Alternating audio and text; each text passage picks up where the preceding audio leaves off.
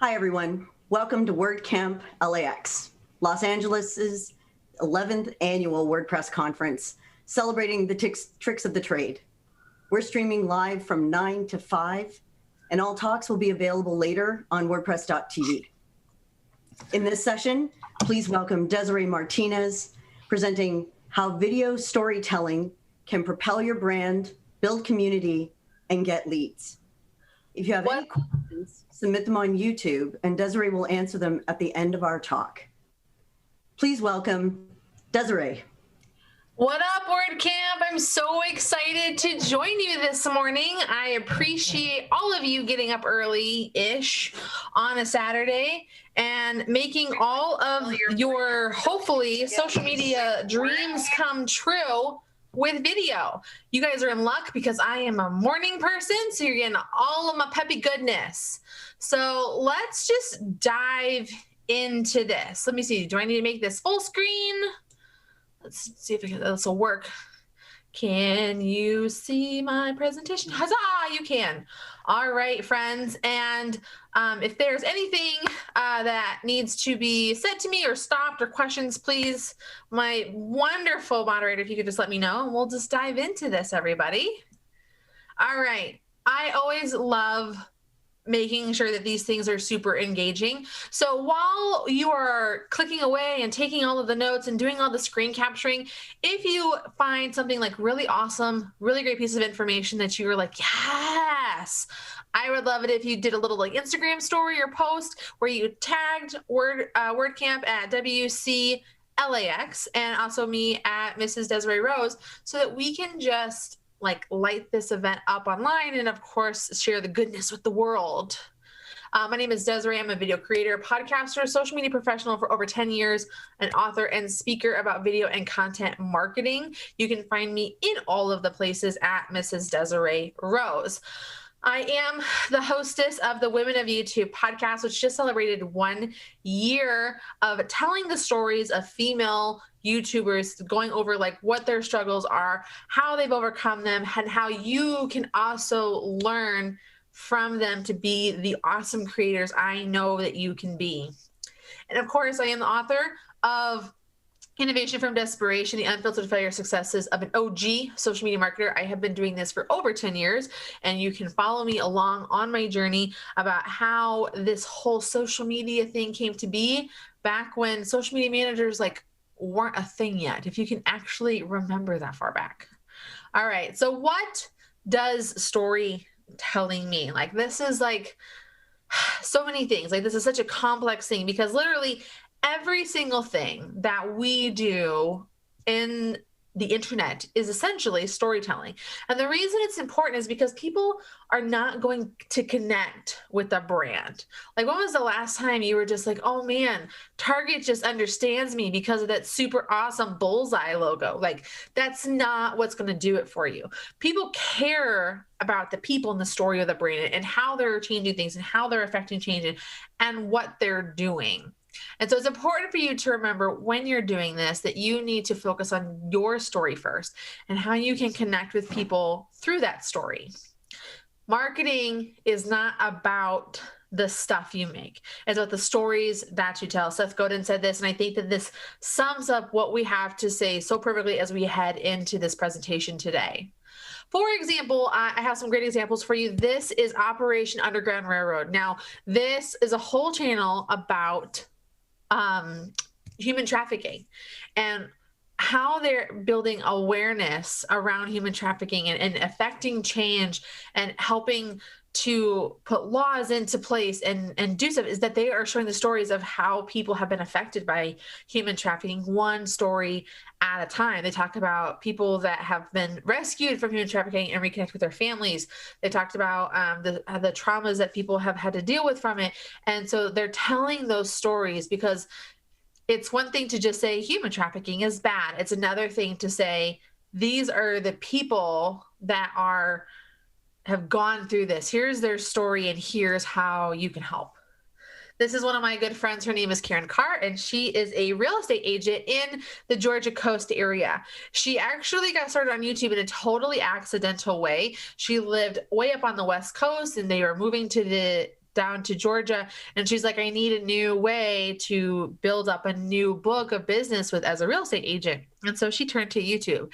And since then, she has been able to use YouTube to drive leads to her business. And she never has to make cold calls. She's been able to expand her team and just be this pillar of information for those that are looking to move to this area. All of her videos are telling stories to answer specific questions and explain different things about this area. Another great example is my buddy Paul over at Peck Drywall. His whole channel, he's a drywaller. Like, I mean, not to like dismiss his business, but it's pretty basic. It's pretty boring. Who really wants to sit around and watch somebody drywall? Well, apparently over 100,000 people have subscribed to his channel, and he's had millions and millions of views, because what he's doing is he's not just talking about drywall and how to do it, is he's taking people on these adventures that he does where he's like on the job with you, and like what he's dealing with, how these things look, you know, how he's overcoming these different obstacles within the drywall, while also showing you how to problem solve through things. And it's really, really interesting. And I think that this kind of just really proves literally anybody can be using video to grow a business. So when people care about you, they can relate to you, and then they become invested in your story, and then they want to support you. Like, it really is important to remember, like, these are like the very base pillars of how storytelling is important to what you're doing. Think about the brands that you love, the people that you love, the entities that you follow, and how invested you are in what they have going on. You know, a lot of us have our algorithms really tailored to what we care about and what we've engaged with most. And that's why you probably will always see certain people before everything else whenever you're doing anything on social and stuff like that. So how do we do this? How do we dive into video? Well, the first thing you got to do, so this is going to be like a formula, a base layout for how we are going to put your videos together. So you got to lead in with the aha. You don't want to hold back like your most powerful thought bomb. It's across the board, whether you're choosing to make YouTube the platform that you go all in with video, or Instagram or Facebook or LinkedIn even, you want to get people hooked, because that first 7 seconds is so vital to getting people to watch your video. So if you have a whole video about how to use storytelling to grow your brand, I would probably start with something that was like, if you want to make sales in 2021 and going forward, you have to do video or you're going to be irrelevant. Like, that's my aha, that's my thought bomb, that's my pow. And then I'm going to rewind it back and be like, in this video, this is what we're going to talk about. Let's dive into this. And it's really important to capture people right away. So many people waste time saying, hey guys, this is so-and-so. We're here to do this. No one cares. No one cares about that. And I will say this probably again at this presentation, no one cares about you. What they care about is how you can help them with their problems. Okay. So then you want to get into that hook. And so it's basically what they can expect to get out of this video. What value are you going to give to that viewer? So again, if I'm getting people hooked with my storytelling statement, then I'm going to go into like, hey, in this video, we're going to break down the formula for creating a really engaging video that's going to convert sales for your business. Like, you're hooked, right? Like, you are ready to watch this video because this is exactly what you want. This is a value I'm giving to my viewer. And you want to establish yourself. This is where you kind of put your branding. This is when the branding can happen. You tell them who you are and what you're about and how you can help them, but it's usually pretty brief. Like, when I'm doing my videos, I will say, hi, my name is Desiree, and if you're looking to grow your business better, social media and content marketing, take action now. Hit that subscribe on that bell below. But I've actually even been making it a point to not even go into that, because when I study my analytics, my retention on my videos will drop. So what I'll even just do is like a little like bottom third or a quick 3-second graphic or something that's like who I am, and boom, it's done. We live in an era where people like people's attention spans are so short. Who you are isn't as important as what you got there for. So if you are going to establish yourself or give yourself some branding, make sure it's brief and gets to the point. You don't need all the extra stuff. Okay. And then you give it to them. You give them the goods, you give them the meat, you give them information, and you try and streamline it as efficiently and effectively as possible. Because again, from my experience, you need to respect people's time. You have to remember, like, there is one commodity in this world that we do not have an abundance of, and that is time. So if someone is giving you that time to watch your videos, don't waste it. I am so conscious of my viewers' time. They almost never hear me breathe. Like, that's how my editing works, because I'm like, you don't need to hear me breathe. Like that's like a second off of your life. Like I want to get to it, and those seconds are valuable because it'll take people away. So give it to them in a way that's going to captivate them, and try not to ramble. And then bring it all back to that aha. So I always like when you're doing the aha, it's actually going to be a statement from the video you've recorded. And so you can make sure you say it again in the video so that it brings it full circle, because you don't want to leave people hanging. There's so much to be said for like incomplete videos, incomplete thoughts, where you're like, I need the context. I need that fulfillment. Don't leave your viewer wanting more, because then they're not going to come back. And then you want to make them take action. They've watched this whole video, and if you get them to this part, don't lose them. Okay. This is the part where you can give them your call to action. What do you want them to do? What they need to do next, what they should walk away with. This is where I almost always will encourage people to watch another video that I have. This is where I'm going to tell them, like, go get my opt-in and the link in the description. I want to make sure that they walk away fulfilled, and that I am getting what I need in turn for them watching and consuming this information I made for them. So give them something to do. And I really want to address like a big old elephant in this room. I have been doing content marketing for over 10 years, and I have been doing video marketing for over 3, like full on. And I can tell you, after talking to hundreds of business owners, and before COVID, even after COVID, when I would speak at events, there are a lot of reasons that you are not doing video, and I want to address them. I want to demystify them. I want to take them off of your excuse buffet. Okay. On the screen, you will see actual comments people have left on my videos.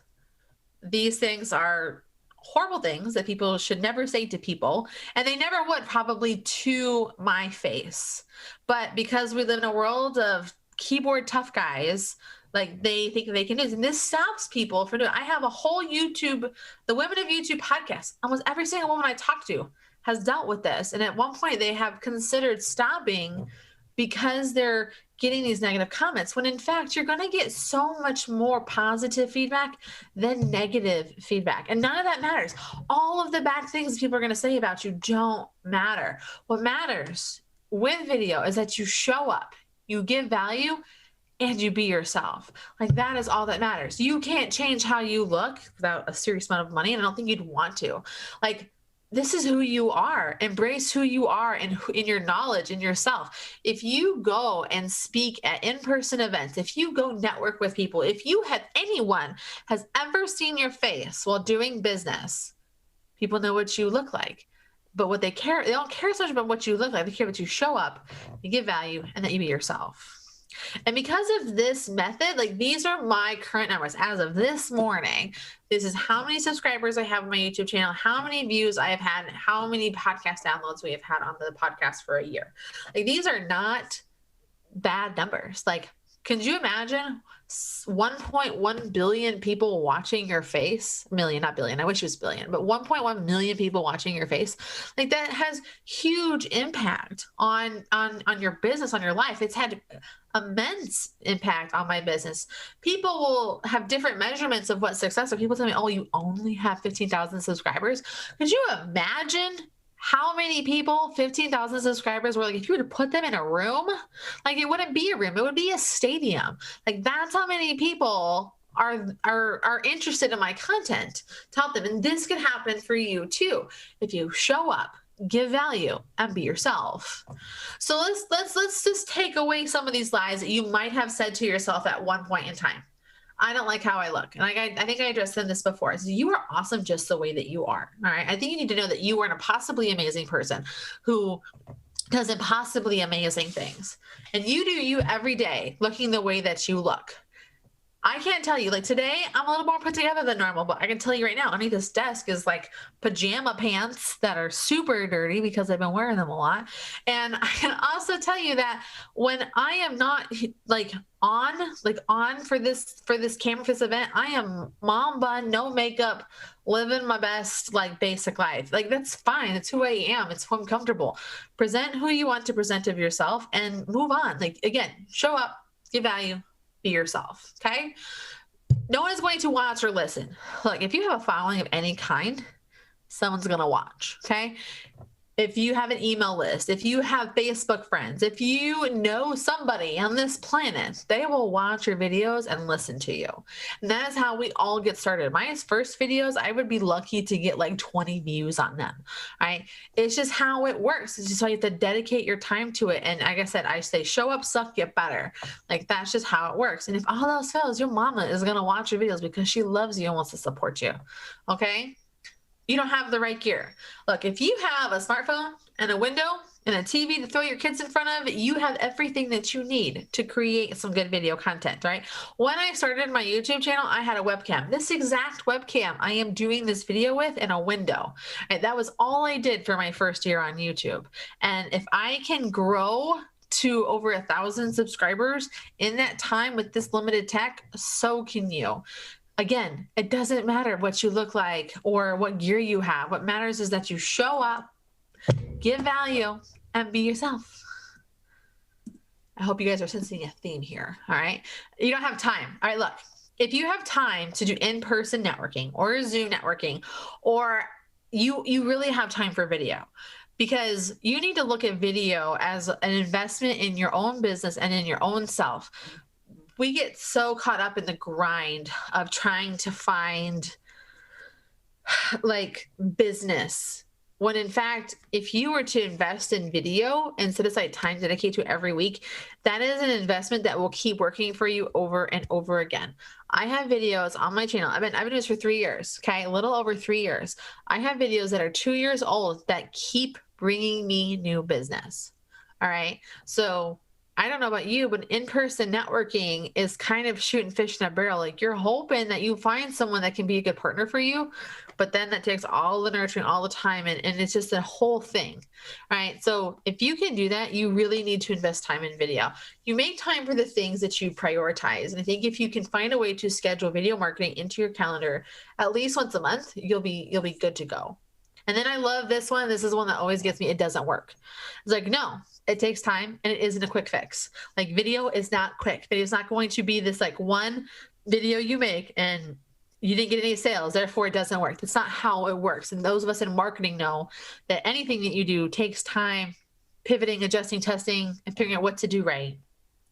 Establishing yourself as an expert and dominating in your industry or niche is not going to happen overnight. It took me 10 years to get to where I am today, right? And it's sort of this idea, like people just think people are overnight successes or people are this or that. No, in fact, there's a lot of work and a lot of things that you don't see. If you start today doing video marketing, you're going to have fantastic success tomorrow, a month from now, 6 months from now, and a year from now, especially if you commit to it. Okay, so now that I have demystified your reasons for not doing video, now that I have explained storytelling to you, and I have given you a super solid layout for how to create videos, what do we do now? Right? Let's figure this out. Okay, so these are 10 actionable videos that you can record at home. Take a screen capture of this, take a picture with your phone, whatever you need to do. These videos are so easy. You can do them, like, again, you can do these today with your phone. How to do something about you. Make a list, 10 reasons why you can't live without my product, right? Myths, like 5 reasons you're not doing video right now. Teach people how to do something. Demonstrate how your product works or how you would use something. So if I like a demonstration for me, I'd be like, how to use your phone to take photos for your Instagram. Like I'm going to demonstrate how to do this. Do case studies, behind the scenes, FAQs, and of course, promotional videos. Try not to do too much promotion. Remember, we're here to give to people with video. And in turn, they're going to see us as experts. And then they're going to be like, okay, well, obviously they know what they're talking about. That's where my money and time needs to go. With just one video, you can effectively market your brand for a whole month. I am here to tell you this now. You do not need to be a YouTuber to use video marketing. All right. There is a gigantic difference between being a YouTuber and being a video marketer. I want you to start with being a video marketer to grow your business, not a YouTuber. Okay.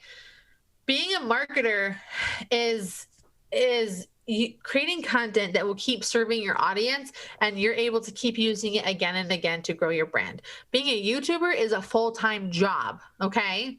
Like, it's a whole thing. I have a video on my YouTube channel I just did about this. Like, if you're interested, go check it out. But it's a whole thing. When you're creating video for your marketing, these are all of the things that you can do with just one video. Okay. You can post it natively to all of the places. You can write a blog. You can make tons of micro content out of it. You can create quote images and infographics. Lots and lots and lots of social media posts, Pinterest pins. You can use it for email marketing. And then you can keep reusing it. Like, how awesome is that? You can keep reusing videos after you have posted them. Like, that is video marketing. That is not being a YouTuber where you have to show up every single week like a slave to an algorithm. Okay. You're not interested in subscriber count. You're not interested in monetization and brand deals. You are interested in growing your business with the help of video. And so that's a really big separation of these two things. Okay. When you're solving people's problems with video, it keeps working for you. Okay. My highest performing videos on my channel, over 2 years old, right? They're about StreamYard. They're about Facebook problems. They're about content marketing things. Like, these are problems people have and they keep working for you, especially because I'm answering broad questions I get asked all of the time, which is what you're going to need to do too. So you need 3 things to be effective, to effectively use video. You need a video, obviously. You need an email capture, and you need a content plan. All right, so let's talk about what these 3 things look like, okay? We've already talked about video, I'm not diving into that, okay? But when we're talking about email marketing, this needs to be paired with an opt-in. So I use ConvertKit, which is so easy. You literally can create a landing page, sequences in like a matter of 15 minutes and have that to promote to people. So you want to start by making a too good to be free offer. Best things are checklists, freebies, resources, worksheets, lists, simple one-pagers that give a ton of value that someone is willing to give you their name and email address in exchange for you giving them this resource. For example, if you want to go check out my content marketing calendar planning worksheet with videos, there's a link at the bottom of the screen that you can go check out, especially you're heading in 2021. Might need some help figuring out what you're going to do there. Like, maybe, I don't know, diving into video, right? Again, I use ConvertKit for my email because I can create my landing pages and all of my sequences. I can tag and organize all my people, and I can start off, anyone can use it for free with my link at the bottom because I'm all about free resources when I'm figuring out how things work. Okay. Yeah, I want you to be creating smart, not hard. Again, I don't want you to be a YouTuber. I want you to be a video marketer. So with the content planning worksheet, what we're going to do is we're going to brain dump all our ideas. We're going to look at our marketing and see what's been working. We're going to look at what's happening in our industry and what's happening in the world, like holidays right now, tracking. And I like the idea of you setting a goal for your month and then figuring out how you're going to promote it and support that goal. And you're going to do that with your one video. And then this is all the stuff. So this is the content planning worksheet that you can go grab. And then once we have our planning worksheet, once we know what we're going to be talking about, now we need to have a content plan. All right. And so you can just use a very simple content spread, like an Excel worksheet. I use Google Sheets. And this is what we use at my agency to do. Like, we organize everything by date. We know like what messages we need to put up, what media we need to make, what the hashtags are going to be. And we organize all of our content out around specific goals and objectives 1 month at a time. And then I use Sendable, which is my favorite social media marketing tool ever.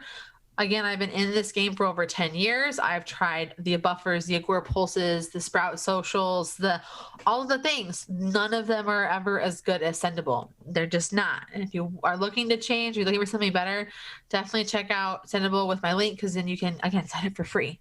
So you can organize all of your content in this way so you can see what needs, like what's going where and to what platform and place. And I think that allows you to really see like, okay, I need to fill in my gaps on Friday the 3rd and Saturday the 4th, like that kind of a thing. It's really great. Take a screen capture of this, please, y'all, because this is my recommended way for you to create your content. So like as we migrate into this next phase of the presentation, we're going to be talking about, you've created one video. Now, what do I need to do to support it? Like this is the what now feature of this presentation. So you create a video, and these are all of the places we're going to use it and put it. This is again why I talk about so heavily, one video a month is going to give you all the marketing that you need for a month. Okay, let's dive into the different pieces of content that you're going to need to make. So first things first, you need a video. Okay, this video should not be 30 seconds. This video should be meaty. 3 to 7 minutes is what we're looking for. Okay, solving people's problems, most commonly asked questions. You're going to create a thumbnail. This thumbnail will also be used. The thumbnail will also be used in lots of places, including news feeds and stuff like that. But it's important for your video to have a thumbnail because all of the places, LinkedIn, Facebook, YouTube, Twitter, all of them, they want to cover. Okay, so by creating a thumbnail, you're good to go. You're going to then create a blog post of said video, and again, use your cover thumbnail as part of your graphics. And you're gonna make, if you look down here at the bottom of the screen, you can see the like get more Facebook, like little green thing, a red thing at the very bottom. This is a YouTube video.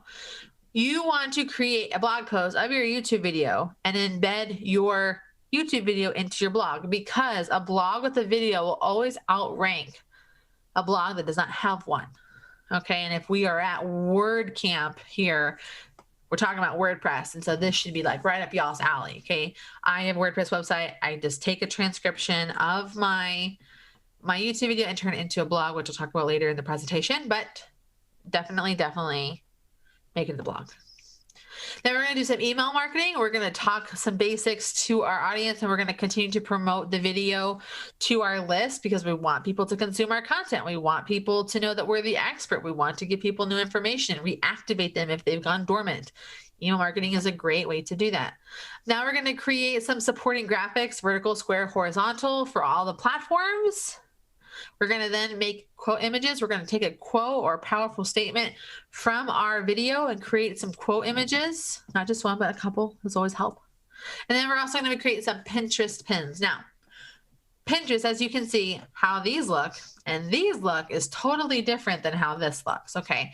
These, you have to go look and see like, what is the current trendy look of Pinterest? Like, what are the images that are getting more clicks and stuff. Okay, now I'm going to create something similar to that to get that engagement with the title that I've created.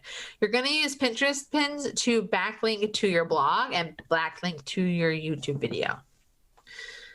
Next, we're going to create a teaser video. Sorry, it won't play. I'm having issues with Google Drive right now. But you're going to create a teaser video, give them that little meat, the little thought bomb, get them interested in going and watching your video, sharing these on social. Same for these. You can create teaser videos. I like using text animations because, again, 84% of people are watching videos without sound. So it's important to have different ways to make engaging content people are interested in. You're then going to want to natively upload your videos to the different places. You can upload to Instagram TV. You can upload them to Facebook. You can upload them to LinkedIn. It's only if they're under 10 minutes for LinkedIn right now. And then, again, creating more content for you to share on social from, again, one video. Again, to recap, if you want to take a screen capture of this, this is now the time. This is going to recap what you need to make for the one video that you're going to do. Could you imagine trying to do all of these things for every video, like once a week? That's so much work. I should know. I do it for myself. Like, it's a lot of work, and you are busy in your business. So by creating these things, your business is going to be able to be worked on much more passively by doing all of these things to support the video you make. So now that we've gone over what you need to make and what you're going to do with it, let's talk about how you can make these with some really helpful tools. This is Kapwing. Kapwing is fun to say, easy to use. It is a social video tool, very specific. You can create memes and graphics and GIFs, but you also create like those teaser videos. You can create like load bars. I have a whole series actually of Kapwing on my website because I find it so great. And my favorite part is it's free. Again, go to the link up in the corner to get the free access.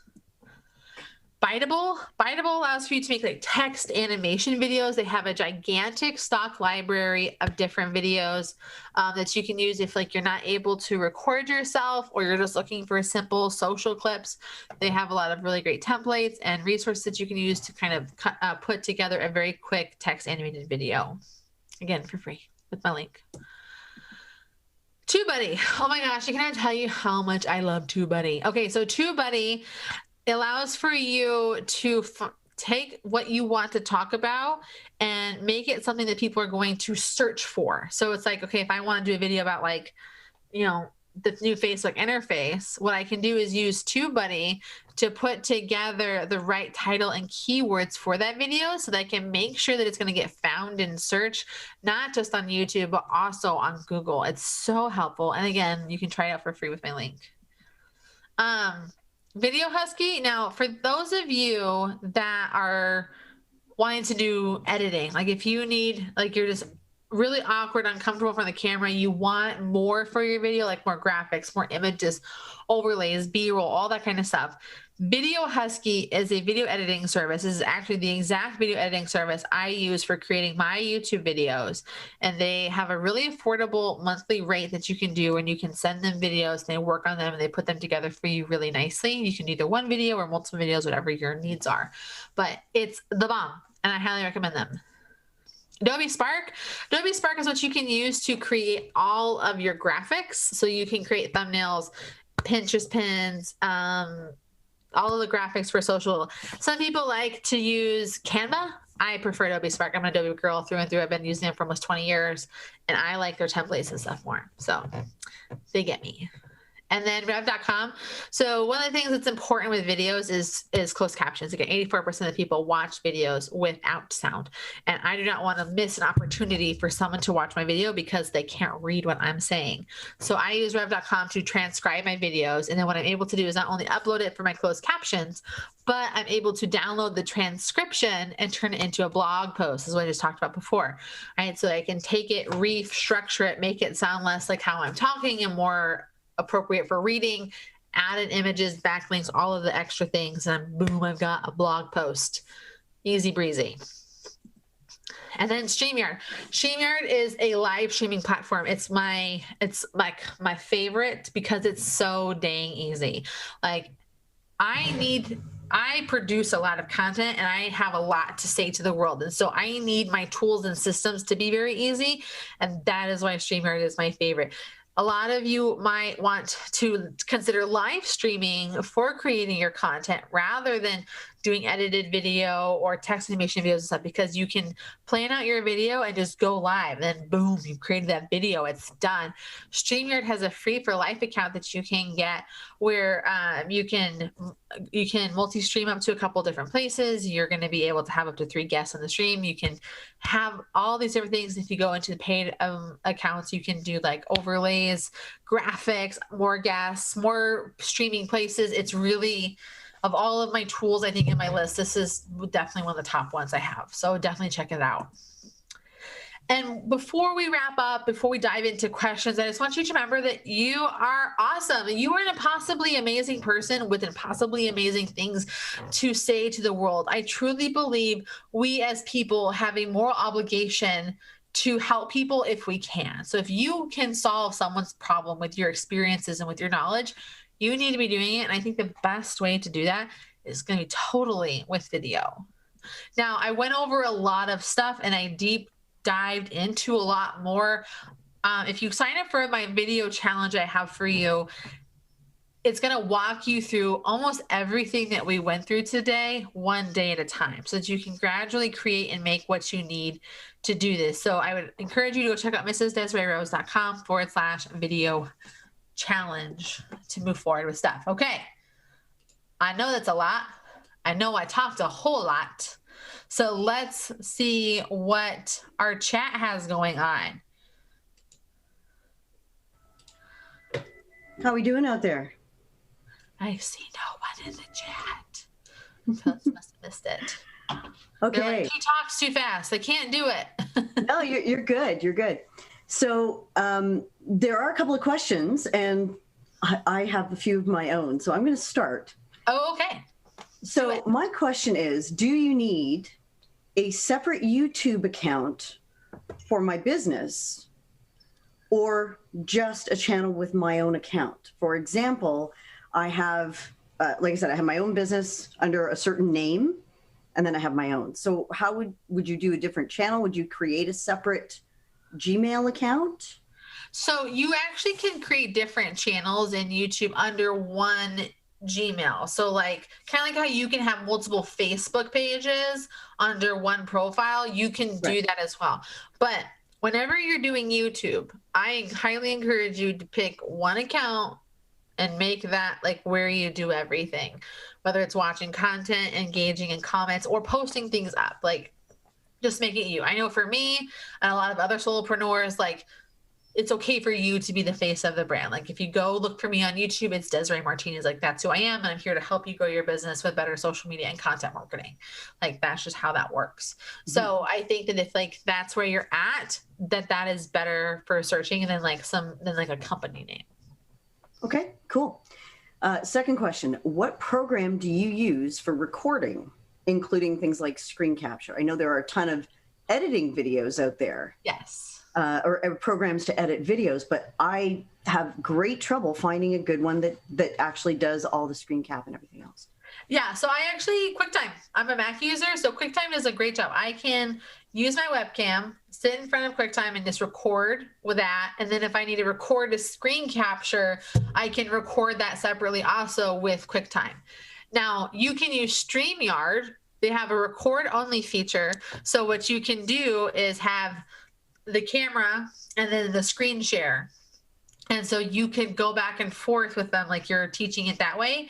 That way you're not live streaming, but you can still use the tools and the extra graphics and overlays and things that they have available within the tool so that you can kind of talk, introduce what's going on, and then do the screen capture and bring in like the demonstration that you're trying to do. Perfect. Okay. Yes. I have a Mac myself and I tried ScreenFlow. And I had some problems with it, so I was curious. Anyway, yeah, I simple is my jam. I will go back and take a look at QuickTime. Do you have any resources on how long videos should be for each platform and other considerations? For example, does Instagram prefer, portrait versus landscape, and what resolution? And do you have anywhere we can go to see even the basics about those? Yeah, you can actually Google that. Like I don't have my own personal resources. You can go look up for things for size. Like there's a lot of different things and it's always changing. Like YouTube videos, usually 3 to 4 minutes perform the best. YouTube, people like to aim for that 8-minute mark. And then like when it comes to Instagram TV, usually vertical does do better because it's how people tend to consume Instagram content.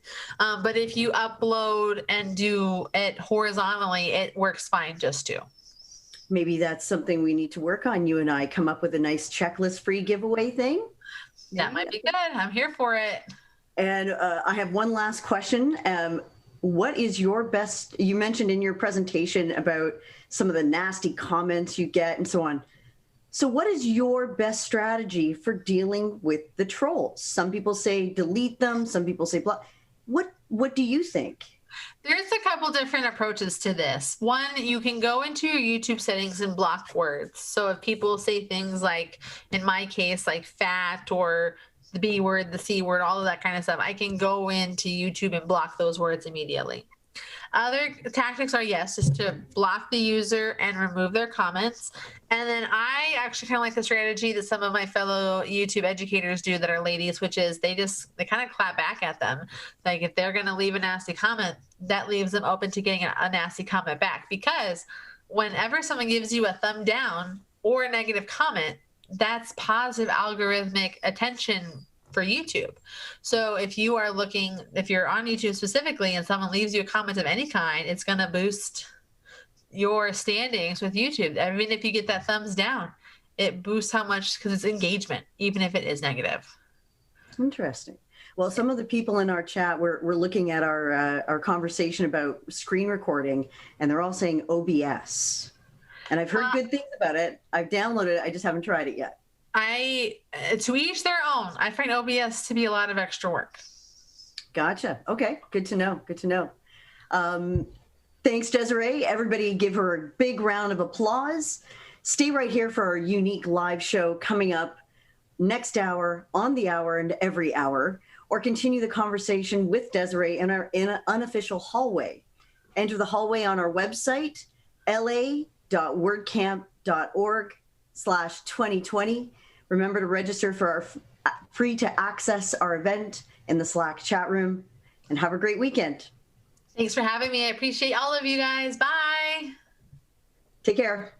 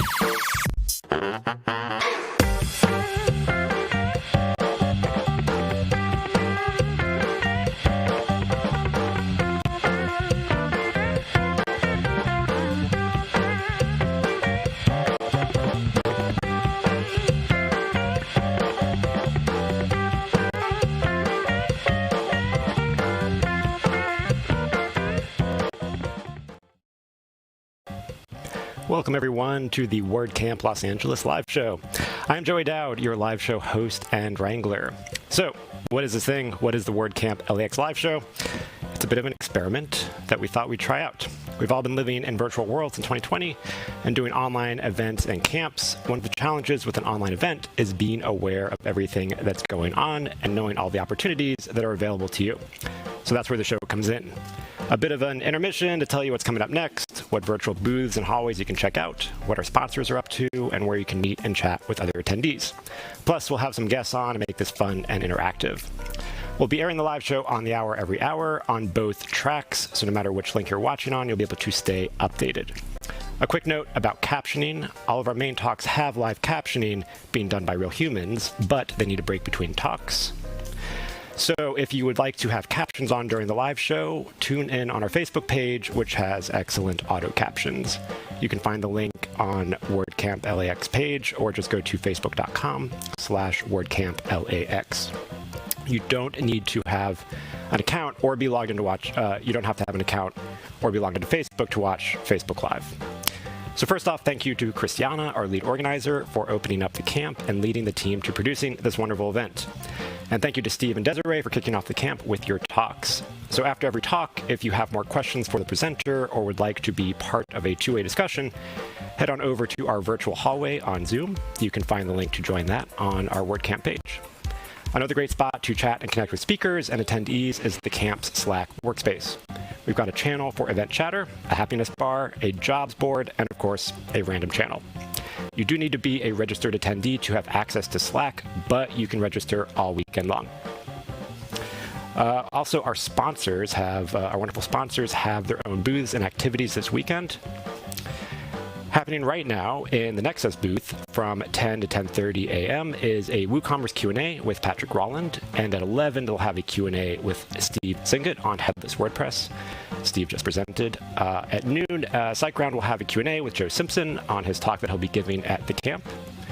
Green Geeks will be at their booth all day long, and if you stop by, you can win $50 cash or a $50 Amazon card. Also, the first 20 people to join will get some shipped to them if that hasn't happened already. So you can head over to Green Geeks and check out their booth and all the other booths. WP Engine and Bluehost are also in their booths right now. You can find all the links to their virtual booths over on the Sponsor Hub, which you can access from the main schedule page. Next we have WordPress Tricks of the Trade. So, as Christiana said, our Tricks of the Trade is WordPress Tricks of the Trade is our camp's theme. So the theme of our camp is WordPress Tricks of the Trade.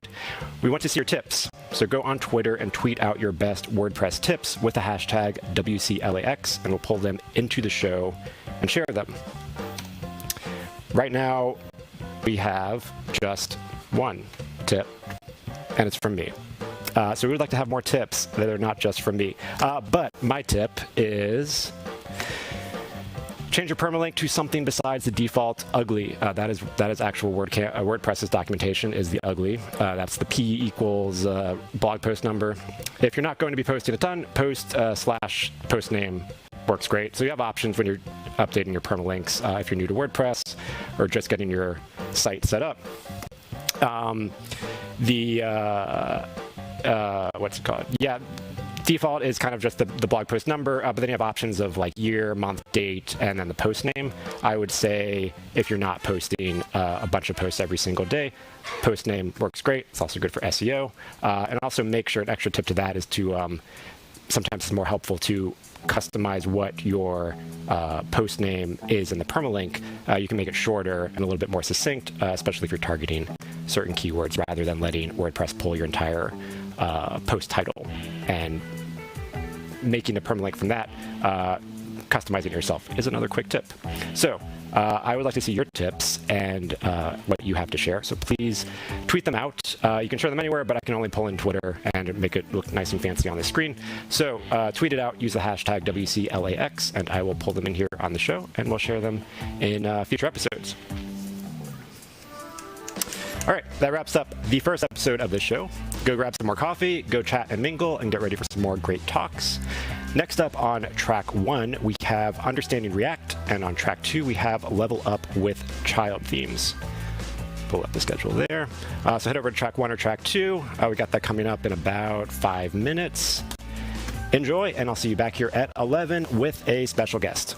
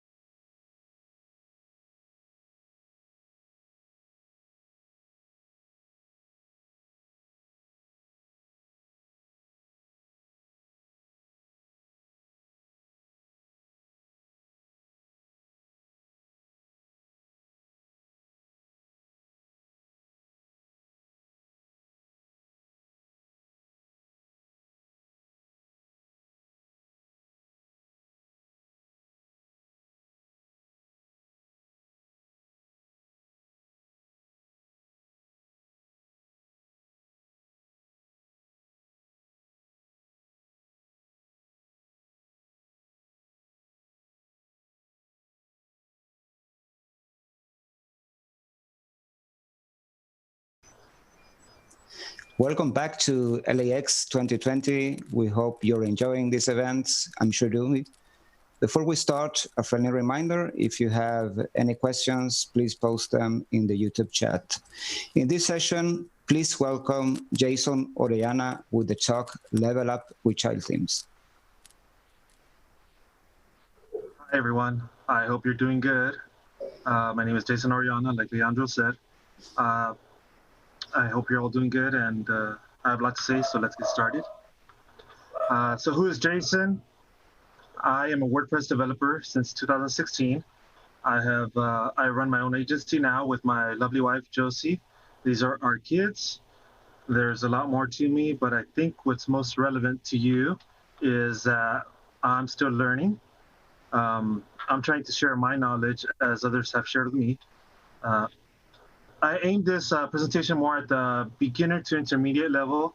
I'm hoping to hopefully help others level up as I have done in my WordPress years. Right?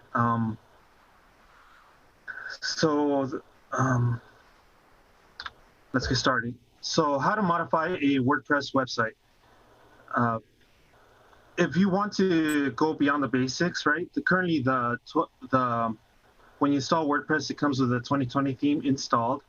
When you want to go beyond it, maybe you can change your theme and change the theme settings. Once you get to the limitations of the theme settings, you can then maybe install a plugins, right? There's a huge repository on WordPress that can help you do almost anything.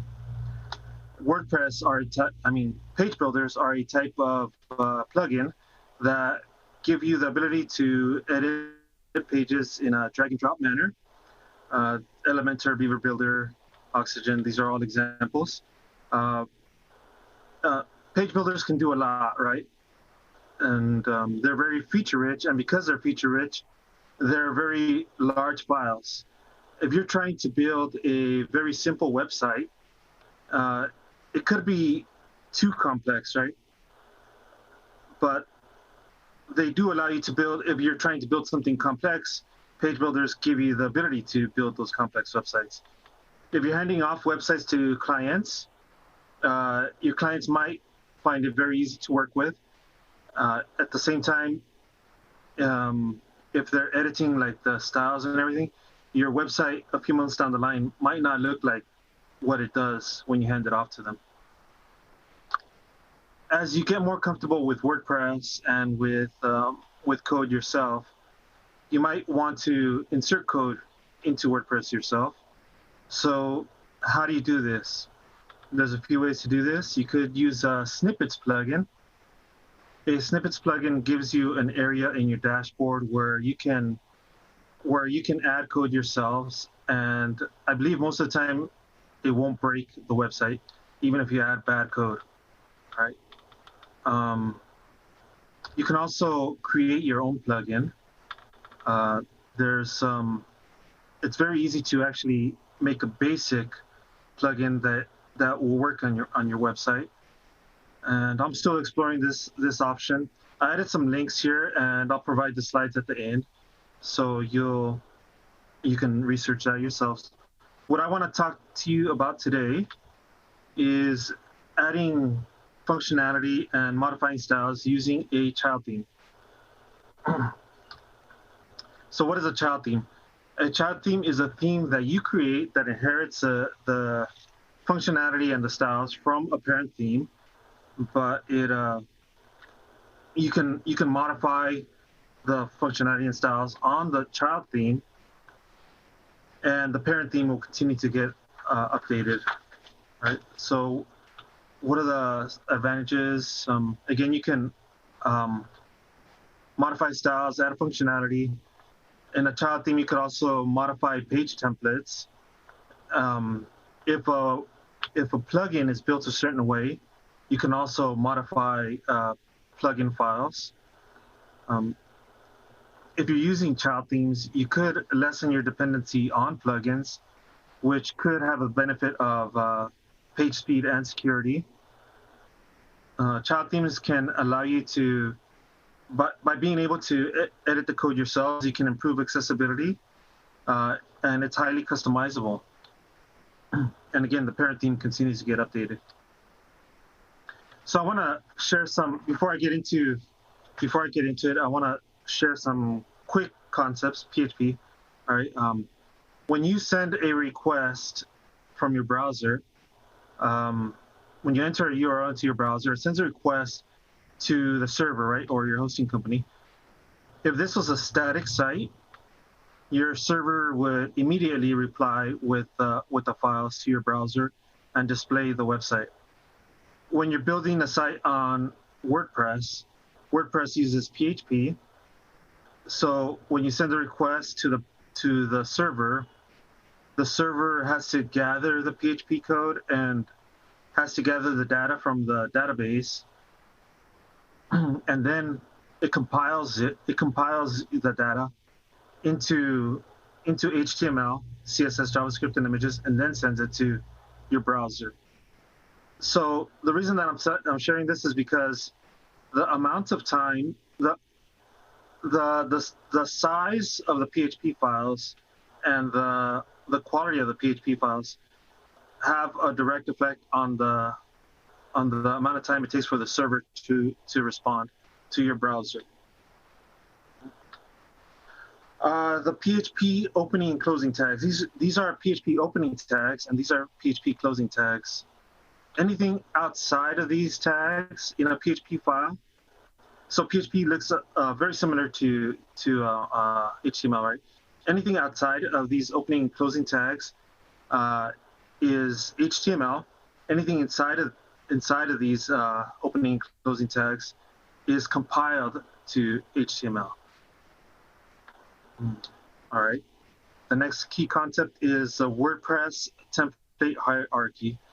This might be a little bit hard to see, but I added some links here that you'll be able to see if you look at them. So WordPress uses page templates to determine what your page will look like, and it selects a page template in a specific order. All right. So first, it'll look for, in this case, it'll look for singular.php before it. I'm sorry, you can't see this. Before it uses singular.php, and if it doesn't find these files or any of these other files right here, it'll default to the index.php as your page template. And you could read more about this on your own. Another key concept, and this is what I think what makes everything possible, is the get template part function. So when you're writing code, if there's code that you have to write over and over again, you don't want to have to write it over and over again, right? You want to create one file, and then instead of writing it over and over again, you call it using this function, get template parts. And here's an example of get template parts. In this case, you would look for a file named WordPress would look for a file named loop-index.php, and it would first look for this in the child theme. So look for loop-index.php in the child theme. If it doesn't find it there, it looks for loop-index.php in the parent theme. If it doesn't find that, it'll look for just loop.php in the child theme. And again, if it doesn't find it there, it'll look for that same file in the parent theme. So again, this is used to reduce duplicate code. Another key concept is don't reinvent the wheel. Nothing built by anybody else will be what you want 100% of the time. You should try to look for something that gets you about 90% of the way, and then you modify. Keep it simple. I start with an easy theme. I like to start with an easy theme. I use a 2020 theme because it is accessibility ready. The code is easy to understand. And there's lots of documentations, articles, and tutorials. Right? So how do you build a child theme?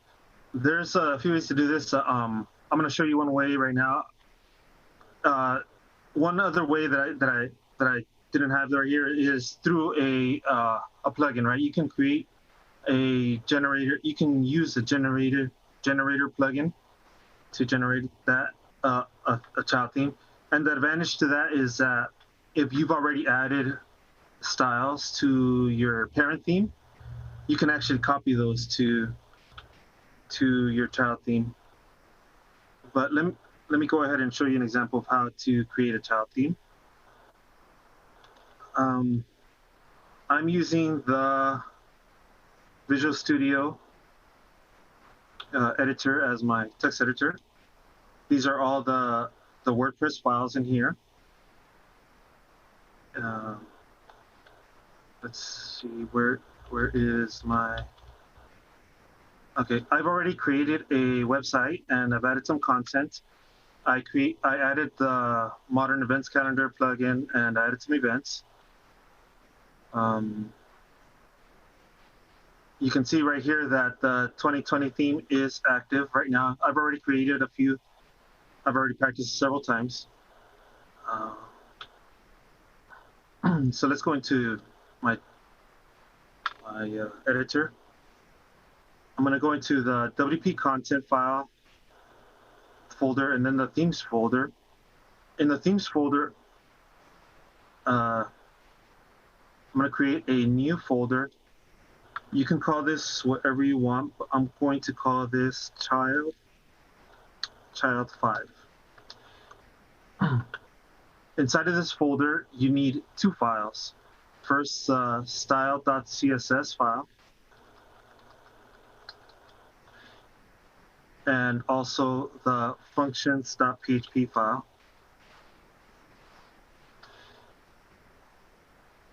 And we need specific code to go in there. So in the functions.php file, we have to add this code, which enqueues the style.css file. Let's save. In the style.css file, I'm going to add this code. The only fields that are necessary are the theme name, and I'm going to change this name to child 5. The other required field is the template. You have to tell WordPress what the parent template is. The rest of these fields are not required, but they are recommended. Let me hit save. And if I go back into right here and refresh,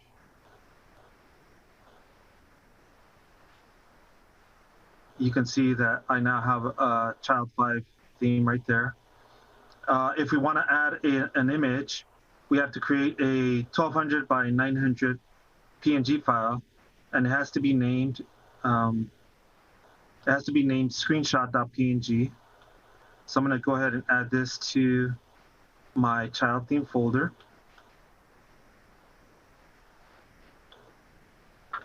And hit refresh. And there it is. I'm going to activate it. And refresh this.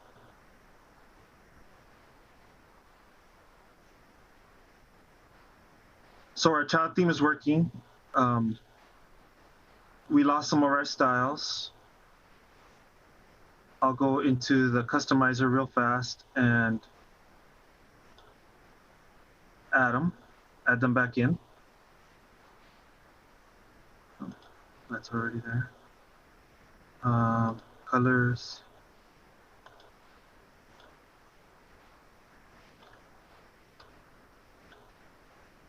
Okay, save.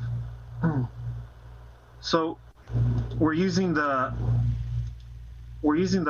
child theme right now, but we really haven't done anything. I want to start by showing you a quick example of what we can do. So one of the common things I do with every website that I build is change the fonts, right? A lot of themes come with the ability to change the fonts on them, but the 2020 theme does not. So let me, before I show you that, I already installed a plugin. I didn't activate it, but I installed the WP Google Fonts plugin. And I wanted to show you the files inside of this plugin. You can see a lot of different folders, a lot of scripts folders, images. If we go in here into this one, you'll see we'll send you the hottest deals straight to your inbox right here. And if we go into this file right here, we see over 1,300 lines of code, right? So let me go ahead and show you how I would create, how I would add fonts without a plugin. Let's go in here, add fonts. So you have to enqueue the style sheet from Google into the functions.php file. Hit save. And then you have to add the CSS. So I'm going to go ahead and add all of my CSS for the whole demonstration. Hit save. And now if I refresh here, you can see the font is added. So I added this font with about 7 or 8 lines of code. And now if I'm handing this off to a customer, if I'm handing this off to a client, they're not going to see the advertising sign up to get the hottest deals. There's nothing wrong with that plugin. It has over 100,000 installs. There's nothing wrong with it. And if you're offering a service for free to somebody, it's okay to have advertising, right? But I don't want my clients to see that. And I reduced 13,000 lines of code, 1,300 lines of code. Okay. The next thing I'm going to do is create a page template. So right here, the 2020 theme, it doesn't have much of a way to edit this. All right, so here's the page title, and here's the featured image. If we go into the editor, I'm going to refresh this. If we go into the editor, the page title is right here, and the featured image is right here on the sidebar. And there's really no way to edit how this looks or where the featured image is through on the editor, right? And if you look right here, we have 3 different page templates here by default. I'm gonna create 2 more right now, real fast. So if I go into here, to create a page template, to create page templates, you have to create a templates folder. Inside of here, I'm going to create 2 page templates. I'm going to call this one template emphasis 1. You can call these whatever you want. .php.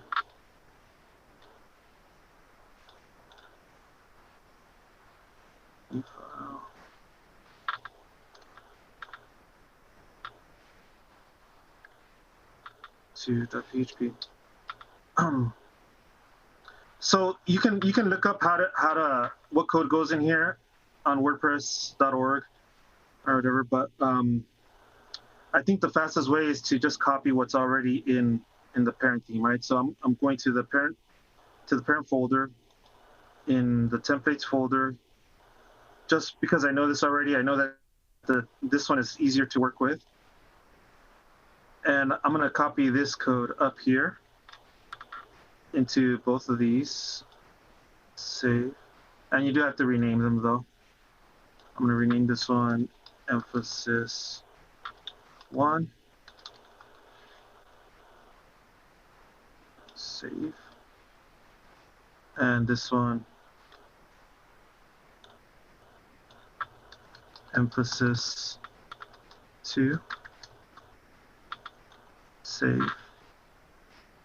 Now the only files for a page template to work, the only thing you need is the header and the footer.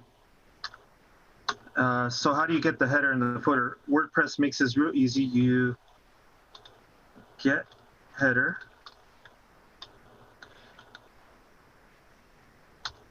and you get footer. All right. And I want to test this, right? So anything, I'm going to close this right here, and I'm going to reopen PHP right here. Anything outside of the opening and closing PHP tags is HTML. So I'm going to add some HTML. Hello world. If I go back to the page editor right here, and now you can see the two page templates are right here. I'm going to choose emphasis 2, save,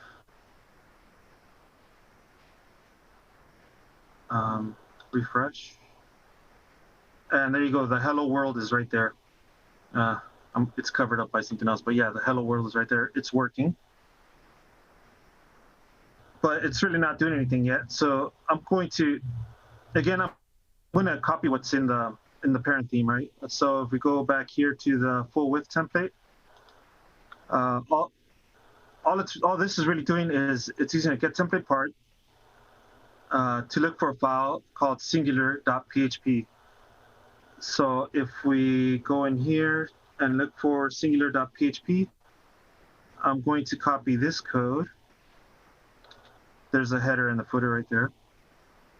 I'm going to copy this into my templates.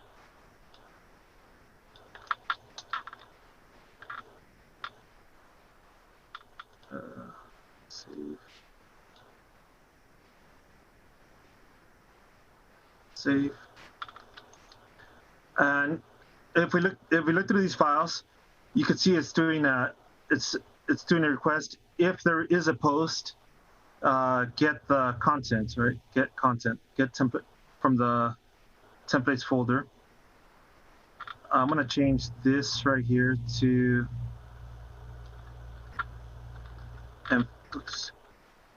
emphasis. Save. I'm going to do the same right here. Emphasis. Save. So now what I've done is I made it so that it's going to look for a file named content-emphasis.php in the template parts folder. I know this file doesn't exist yet, so I have to create it. I'm going to go into my child theme and create a template parts folder. Template parts. And I'm going to add the content-emphasis.php in here.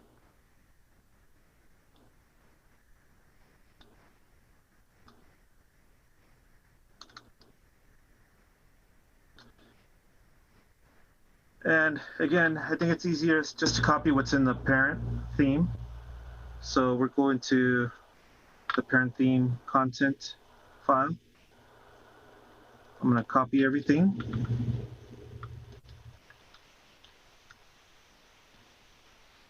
Oops.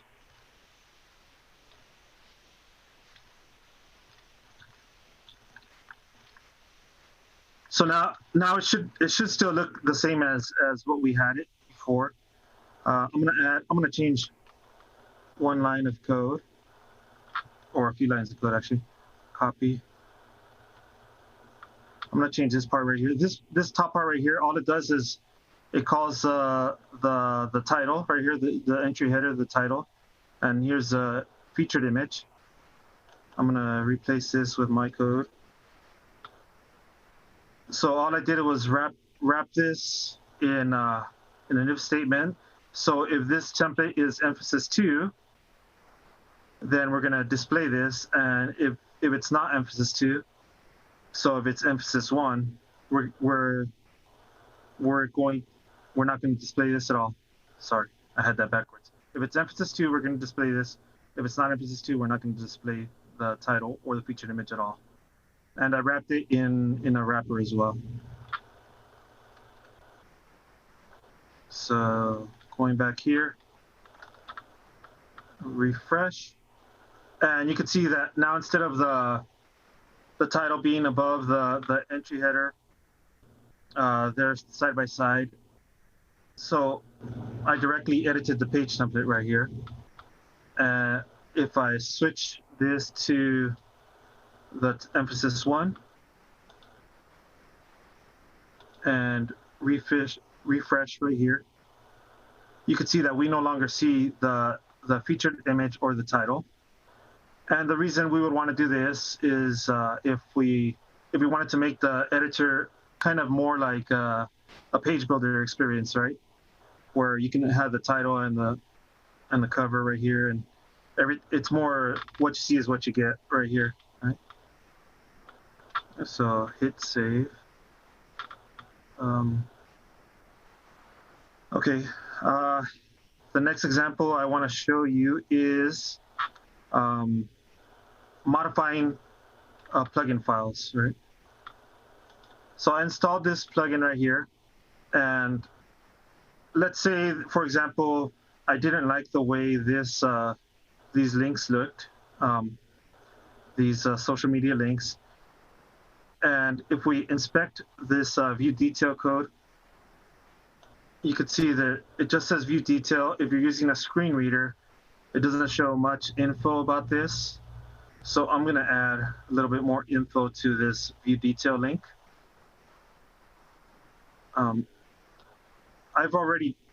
So if a plugin is built a certain way, you can override the files from your themes folder, all right? And the plugin developer has to tell you how to do it. I've already done the research for this particular plugin, so I know that they want you to create a folder named WebNus, and you have to follow their folder structure and copy the file as it is in the plugin folder. So I'm going to create a folders right here. I'm copying the same folder structure that's in the plugin, and I'll go into the plugin folder, Modern Events Calendar Lite, and just follow this: skins, grid, render. This is the file that I want to edit right here. Copy.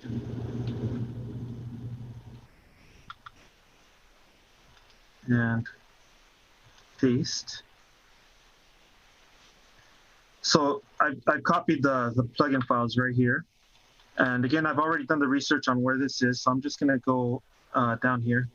And this is where the social media links are. I'm gonna delete this and go in here. I'm going to copy this code right here and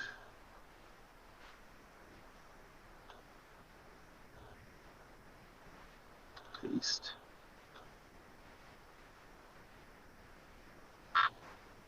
If I refresh this now, you could see I got rid of the social media links. And now if we inspect this, you could see that instead of just saying view details, now we're saying view details about a festive event. The page title. I added the page title to it. I used the built-in WordPress class screen reader text to visually hide it, but it's still a person with a screen reader will be able to read this. Okay, I think I have a few minutes left, so I'm gonna show a few more examples of something that I would do with a child theme. So we scroll down to the bottom of this page. Oh, by the way, I wouldn't modify plugin files unless it's your absolute last option, right? Because then it stops getting updated as well. And in this particular file, there's a lot of code in here, 330 lines of code. So once you replace this, then it's overriding the plugin, and this file, the plugin is not getting updated. All right. So one other thing that I like to do on websites is, like, say, replace this powered by WordPress statement. I want to add my information there, right? So in order to do this, all we have to do is copy from the parent theme, copy the footer. Where is it? Footer, the footer.php file, copy that into our child theme we just created, paste it in here, footer.php, and the copyright statement is right there, powered by WordPress. I have it right here. Copy. I want to replace this right here. And if I had more time, I'd make this bit prettier, but I'm just gonna save it for now. Refresh. And now it's designed by me, all right? One other thing, like a common thing we do is like edit the header, right? I'm just gonna go ahead and add some contact info above the header. So to edit the header, again, we would go into the parent theme, and we copy the header.php file, put that into our child theme, paste, and I have some code here. Top bar, I'm gonna copy this, and I'm gonna insert it inside of the site header.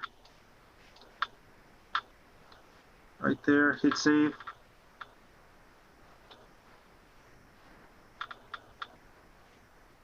Refresh.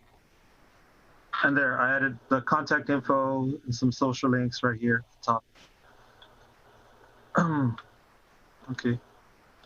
So that's just some of the things that you can do with a child theme. You can also add new widget areas, add custom image sizes. I added several links here. I want to say thank you to everybody for watching this. The slides are right here, and this is my contact info. Thank you very much. You got it, Leandro, or anybody.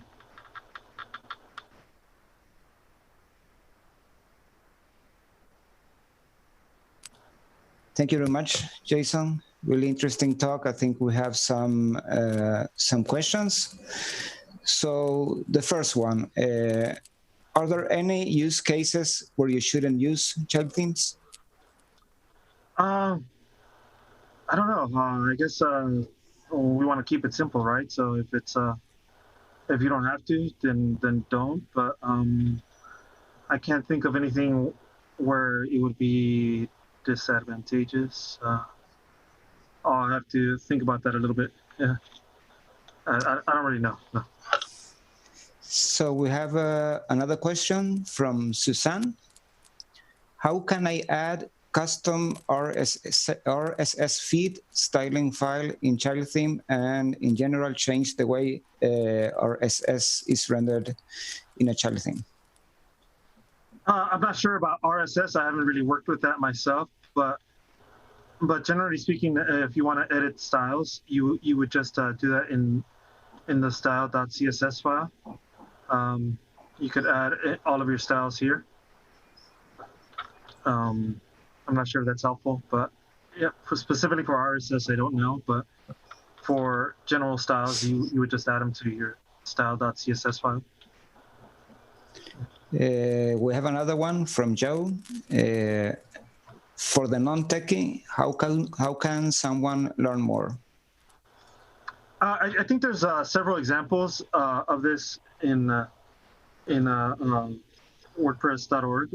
You can read through that. I think I've kind of a concept that I've learned actually from previous WordCamps is incremental learning.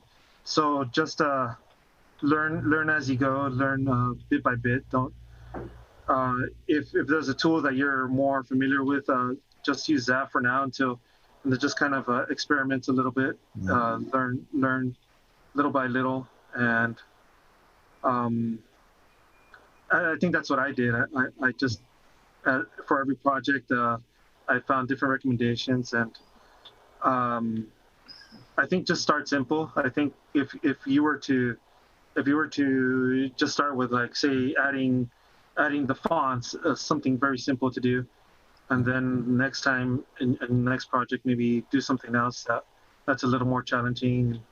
Just keep learning. So here we have another one from Jennifer. How do you handle it when the parent theme gets an update that breaks or changes the codes? The parent theme gets an update that breaks or changes the code. I think that really wouldn't be done in the child theme. I think you would have to try to maybe revert to a previous version of the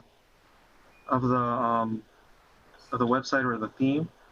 I'm not really sure that I would be able to do anything about that. There's a lot more experienced people. I'm not sure if I'm the right one for that. I'm not sure about that. I don't know. I'm sorry. So we have another one from Joe. With the advent of blocks, how are child themes impacted, if at all? With the advent of plugins, or? Of blocks. I think it means Gutenberg blocks. Oh, blocks. I think it actually makes using a child theme more of a ready theme, of a ready available option. I think it makes it a better option because, like, say for example, when I spoke at a WordCamp, Santa Clarita actually, last year, on using page builders, right? And in my research for page builders, I found that it was right when Gutenberg had been out for a few months, and I ended up doing a lot of experimentation, a lot of research and everything, and I found using Gutenberg blocks is very much like using a page builder, right? And I think, but it makes better code. If you look at if you inspect the code, I think it's much cleaner. There's not so many divs. It's not wrapped in div after div after div after div. Yeah. So I think it goes hand in hand. Like learning how to create a child theme goes hand in hand with the Gutenberg blocks. I think it works well. Yeah, right. Another one. What are the limitations of using a child theme? Well, you have to know the code yourself, right? You have to try to understand it. Sometimes it takes a little bit longer than, like, say, using a plugin. So if you wanted to do something fast and you don't have a lot of experience, sometimes maybe a plugin would be easier. as far as limitations, yeah, if you, yeah, just sometimes it's easier to do things in a plugin. That's as far as limitations. I don't really know what other limitations there would be. Yeah, it's just a time thing for me. I think some people are faster than others. I know, like some people I've seen work, like they can build websites in seconds, right? Using the command line, right? And yeah, it's a constant incremental learning. I think we have to just keep getting better and yeah, you have to know PHP well and the structure of the template hierarchy and a lot of stuff. Exactly. So we have another question from Natalia. How does child theme affect page builders like Elementor or Divi? Sometimes I know that like Elementor and stuff like that, it overrides a lot of what you do somehow. I think I've used them before together. I know you can, but if you're using a page builder like Elementor is like full featured, and if you already have that installed, I think, especially the Pro version, I think you almost don't need to use a child theme, right? You're just you might be making it more complicated for yourself if you're using both. Yeah. If you're using the free version, I think it does go good, because I think with the free version you can't edit the header and the footer. Right. So you can maybe edit the header and the footer using a child theme, and then Elementor for everything else. So maybe you wouldn't have to use the Pro version. I think we have time for a last question. Any advice on how to choose a good parent theme? Oh yeah, definitely, for sure. I think, well, again, start with simple, right? I like simple. I like using the 2020 theme. It's a very simple to understand. There's not a lot of code in there. It's very lightweight as compared to other plugins other themes that are more feature rich. They include a lot in it. But one thing I would recommend, like I've learned from Joe actually, is you can go into the repository, into the theme repository, and I usually start with looking for a theme that's accessibility ready. Just because I think accessibility is important, and just start with that. Other than that, I think just keep it simple. The simpler you are, the more editing you can do, and it just depends on your comfort with doing code and with your comfort with doing code and editing things yourself. Yeah, awesome. Thank you very much again, Jason. Time's up. It was a really, really good talk, and hope to see you again soon. Thank you. Good to see you.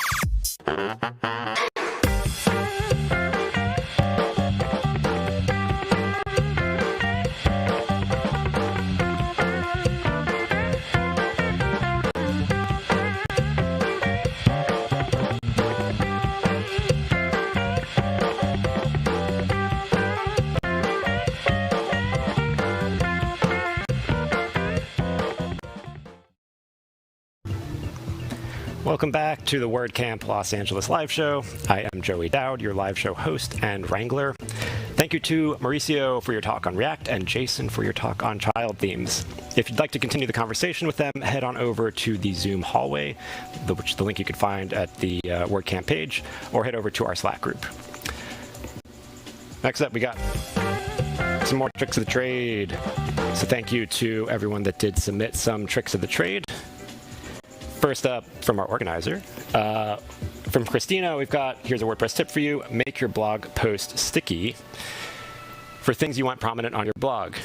Super simple, super easy tip. I believe that's an option when you're posting up in the top right below your some of your metadata. You can click to make the post sticky, so that way it always kind of stays on top to feature it. So if people go to your blog feed, they can see the post that you want to see.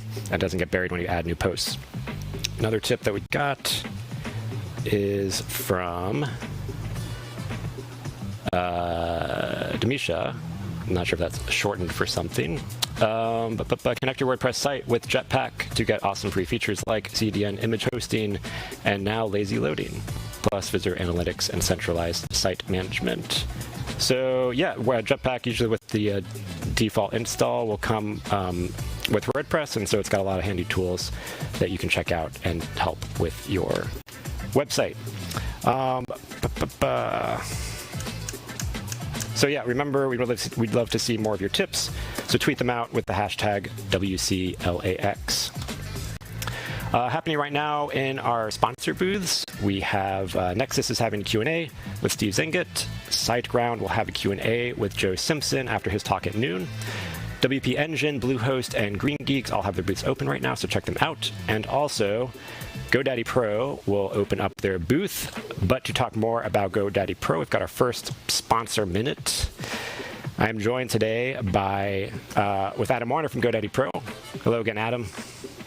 Hey, Joey, how are you? Good to see you again. Nice to see you too. While we got you for a couple minutes, so you want to tell us a bit about GoDaddy Pro and kind of the differences from just the regular GoDaddy? Yeah, sure. So GoDaddy Pro is a tool that allows you to save time when you're managing websites and clients in your freelance business. So it's typical that you would have your clients on a website care plan, and you would offer things like WordPress core updates, plugin updates, theme updates, backups, security scans, uptime monitoring, a whole slew of website maintenance features. And GoDaddy Pro is free and allows you to run all of those features after you connect the site. The site doesn't have to be hosted at GoDaddy. It can be hosted anywhere. It works in conjunction with a worker plugin. So when the site's connected, it's just monitored 24/7, and then you can perform those actions in bulk across the multiple sites that you have connected. So there are some premium add-ons for GoDaddy Pro.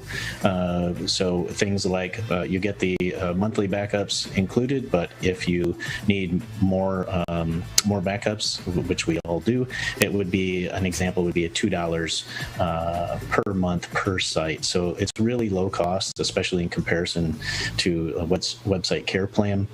If you are hosted on GoDaddy, or any of the sites that you've connected are hosted on GoDaddy with a qualifying managed WordPress plan, all the premium add-ons are included for free.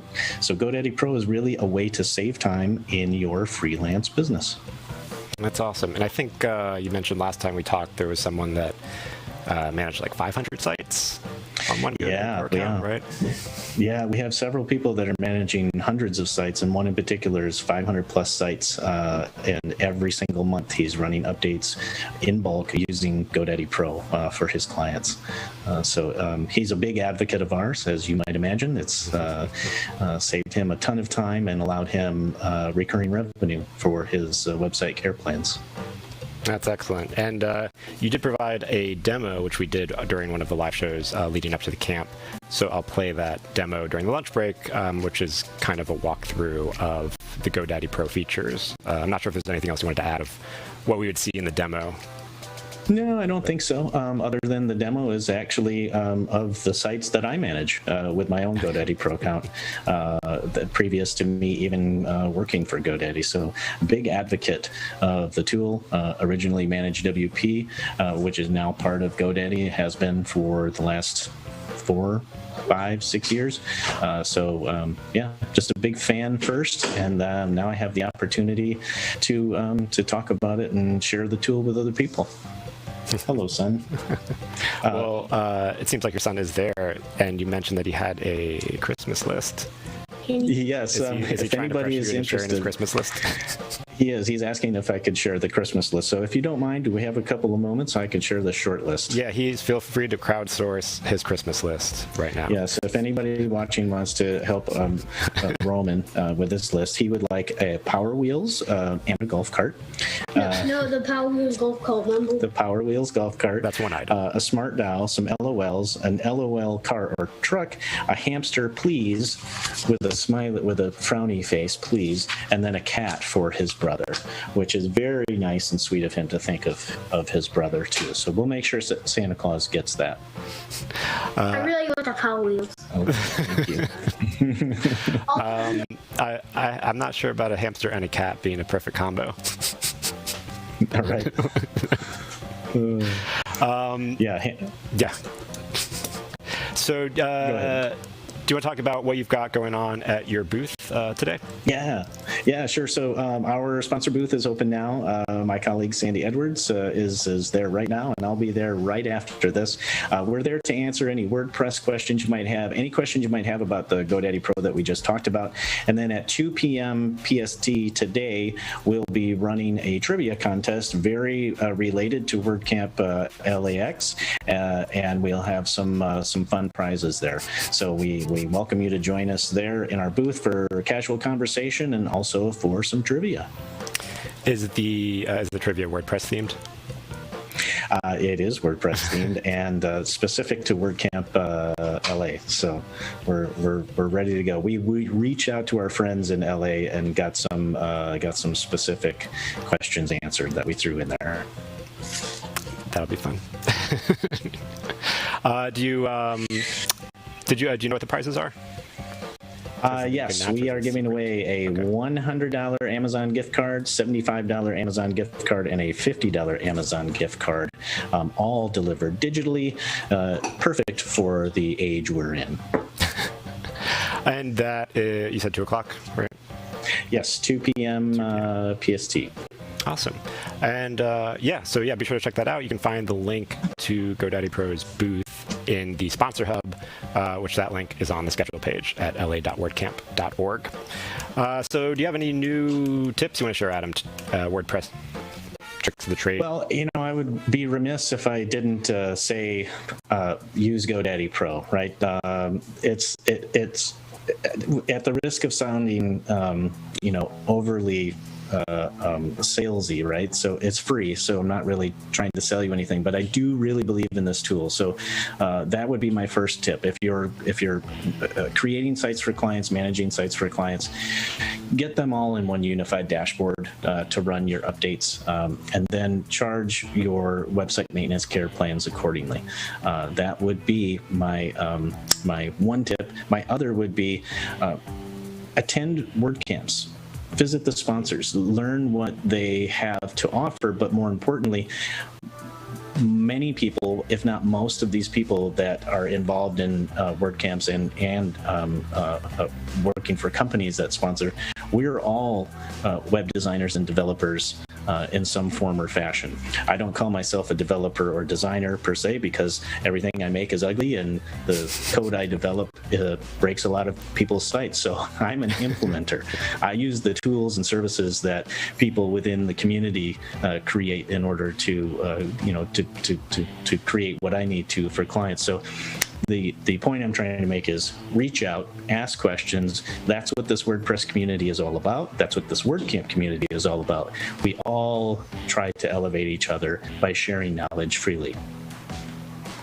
I think that's an excellent point. I mean, it's not just the talks and the knowledge being shared. I mean, that's a good part of the WordCamps, but also just everyone kind of coming together at one time and connecting and sharing ideas and sharing communication with each other makes the experience more valuable, not just attendees, but as you said, a lot of the sponsors and the people. I feel like you see a lot of brands, but it's like there's actual humans behind the companies and the sponsor booths, and they love WordPress as much as everyone else.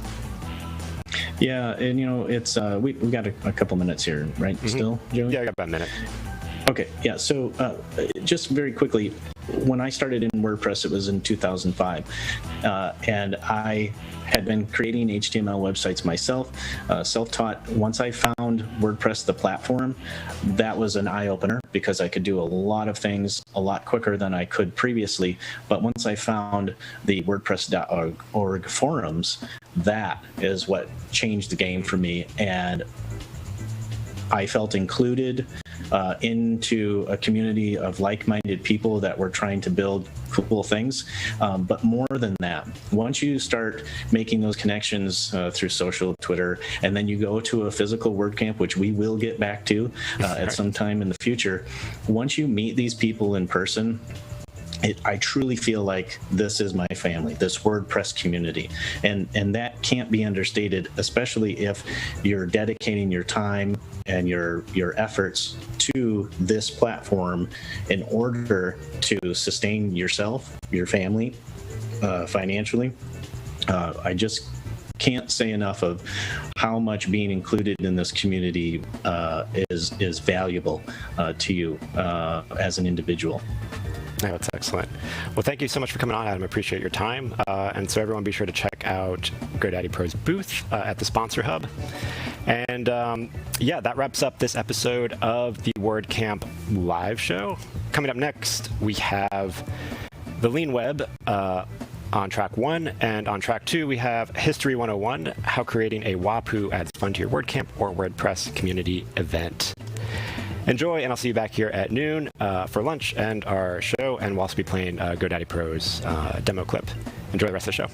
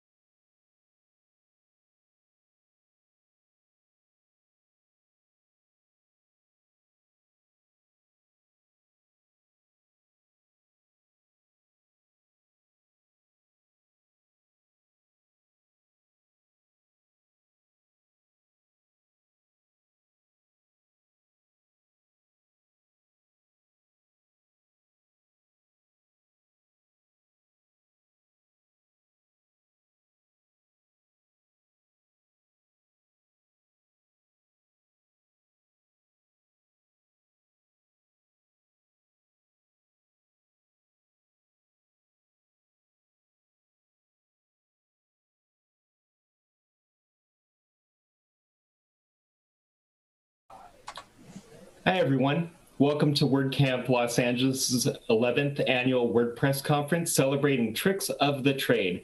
We're streaming 9 to 5. All talks are available or will be available later on WordPress.tv. And this session, please welcome Joe A. Simpson Jr. presenting History 101, how creating a WAPU adds fun to your WordPress event. If you have any questions, submit them to YouTube, and Joe Simpson will answer them at the, actually we'll be answering them at the hallway track after this session. Hello world, and hello WordCamp Los Angeles. The year was 2012. I had just entered the WordPress community, or had my first experience with the WordPress community up in the Napa Valley earlier in the spring. And this fall, I had just finished working on a child theme, my very first child theme, on a project for the office, and my office afforded me the opportunity to head over to Loyola Marymount's campus. Shooting streams of water high into the air, you look back over your shoulder and you could see the whole skyline of Los Angeles because LMU is elevated up on a hillside. You know, as you walk towards the building where WordCamp Los Angeles was going to take place, you weave through the different sponsors, and one of the coolest things was that, I gave an email and I received a lifetime website from a host that I still have to this day. And I was like, wow, all the cool swag on the tables, and I was picking up shirts and pins and buttons. Wow. The WordPress community is pretty cool. I've mentioned throughout the summer, the tracks were on 2 floors in the building, and just bouncing between the 2 floors and getting all these cool topics done by incredibly talented presenters, I was like, wow, this learning thing, it just fueled me to grow. So today I want to do something a little different, and I'm hoping that you'll indulge me. The WordPress community is vast, and there's so many different layers to it. So today I'm going to be your tour guide. I generally focus my presentations on people that are new to WordPress, people that are learning about WordPress for the first time, or people that may think they know about WordPress, but may not know the subtleties or some of the things that go into making the whole WordPress community flow. So today we're going to talk about WAPUs. And like any superhero or any character, we need to know its origin story. So if you will, drum roll please.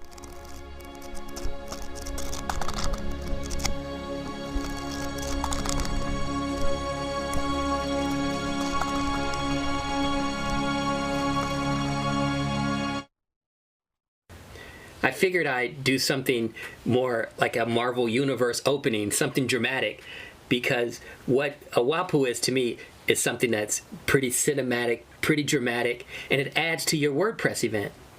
Either your meetup, your WordCamp, or other activities in the WordPress community, workshops, etc. A WAPU can add fun. So today we're going to do a little different. I know you may come to WordPress events for the technical, the marketing, the design, the blocks, etc. Today we're going to have a little fun. We're going to learn about WAPUs and how they can add to your event. But before we get into that, let's take a step back. I'll tell you a little bit about myself. My name's Joe Simpson. I'm a SiteGround ambassador. I've been in the WordPress community since 2010. I'm also so excited about the WordPress community. I was tired of driving home at 10:30 at night, spilling coffee on my lap. And I said, hey, let me start a meetup in Santa Clarita. So we did a WordPress meetup in 2017. We added another Elementor-focused WordPress meetup in 2019. I work at Los Angeles County Metropolitan Transportation Authority, Metro for short. I'm part of the internet strategy team that's responsible for getting people out of their cars and onto public transportation. If you want to contact me, just look for Joe Simpson Jr. on any of these platforms, WordPress, Facebook, etc. Just / Joe Simpson Jr. or search for Joe Simpson Jr. and you'll find me there. My slides today are going to be available at this link. I'll leave it up for a second so you can write it down, but don't worry, we'll also have it at the end in case you missed it. So Joe Simpson Jr. WC LAX for WordCamp Los Angeles. I love to start my presentations with something inspirational, something that'll sort of paint a picture of where we're going to go today. This presentation is about creativity, about drawing inspiration, and about giving back. And so I'll start with this quote by Alice Walker. She's one of my favorite authors. If you fall in love with the imagination, you understand that it's a free spirit. It can take you anywhere, and you can do anything with it. Now, for those of you who aren't familiar with the WAPU, back in 2009, after the WordCamp Tokyo after party, Matt Mullingweg asked the Japanese WordPress community for ideas on how to promote WordPress in Japan. One of the suggestions was to create some sort of mascot. A very, very talented illustrator, Kazuko Kaniuchi, started sketching. They started voting on names. Here are some of the sketches here. Of some of the early ideas, and they finessed it and tweaked it until you got what you had on the right. The classic WAPU. And the rest, as they say, is internet history. It became a global sensation. If you go to a WordCamp and you pass the swag table, and as you pick up your badge, you'll probably see a WAPU pin. I know last year I volunteered for WordCamp US, and when I landed and walked into the large lunchroom during break and hanging out with the folks, there was a life-size WAPU walking around taking pictures. So it's even gotten to that point where you see it on site at WordPress events. So it adds a lot of fun. It's great for kid camps, and we'll talk a little bit about that later, but I'm gonna show you some of my favorites. I'll talk about my process in creating some, and then I hope to inspire you to get involved and add one to your event. But before we do that, let's talk about WordPress community. You always hear the term WordPress community, but what does that mean? All right, here is a definition that I took from the community team handbook. And mainly what it says is that the WordPress community creates an environment that's inclusive. It's diverse, it's friendly, it's welcoming, it's nurturing. You'll always hear these terms. People are always answering questions, looking to help you in any way they can, encouraging you to contribute, encouraging you to give back.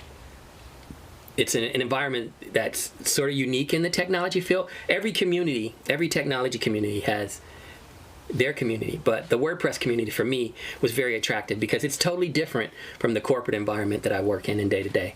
I work for a large transit agency, very corporate. It's a government agency, and there's a certain way you do business. Open source WordPress is totally different and enjoyable. So it caught my attention, and like I said, 3 years ago I got into it and I went nuts. How can you get involved? We'll touch on a couple of these things before we get into our history lesson today, but you can find out how you can get involved in your local WordPress community. Or the great thing about the one upside of this pandemic is that now everything's virtual. All these meetups, you can dial in on Zoom from no matter where you are in the world. This morning, as a matter of fact, I zoomed in with the London WooCommerce group, or I've joined the Milwaukee group, or I've been to the Atlanta group. It's really easy, and this URL will give you a list of all the meetups all around the world. They're in 109 countries.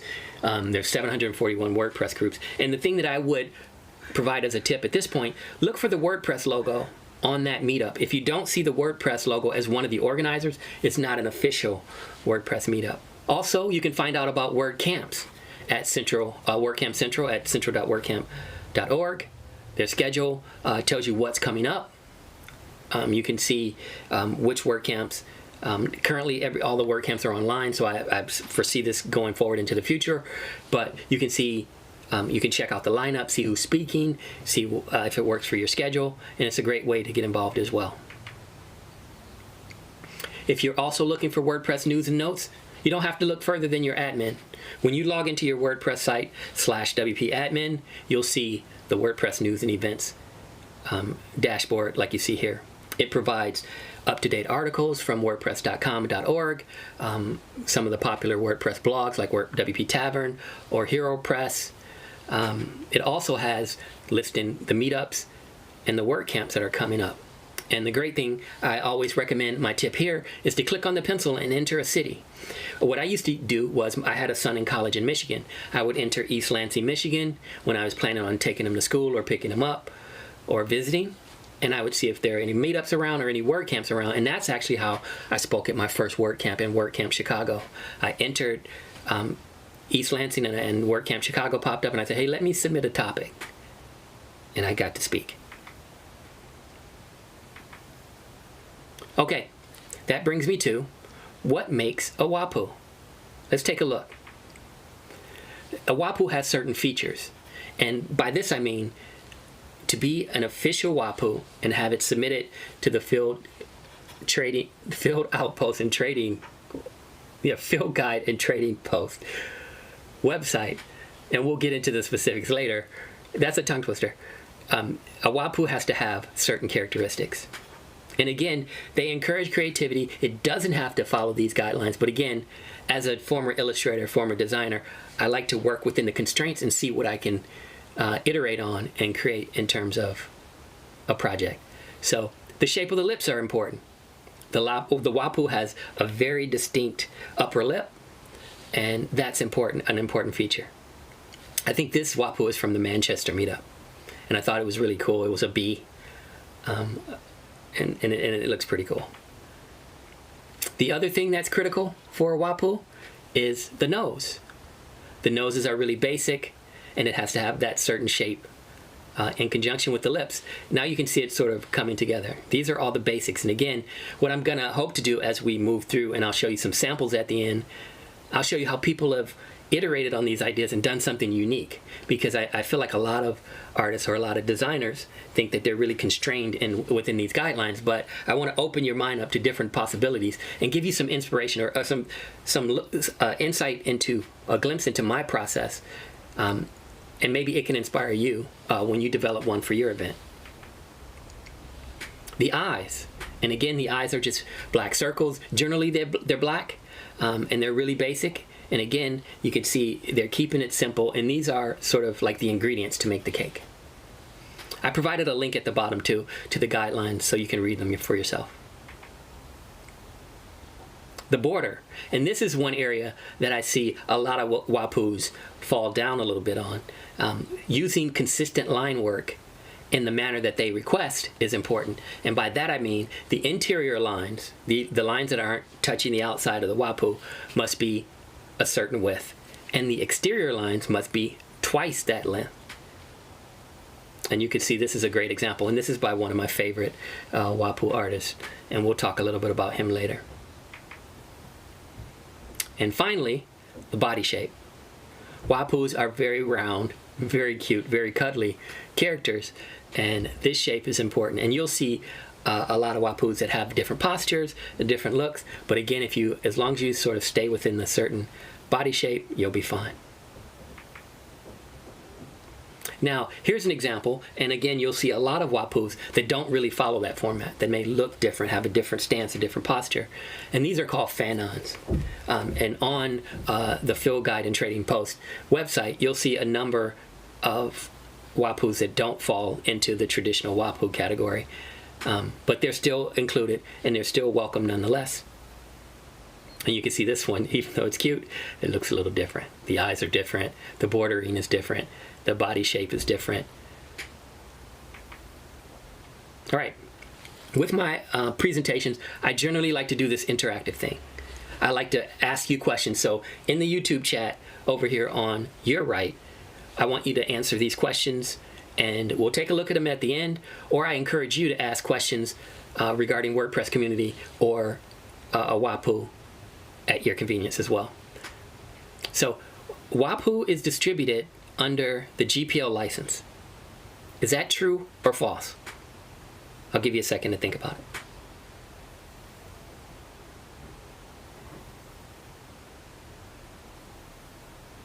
All right, the answer is true. A WAPU is distributed under the GPL license version 2 or later and can be modified by anyone. Yeah, so it's true. Just like the software itself, WordPress, you can take it, you can fork it, you can change it in accordance to the GPL open source license. And a WAPU is the same. Now, the next area I'd like to talk about is how to create a WAPU. And again, we're going to talk a little bit about my process, but again, I welcome you as we go along. Maybe list some of your favorite WAPUs. Maybe list, answer to some of these questions, and also share your process on how you come up with ideas for your WAPU. For me, this is my process. When I'm thinking of a WAPU, I always try to think, first and foremost, what is the event that we're creating this WAPU for? I've created for meetups, I've created WAPUs for WordCamps, and I'm hoping to do one for a workshop that I'm hoping to do in the near future. So if it's WordCamp Los Angeles, if it's WordCamp Minneapolis, if it's WordCamp Miami, if it's WordCamp Atlanta, WordCamp Europe, that could be one of the sources of inspiration for me. Where is this event taking place? The location is important. I'll show you a couple of examples later that just by looking at it, you know what city it's in. And that is very distinct in terms of branding. A lot of WordPress sites, WordCamp sites or WordCamp logos look similar. There's certain themes that run throughout, maybe a space theme, maybe a beach theme, but certain cities have very distinct characteristics. And if you could tie those in, that would be great. What is the area known for? Or what other distinguishing landmarks, events, or characteristics have taken place? So, for example, I'm in the area of Santa Clarita, the Santa Clarita Valley. I live in Castaic. We have a large dam. It's the only dam in Los Angeles County. Maybe that could be an inspiration. Our first event, we based it on old Western movies. Many people don't know that Westerns got their birth in Santa Clarita. William S. Hart, John Wayne, a lot of the old Westerns were shot on the movie ranches out here. So our first event was tied into old Westerns, and our logo and our swag communicated that. So that's another source of inspiration. I'll show you later another inspiration for our area that was very distinct to Santa Clarita, but also it ties into the area, so locals would know what that means. So again, if you can tie these in, it helps you build your WAPU. And finally, is there a theme for the WordCamp, your meetup or event? I created a WAPU for a brand new meetup in the Northern Valleys here in Los Angeles, and they're a WordPress meetup, but they wanted to focus on accessibility topics a little more than the standard meetup. So based on the leader of the event, and I've seen a number of her presentations, it inspired me. She talked a lot about trolls in terms of accessibility and how trolls look around for websites to ding and to file lawsuits against. And so we created a WAPU that fought the trolls, or was a champion in fighting the trolls. So again, I'll show you that example later. So again, there's lots of sources of inspiration to draw on, and I love to find out what's unique about the city that I'm doing. I'll show you another example later that I had a lot of fun with. And again, I want to encourage you to write your comments on your favorites, and maybe we can talk and share those when we get to the Q&A period of this session. So I talked a little bit about our first inspiration for our WordCamp, which was Old Westerns, but this spring we wanted to do something different. Many locals know that Santa Clarita was a hub for racing on the West Coast. The Saugus Speedway, which is a distinct landmark in the middle of our city, was home to racing cars, the vintage racing cars way back almost 100 years ago now. The Saugus Speedway was featured in Fireball 500, which was a movie with all the teen heartthrobs of the day, Annette Funicello, Fabian, and others, as well as you can see that cool hairstyle. The Speedway continued through the 80s. It actually had a NASCAR race, and it closed down for competitive races in the 80s, but again, you see this woman with a very cool 80s, 90s haircut. And then in the lower right-hand corner, what also inspired me were the Speed Racer cartoons and the stylish Japanese animation for a Speed Racer. So I try to incorporate all of these different influences into a WAPU, and I'll show you what I came up with. It was very cool. I'm very proud we did Speedy. And I hope we're getting a good focus on that. And so this is a WAPU pin for Speedy that we developed for WordCamp Santa Clarita.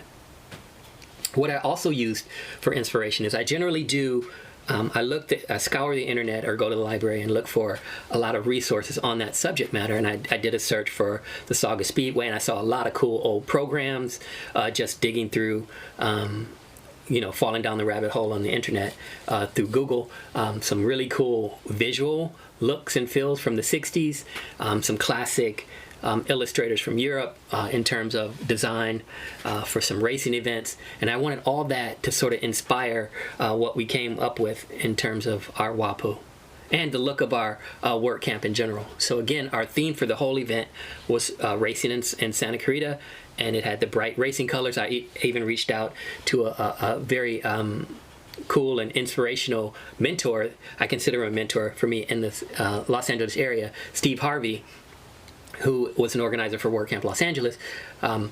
He's a big racing fan, and I talked to him, and we had a lot of back and forth on inspiration for racing, and he talked about the colors that are used, the popular racing teams. He gave me a whole bunch of intel, and all of this blended together to come up with the look and feel for our event and our WAPU. Here are some early sketches. When I sketch a WAPU, I generally print out the original WAPU, and I use tracing paper over the top and come up with ideas on bits and pieces that I can modify and tweak to keep the look and feel, but to also iterate on the idea and do something different.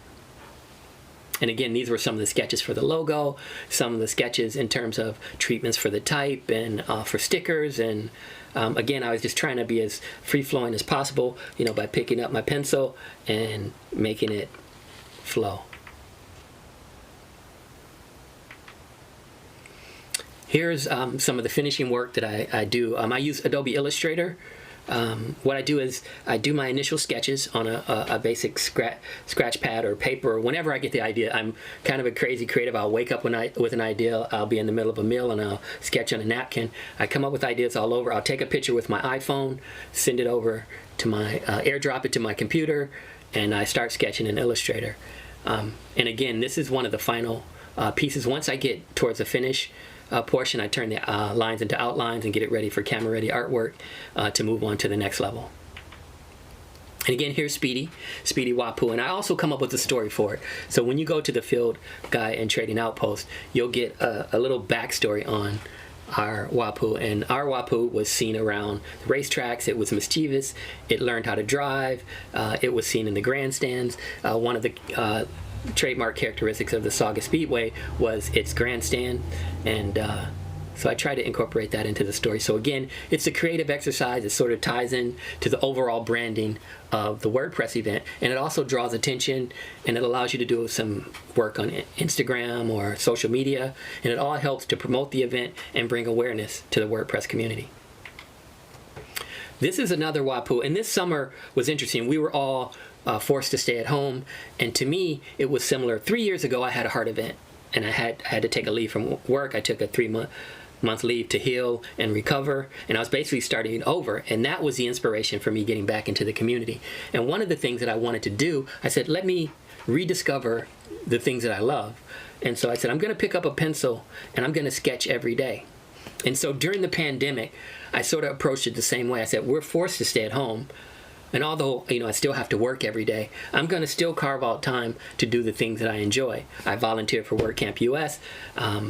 I did these projects on the side where I was always thinking and iterating and being creative to keep that creative fire going. So one of the people that I met at WordCamp US last year, he was a speaker on the unconference panel that I moderated, was a gentleman in Stuart, Florida, Johnny Fazio, and he was starting up a meetup, and he said, Joe, we're in on the coast of Florida, and he told me some of the basics about it. And I like to surprise people also, so I said, I think I'm going to do a WAPU for this meetup.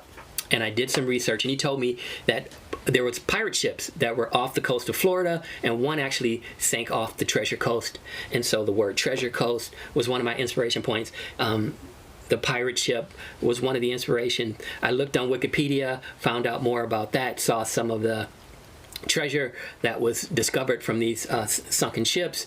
The pirate motif was there, and I'd already seen some pirate WAPUs in the repository, and I said, I want to do something different. I haven't really seen someone do anything different with the WAPU tail, so I put a hook on it. I also researched the area, and there was a toucan that was loose in the wild that was very popular. I think her name was Lucy the Toucan or something like that. And so I said, hey, let me see if I can add a bird to this, and I tried to come up with swashbuckling pants, and you could see a couple of sketches there. I was going to do something fancy. Also, Johnny Depp in Pirates of the Caribbean was an inspiration in terms of the clothing and the Adam Ant style ruffle shirt. So I tried to get all of those features in, and I threw in some cool black boots. So this is the WAPU that I did for him, and hopefully you'll see it soon on his meetup. Also, this summer, I mentioned this earlier, I decided to do this WAPU as a gift to Sumner Davenport, who leads the WordPress San Fernando Valley meetup. And again, her presentations are always about WAPUs, always about trolls. And I said, let's twist it a little. I said, do you think that a troll, that there's a good troll? A troll that could possibly fight back all these evil trolls? And I said, let's do something friendly. I've never seen a WAPU with a lot of fur. So I said, let me see if I can come up with a treatment for that. I said, I've never seen a WAPU tail other than a solid color. So I said, let me put polka dots on it. Let me make it fun. And this is what I came up with. And we debuted this WAPU, the WordPress Accessibility Day, which was led by Joe Dolson just recently, a couple weekends back. We wanted to highlight that. And so we said, hey, I talked with 2 other meetups, Sumner's included. I said, hey, let's have one full day pointing people to the WordPress Accessibility Day event, but let's have focused topics, focused talks on accessibility to bring awareness. And we'll use this WAPU as part of the branding for that. And also, it's the logo. We're currently on a team for, and it's sort of a competition, an accessibility competition done by the folks in Austin at Nobility. And this is our logo as well. So it's had 3 purposes, and I think it's cute, it's fun, and I love the teeth. Also, now if you think that's crazy enough, so far this summer, 2 WAPUs, and I'm still sketching, I'm still coming up with ideas, still thinking about things, and I saw this on Twitter, WordCamp US. I was on a different team, but the programming team, but I saw this was released by the design and marketing team, and they were looking for someone to design the WAPU. And I guess it was the first time ever.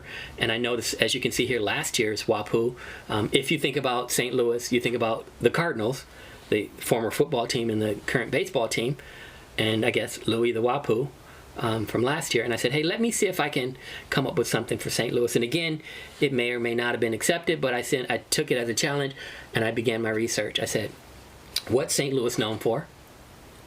It's known for ribs, I guess Kansas City, St. Louis style barbecue, the Arch, the Cardinal. What else? I dug in, I did some research, looked, and I came up with this one, Ragspoo. Many folks don't know that ragtime music, which was a basis for jazz music, started with Scott Joplin, who was a St. Louis resident. Some of his most important work, I think his most important piece, was written while he was a resident of St. Louis. So I said, hey, I've never seen a WAPU playing an instrument. Well, I've seen a WAPU playing a guitar, but I was like, what if we can do a piano? And so I came up with this. He's in this nice tux and playing some sheet music. And this is what I came up with. And again, you can see some of the sketches. Learned doing these WAPUs is that it has to be simple, but you can still do things that are out of the ordinary. But again, it works within the system. So again, the angles for the piano, the way it was sitting and hugging the piano was important because it kept the same look and feel of a WAPU. All right, that brings us to our next question. In terms of the WAPU, due to a trademark issue, the runner-up WAPU was announced as the winner of a community vote for a mascot. So, was there another initial name for the WAPU that was chosen? Is that true or false? All right, the answer is true. WAPU was not the original name. The first name that was chosen, there was a copyright issue and they couldn't get the name, so they decided to go with the second name, which was WAPU. Here's our bonus question, our final question for the day. What was the name of the original winner for the WAPU mascot? Was it Chucky? Was it Marta? Was it Wappy? Or was it Yoshi? All right. Make sure you put your answers in the YouTube chat. All right, and the answer was Wappy. Wappy was already taken by someone, and we couldn't get that. So just think, if that did go through, instead of having WAPUs, we'd have Wappies. Now, this next section is where to find a WAPU. Now, again, we've already talked about some of the areas or places that you can find them. Now, the cool thing about your WordCamp event is that you have 2 different options. Again, I showed you one. Working through the field guide and trading outpost, you can get pins made. Again, here is a pin from another year. Santa Clarita is known for an amusement park. I'm hoping you're getting that focused. And our first WAPU, and the area had antelopes that used to roam this and the northern antelope valleys, but they became extinct. So our Prongalut WAPU was our first WAPU pin from our event. So you'd either work with the field guide and trading outpost, or as a community contribution from Sticker Giant. Sticker Giant produces stickers for your event. And I'll show you an example of that later.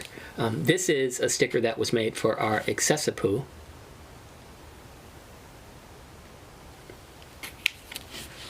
So those are two pieces of swag that you can have for your event. So again, let's find out where you can find them. Again, I've mentioned them a couple of times. The Field Guide and Trading Outpost at this URL will show you all the latest WAPUs. It'll give you specifications on how to make one, how to contribute. You can shop for swag. You can see examples. You can get the news, and you get the latest when a new WAPU's added to this site. You'll get notified. So I would encourage you to go here and take a look if you're looking for inspiration. And again, you'll see a list of all the WAPUs that are on the site. And again, it shows you a lot of different styles and formats and looks. So I love looking at this site for inspiration.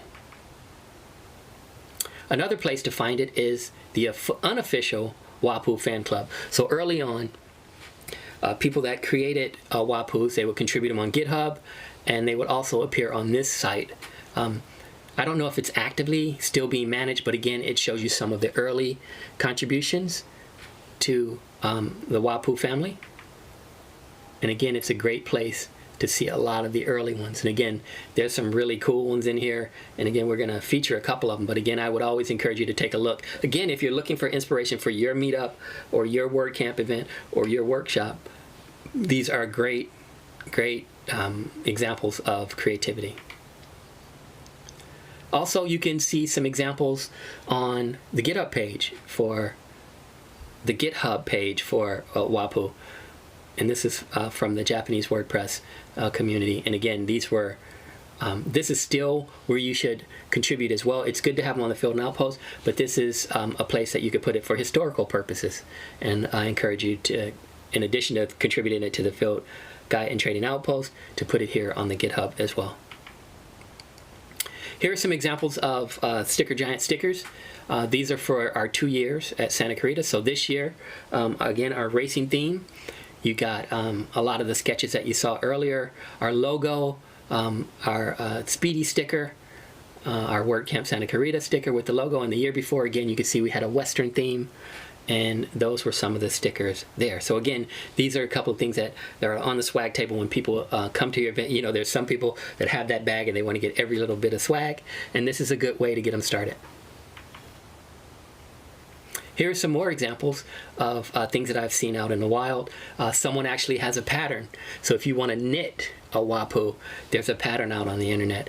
In the lower left, you see, if you go to any WordPress event that James Tyron is at, he'll have a big bag or a big box of WAPU pins from all over, and it's a great retrospective or a great way to see all the cool pins that they produced over time. On the right, you'll see that a lot of companies in the WordPress space create WAPUs for their event, and this was a sticker done by WooCommerce. Again, here are some more examples. That's our WAPU for the Prongaloop on the left. In the center, you'll see folks at WordPress meetups. I know now in the virtual space, there's a gentleman in Germany. His name's Robert. He has pins on his hat. He has a fisherman's hat. But you'll see a lot of people with the WordPress lanyards with all their pins. And again, that's just an amazing collection. Or it's sort of like travel stickers that you put on your luggage.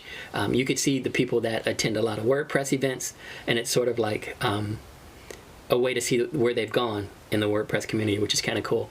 In the upper right-hand corner is someone at maybe WordPress US or such with the WordPress WAPU mascot. And another thing that you see that people collect the stickers that I showed you, and they stick them on their laptop. So this Dell computer is covered with lots and lots and lots and lots of WAPUs. Okay, now let's get into the fun part. I love looking at WAPUs and talking about them. I'm a former art major, so you have to indulge me. It's sort of like the critique period when we pin our stuff up on the board and people talk. They criticize, they give you tips, tricks, encouragement on how to make your project better. So these are the ones that I consider the 4 stars. These are the top of the line WAPUs that I've seen out in the wild that are my favorites. And again, I encourage you to put your favorites in the YouTube chat. This gentleman, Nick Hamzi, is incredible. I love all of his work, and I'll show you on the next page. There'll be a URL to his category tag on the WAPU Field Guide and Trading Outpost. But he does a beautiful job of creating dimensionality in a 2D space in terms of lighting, like the light sources and his use of lines. His line work is always impeccable. You can see the border difference between the interior and the exterior of the Wapu. You can see the creativity. A Wapu that's covered in a ninja outfit is cute, or driving a go-kart is amazing. It's just, he's a really creative person. I really would like to talk to this person. And I like the fact there was something on the tail. And again, here's his category on the Outpost page. And you can see he did a lot of niche ones. I love how he did a couple of tributes to movies, like he has the Star Wars Wapu, Obi-Wan. He also has a Ghostbusters and a Marty McFly Wapu, which is incredibly clever. And again, he took the Wapu out of its general context and put it in a car or into the vehicle, the time travel vehicle. Now this is a great example. These are by two different artists. Michelle is a WordPress leader from the Minneapolis area, and both of these tell you exactly what area or what city or what location these Wapus were made for. And again, it ties into the brand without even outwardly telling you. So for me as a baseball fan, I know that that looks like the Minnesota Twins classic logo. So I knew right away, brilliant, that is the Twin Cities. So it's Twin Wapus. It means Minneapolis, St. Paul. Brilliant. And then the one on the right, I just discovered it by chance. And this is a beautiful thing about Wapu. You'll find them everywhere. I was just randomly doing research for this, and I clicked on something and this popped up. Brilliant, brilliant, brilliant. Over my back shoulder in my album collection, you can see my Purple Rain album, but Prince, Minnesota, Minneapolis. Brilliant way to tie in with your location. Again, another way to tie in to your overall brand. And again, the best Wapus do that. They communicate on a number of different levels that someone might say, oh, I get that. Oh, what is that? And again, that's a way to draw in your audience, which is part of the beauty of creativity. Here's some more of my favorites. Again, for those of us that, like, I grew up in Detroit, across the river from Windsor, Canada. I'm very familiar with Canada. And this Mountie hat was just beautiful, and it's great line work, great artwork. Love the light source. The unicorn Wapu. Another one of my favorites is the next one, the punk rock Wapu. Punk rock originated in London. This is the London. I think it was for a WordCamp in London or the London WordPress meetup. Brilliant. Another one of my favorites is the women down in Orange County at the Women in WordPress meetup. Rosie the Riveter turned into Rosie the Wapu. Brilliant. So creative. I love the scarf. Then those along at the bottom. And again, these, as you can see, I'm going further and further off the trail, sort of leading you somewhere to show you that you can still stay within the constraints, but you could take it anywhere. And again, tie it into your meetup or WordPress or WordCamp location.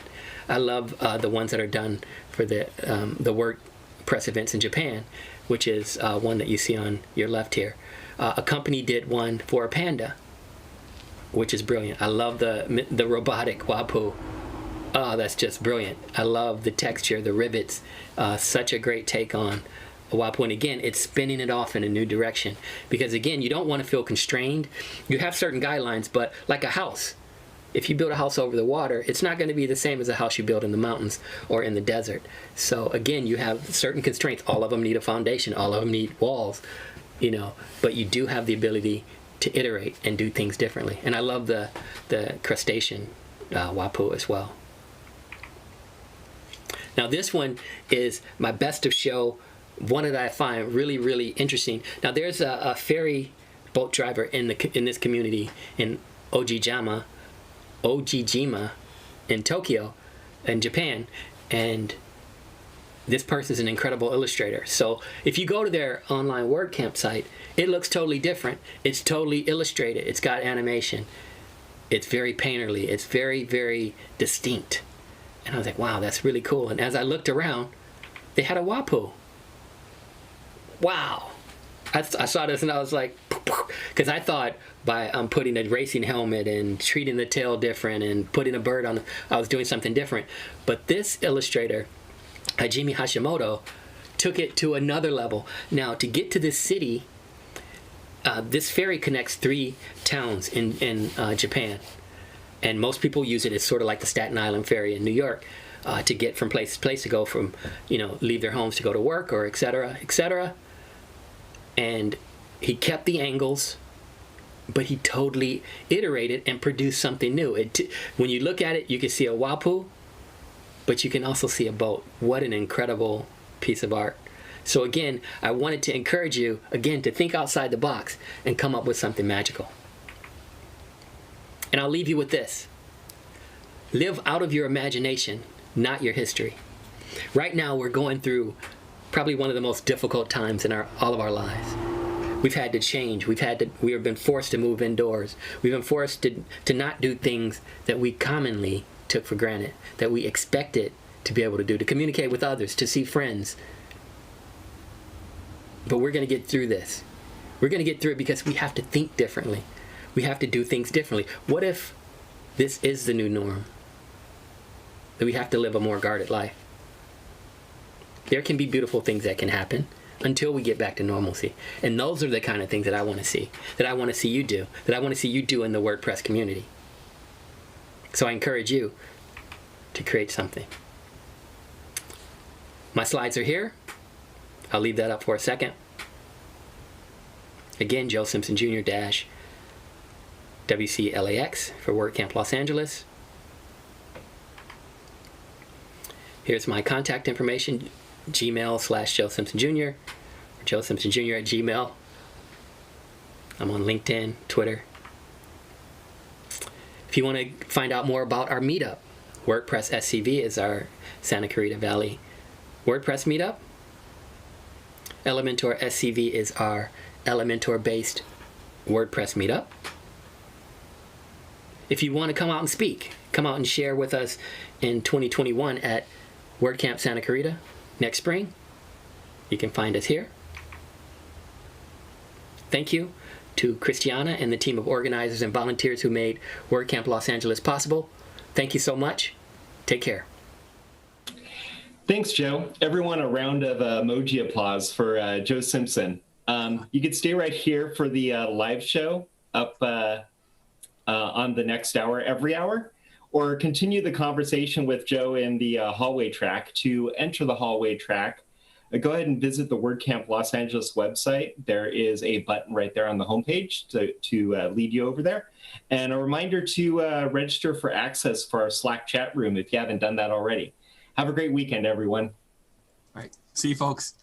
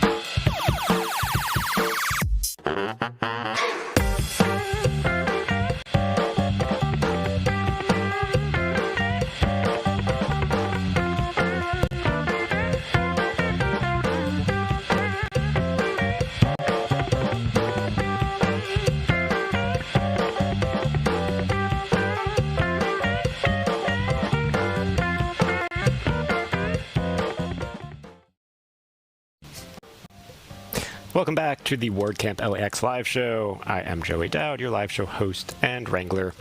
Thank you to Chris for your talk on the lean web and Joe for your talk on WAPUs. Once again, if you'd like to continue the conversation with them, head on over to the Zoom hallway or on our Slack channel.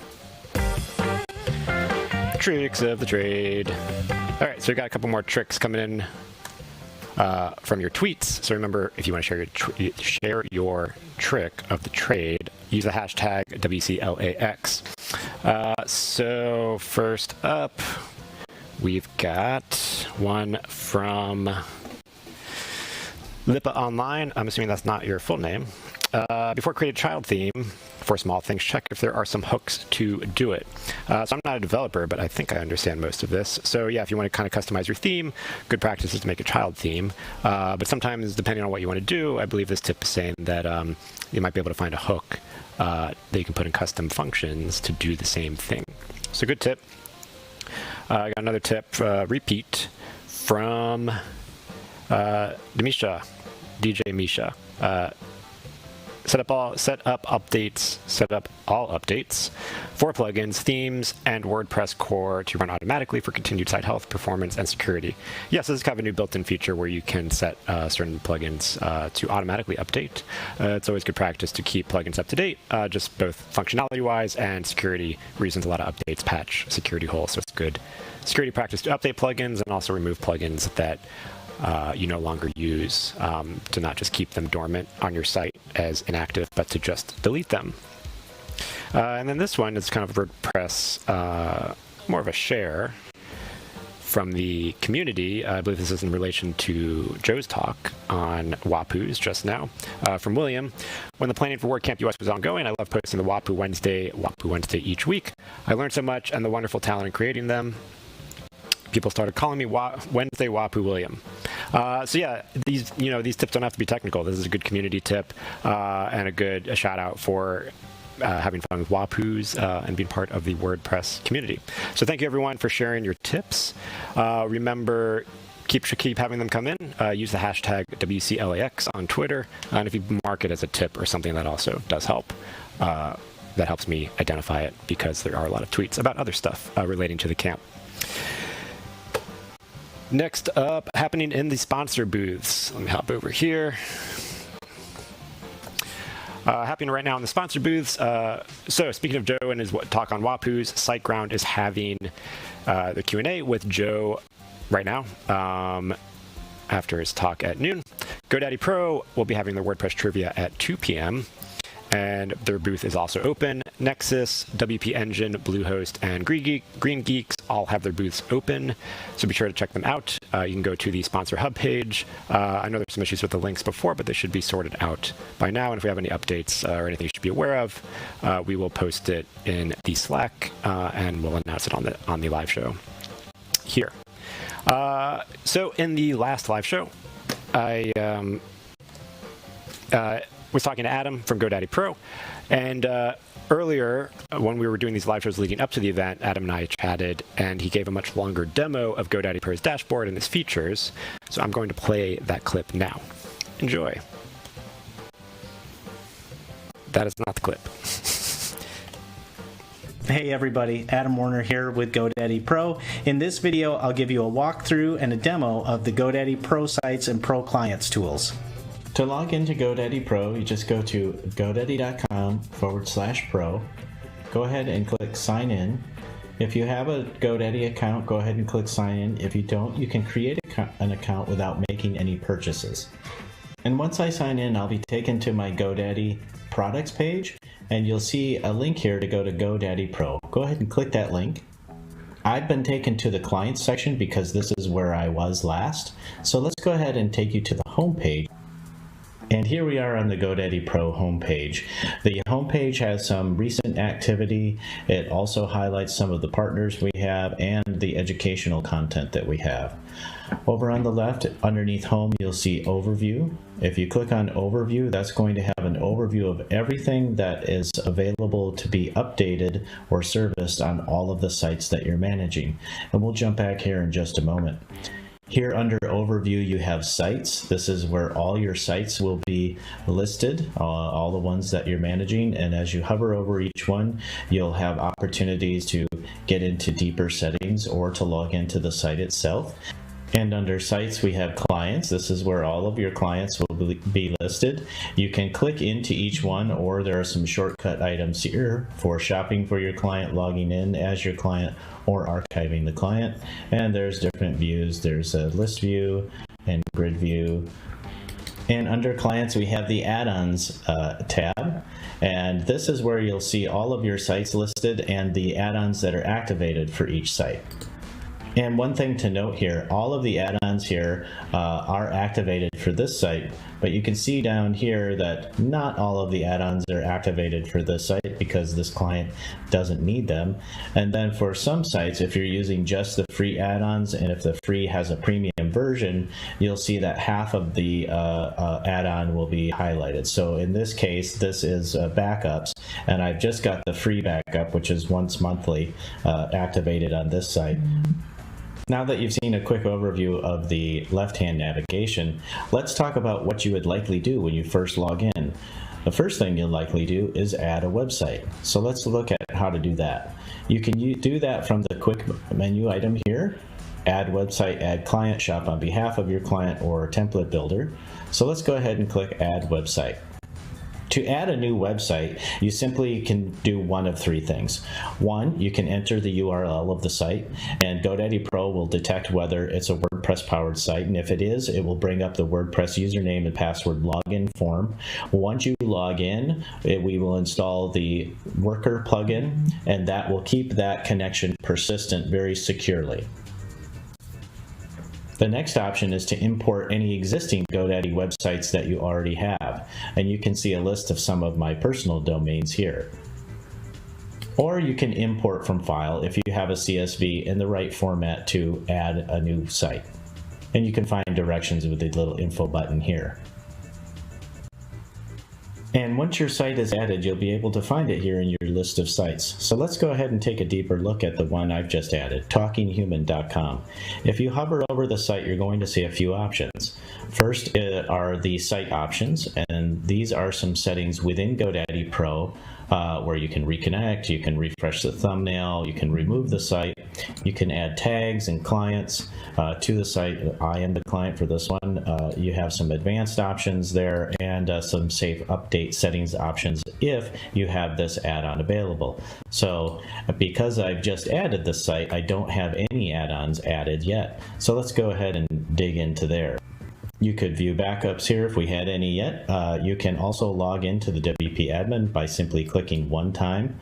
Now imagine doing this for your client sites. If you need to log into their site, just coming into GoDaddy Pro and hitting the WP admin link instead of having to remember their usernames and passwords in various ways. And over here finally on the left we have the Open the Website dashboard. This is within GoDaddy Pro. So this will show me an overview of the Talking Human site and everything that is happening there. So you can see that there's 6 plugins that need updating, 2 themes. The core WordPress version is okay. It's going to tell me what plan I'm on, if it's a GoDaddy site. If it's hosted elsewhere, it will have the host name there. Remember, GoDaddy Pro does not require your sites to be hosted on GoDaddy, so they can be hosted anywhere. And you can see that there are some overviews of these different add-ons. So let's go ahead and show you how to add an add-on before we go ahead and update this site. So you can activate the add-ons in a couple of different ways. One, you can go through this list on the left side, and you'll see a short video overview of each add-on and feature. with a link to learn more or to activate that feature. So if you activate that feature with backups, you can see that there are free and premium versions. So the free backups are monthly backup schedule. It's cloud storage. You can restore it anytime. The premium has all the free tier features, and you can read all the rest. So to activate this one, you would click to activate, but you'll notice that there's a line item here that says covered by GoDaddy. That's because this site is on a qualified managed WordPress hosting plan at GoDaddy, so the pro features are included. So I can simply activate from here. But before I do that, let's go to the add-ons area, and I'll show you what it looks like there. You can see Talking Human has no add-ons activated right now, so we can also activate from here. So if we click that and we click activate add-ons, we can click through one by one. It says buy add-on, but again, you're going to see that it's included. If it wasn't included, you can see how inexpensive these add-ons are. So the premium backups, if you were to buy it for this site, it would be $2 per month per this site, and on and on. If you had the uptime monitor, it would be $1, and you get the idea. So let's go ahead and activate all of the add-ons for this Talking Human site. Let's go back to sites and do that within the website dashboard here. I'm going to go ahead to backups. I'm going to activate.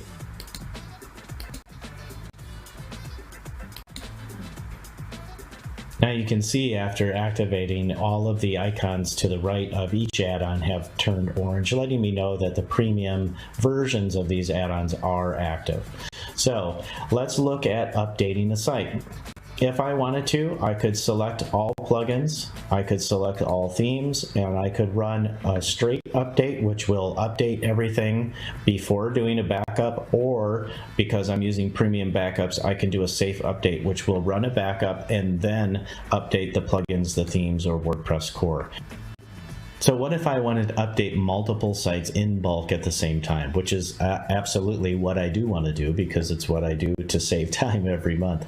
So we'll simply go back to overview, and I only want to update a couple of sites. So what I'm going to do is I'm going to filter this list by those sites.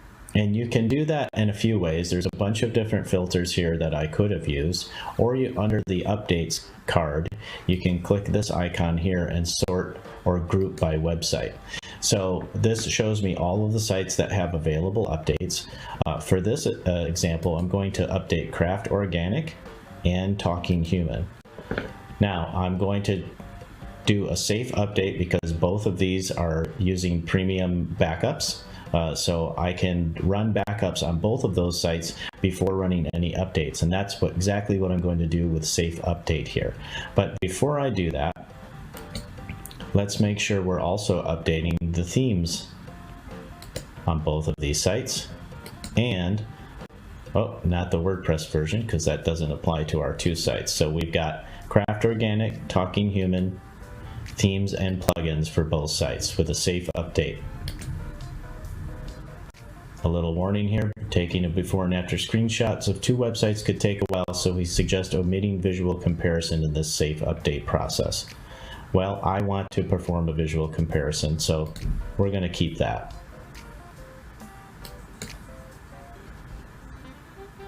Now you can see what happens here. You get a status over here. Safe update in progress, creating the backups of your websites, tells you the status of each site. Step 2 will take your initial website screenshots of both. Step 3 will be performing the actual software updates. Step 5 will be checking your website status, and step 4 will be checking the status, and step 5 will be taking the new website screenshot. When that process is complete, I'll come right back here. Okay, my updates have stopped, and I've got a notification here to that the safe update is completed, and that the number of updates that have been done, and that I can compare the sites. So let's go ahead and do that. First, it's Craft Organic. This is the main page. Does it look the same? It looks the same. So I think I'm pretty safe, good to go. And I can hit the arrow to go check out the Talking Human before and after, which looks good. So I'm going to go ahead and click OK. I've just updated 2 sites with GoDaddy Pro. As you can see, we've gone from 42 available plugin updates down to 33 and on to themes and WordPress core. Now, if I wanted to update the rest of these sites, I could certainly do that by clicking select all. And one thing to note here is doing safe updates is something I always recommend. It's always good to have a backup right before you make software changes. But if you click save update and some of those sites are not on the premium backups add-on, you'll get a warning letting you know that. So you can filter out these sites from your safe updates, or you can proceed without them. Now let's take a look at the clients area. You've already seen that in the clients area, all of your existing clients will be listed. So let's go ahead and add a new one. If you scroll down to the bottom, you'll see add another client, or you can do it from this quick menu as well. So let's go ahead and add a client. We're going to add a first name.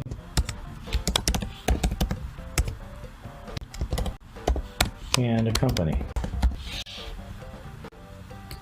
And we'll save that client listing.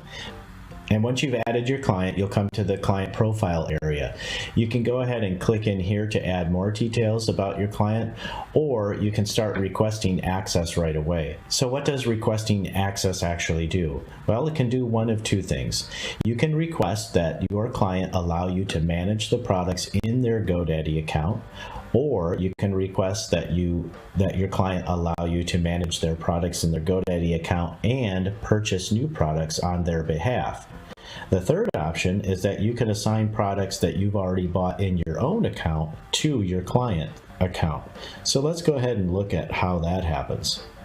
If I click request access, I'll be able to choose which access level I'm requesting. I'm going to go ahead and just do manage products for this one. Click next, put in the client's email. You can edit the message as you see fit, and then you can click send email. And that will send an email to your client, and when they respond, you'll get a notification up here, and then you'll have access to their GoDaddy account. So let's show you what it looks like to log into a GoDaddy account as your client. Logging in as your client to their GoDaddy account is really easy. You simply use the shortcut here to log in as client, or from the full client screen, you can click manage and purchase products. This is my current level of access. So let's log in as client. And you can see I'm now logged in as Christina, and I can exit access here. So I can get in and manage any of her products that she has in her account. Her domain when I need to make DNS changes after going live, the hosting account, maybe we need to make changes there, or maybe we need to add additional products. So I'm going to go ahead and just click exit access, and that'll drop me back into the client area of GoDaddy Pro. And there you have it. It's pretty easy to manage multiple sites and clients at the same time using the GoDaddy Pro Sites and Pro Clients tools. Take care. Thanks again to Adam for sharing that demo. I remember they have trivia today at 2 p.m. at the GoDaddy Pro booth. One thing I forgot to mention with some of our other sponsors. So a lot of the sponsors have virtual booths that they're running right now, and but a couple of sponsors either they have booths that are being attended to tomorrow, or just they're not having booths this weekend, but they are offering some digital swag. So I encourage you to head over again to the sponsor hub page to check out what they're offering. So that includes Unos, WP Buffs, Yoast, and Easy WP. And that wraps up our show for now. Grab some food, grab another cup of coffee, head on over to the hallway or sponsor Zooms and join the conversation on Slack. Next up, we have at 1:15 p.m. on track 1, we have the Lean Web, and on track 2, we have history. I did not update my teleprompter. That's fun. On track 1 at 1:15 p.m. we have creating Gutenberg blocks using ACF blocks. And track 2 we have how to have a human connection with your clients in a COVID-19 world. So yeah, definitely check those out. Be sure to enjoy those talks, enjoy your lunch, enjoy chatting with the community. I'll see you back here at 2 p.m.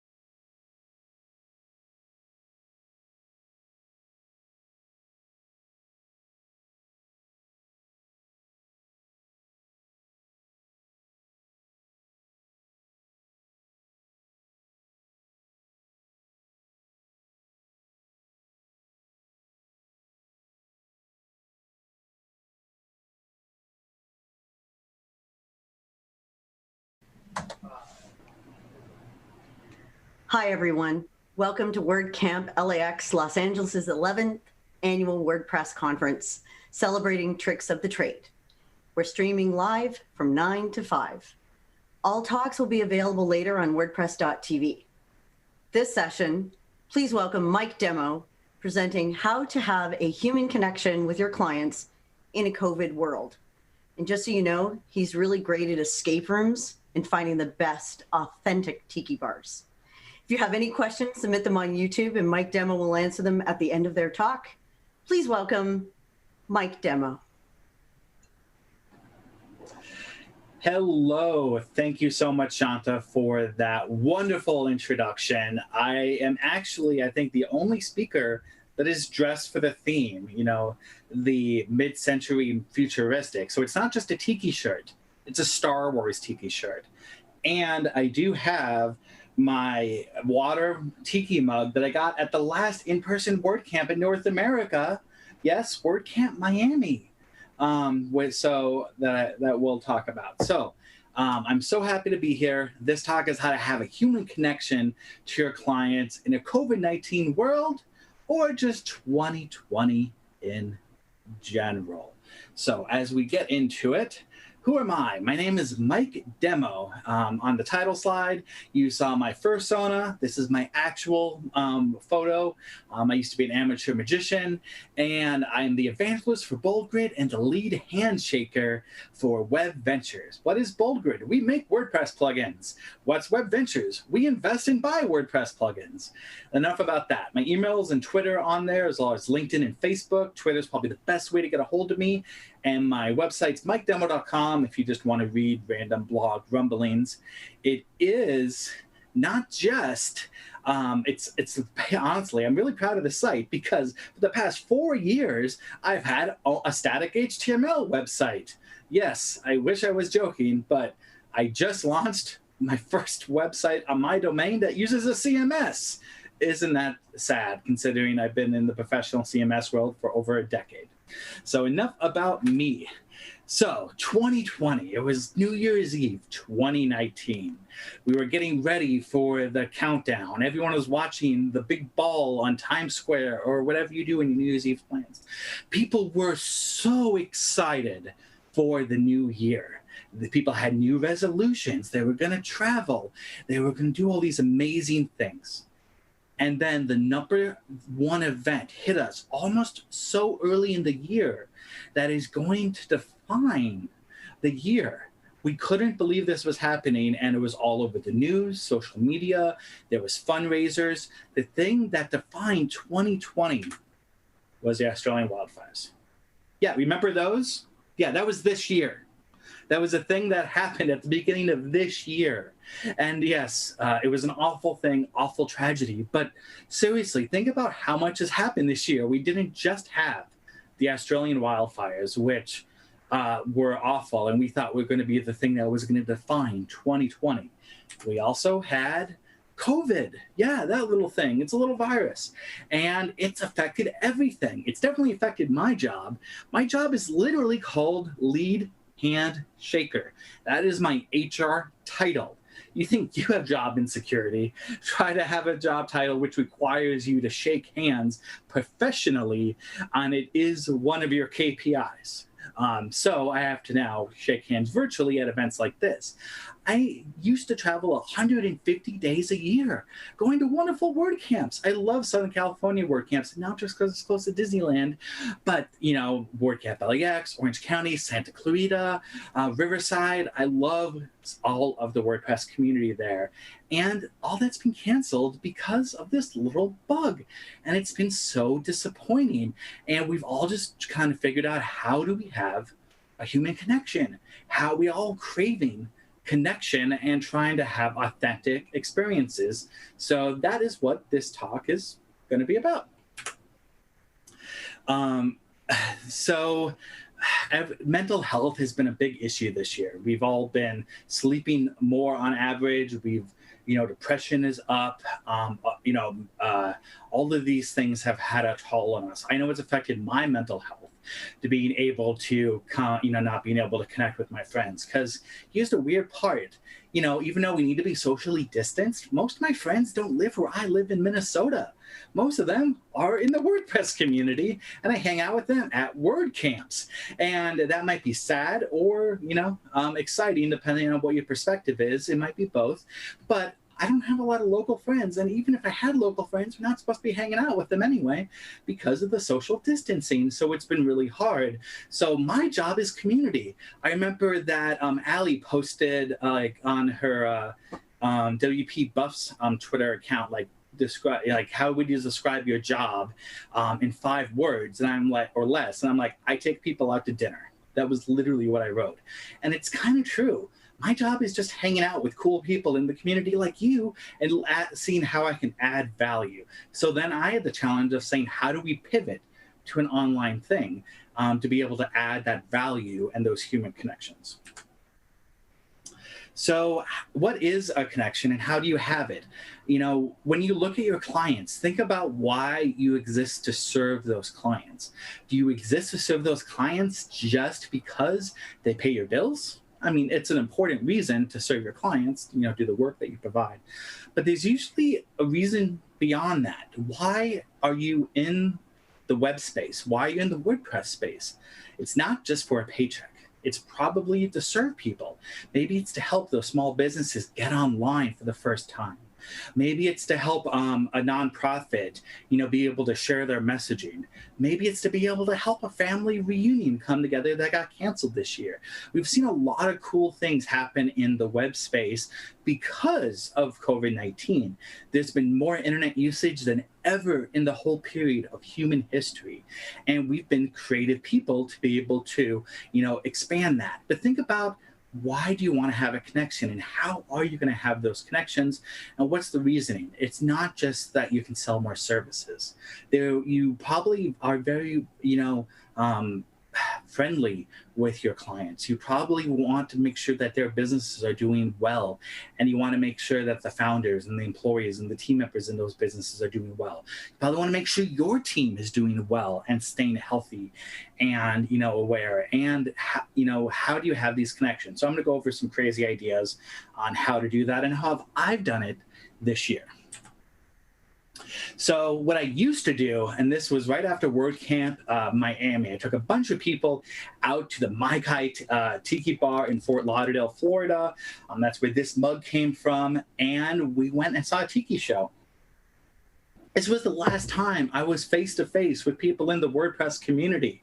This was in March. And it is an amazing time. And this used to be how I had connections. I used to plan events and take people out. If you know Adam Warner from GoDaddy Pro, he has plenty of stories on places that him and I have done together over the years. In fact, I was at his booth early and we were talking about how we went skiing after LoopConf one year. So this used to be how I used to have a connection, taking people out to dinner. So how do you do that now? Well, there was a couple ways you can do it. You can have virtual cooking nights or classes, kind of like what Nexus and Liquid Web are doing tomorrow with their Nexus and Nachos event here at WordCamp LAX in their booth. Uber has the ability to send Uber Eats cards to all your employees or attendees of a certain event or to your clients, and you can figure that out. Hans and Donata had a wedding. They're from Termageddon. You might know them. They're in the WordPress community. They got married last weekend, and all the attendees were sent pizza. I know, because I was an attendee, and all of a sudden Pizza Hut showed up at my door right before the wedding started. So you gotta kind of think about different ways that you can be creative. I've seen people make at-home pizza kits, to all of their clients, and with shelf-stable ingredients and instructions, and then like a little hashtag for people to share their own homemade pizzas. Going on right now is the Pizza Bugs and Fun session for the Joomla CMS. Yes, I know what you're thinking. This is a WordPress conference. I already mentioned the Joomla CMS. Hey, I'm not married to a CMS. I'm in an open source relationship. But right now, normally the pizza bugs are fun. People would volunteers from around the world would fly together to debug the Joomla platform, and then the project would pay for pizza. Now they're doing that virtually through different ways, and people are still coming together in all these different ways. So there is something very special about breaking bread with somebody. It makes a connection that a lot of people, I think, undervalue, and you can do that virtually. You just have to be a little creative about it. You can email people. Yes, email is a thing. What I don't mean is send out mass newsletters. People don't need more newsletters. They don't need more offers.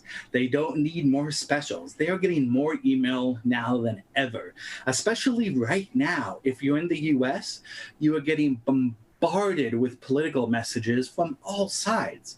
In fact, we've noticed at some of our companies that around presidential political years, revenues actually drop right before and right after the election because people are just so focused on these political messages. So what you don't want to do is just send out broad messages. What does work well is just reaching out and saying, hey, Sam, how are you doing? How's the kids? You know, I was at an event earlier this year called the Relationship Marketing Grand Summit, and it was all about how to have these human connections. So if you're going to use email, please make it personal, and please don't put advertising messages in it. If you do decide to make it a newsletter and not a one-on-one communication, try not to use any images. Plain text right now is actually performing far better than HTML emails, especially if that plain text is informational content, longer form, you know, that might not be long enough to be in a blog, but maybe, you know, too short for, you know, not long enough for it to be its own blog. So definitely check that out. I was at the CMX summit a couple of weeks ago, and they were talking about how plain text emails are performing better, but more if they're not just, there's no sales messages call to action. There's more just information right now, and the open rates are getting a lot higher. Because right now, open rates for newsletters are usually flat or going down right now because people are just being bombarded with messages. I saw a joke once that somebody said on Twitter, you know, what does COVID-19 and GDPR have in common? Everyone sends you an email, right? Companies that I didn't know about, they were letting me know they were okay. They have a plan for COVID, and they also had a plan for GDPR. You can call people. We have this wonderful device in all our pockets. It's called a phone, and it dials. And I know it seems weird and like, why would you call me when you can text me? But here's the thing, clients especially will be stopped in their tracks if you pick up the phone and have a conversation about how they're doing. I have a freelance client that I got before I took my main job. I had a conversation with her. I've been talking to her every couple of weeks because her mom is not doing very well. And I just want to see how her mom's doing. And she's having a really hard time with her, you know, sophomore in high school, having to do all the remote learning. These conversations are cementing my relationship with her and her team on a personal level. But you know what that also means? It also means that I'm getting asked to do more work, and I am on the top of mind. But I'm not saying, hey, what work do you have for me? Or I have this big marketing plan I want. She's dealing with her own life, and everyone has their own issues right now. If you can try to help someone and reach out and just talk to somebody on the phone in a non-businessy way, those connections are going to build up over time. In my current role, I consider myself to be a servant to the WordPress community. If I can add value to anyone in that community, regardless if they're a customer of ours or if they're going to be a customer, whatever, I'm doing my job. And you want to think about it in the same way in your business. You know your business is successful, that when people talk about your business, they don't talk about your products or services. They talk about your people. If they say, oh my God, the support person, Billy, he was amazing. Or Susan, oh, she was so helpful when I had this issue. If they talk about people first, when they're talking about your business and not what you can provide, then you know you're doing something right and you're making these connections. You can, do webinars, things like this. Now, you have to be careful with webinars because everyone and their sister is doing like a weekly webinar all the time, virtual happy hours and all these things to try to make these connections. And, sometimes, 2 weeks ago, I was literally signed up for 9 conferences in a single week. And half of them were paid conferences. And it's just people aren't able to focus as much as content. So if you are going to do video content, try to keep it short and concise and, have it be interactive in some ways. Some of the interesting things that I've tried to do just, personally is we've done virtual escape rooms. And yes, Shanta's been invited to a few of those virtual escape rooms, and we escaped, I think, every time. And it was fun. There was some poor teenager with a GoPro strapped to his head, and we're yelling at him what to do in the room. But these think about things outside the box that you can do with your clients and your team to have these connections. I've seen lots of virtual karaoke. There's been some virtual magic shows that you can sign up for. The Walt Disney Family Museum over in Northern California in San Francisco has virtual team building events that you can do that are very, very affordable, and it supports a wonderful nonprofit and my favorite museum in the world. But I'm a Disney nerd, so. You can send cards, physical mail. I know it's weird, but the post office is still a thing. And it's you can send it for more than just your mail-in ballots. You can send you cards. It works amazing? Half birthday cards. Because everyone gets the birthday notifications, but if you can send a handwritten half birthday card, you're going to make somebody stop and take notice.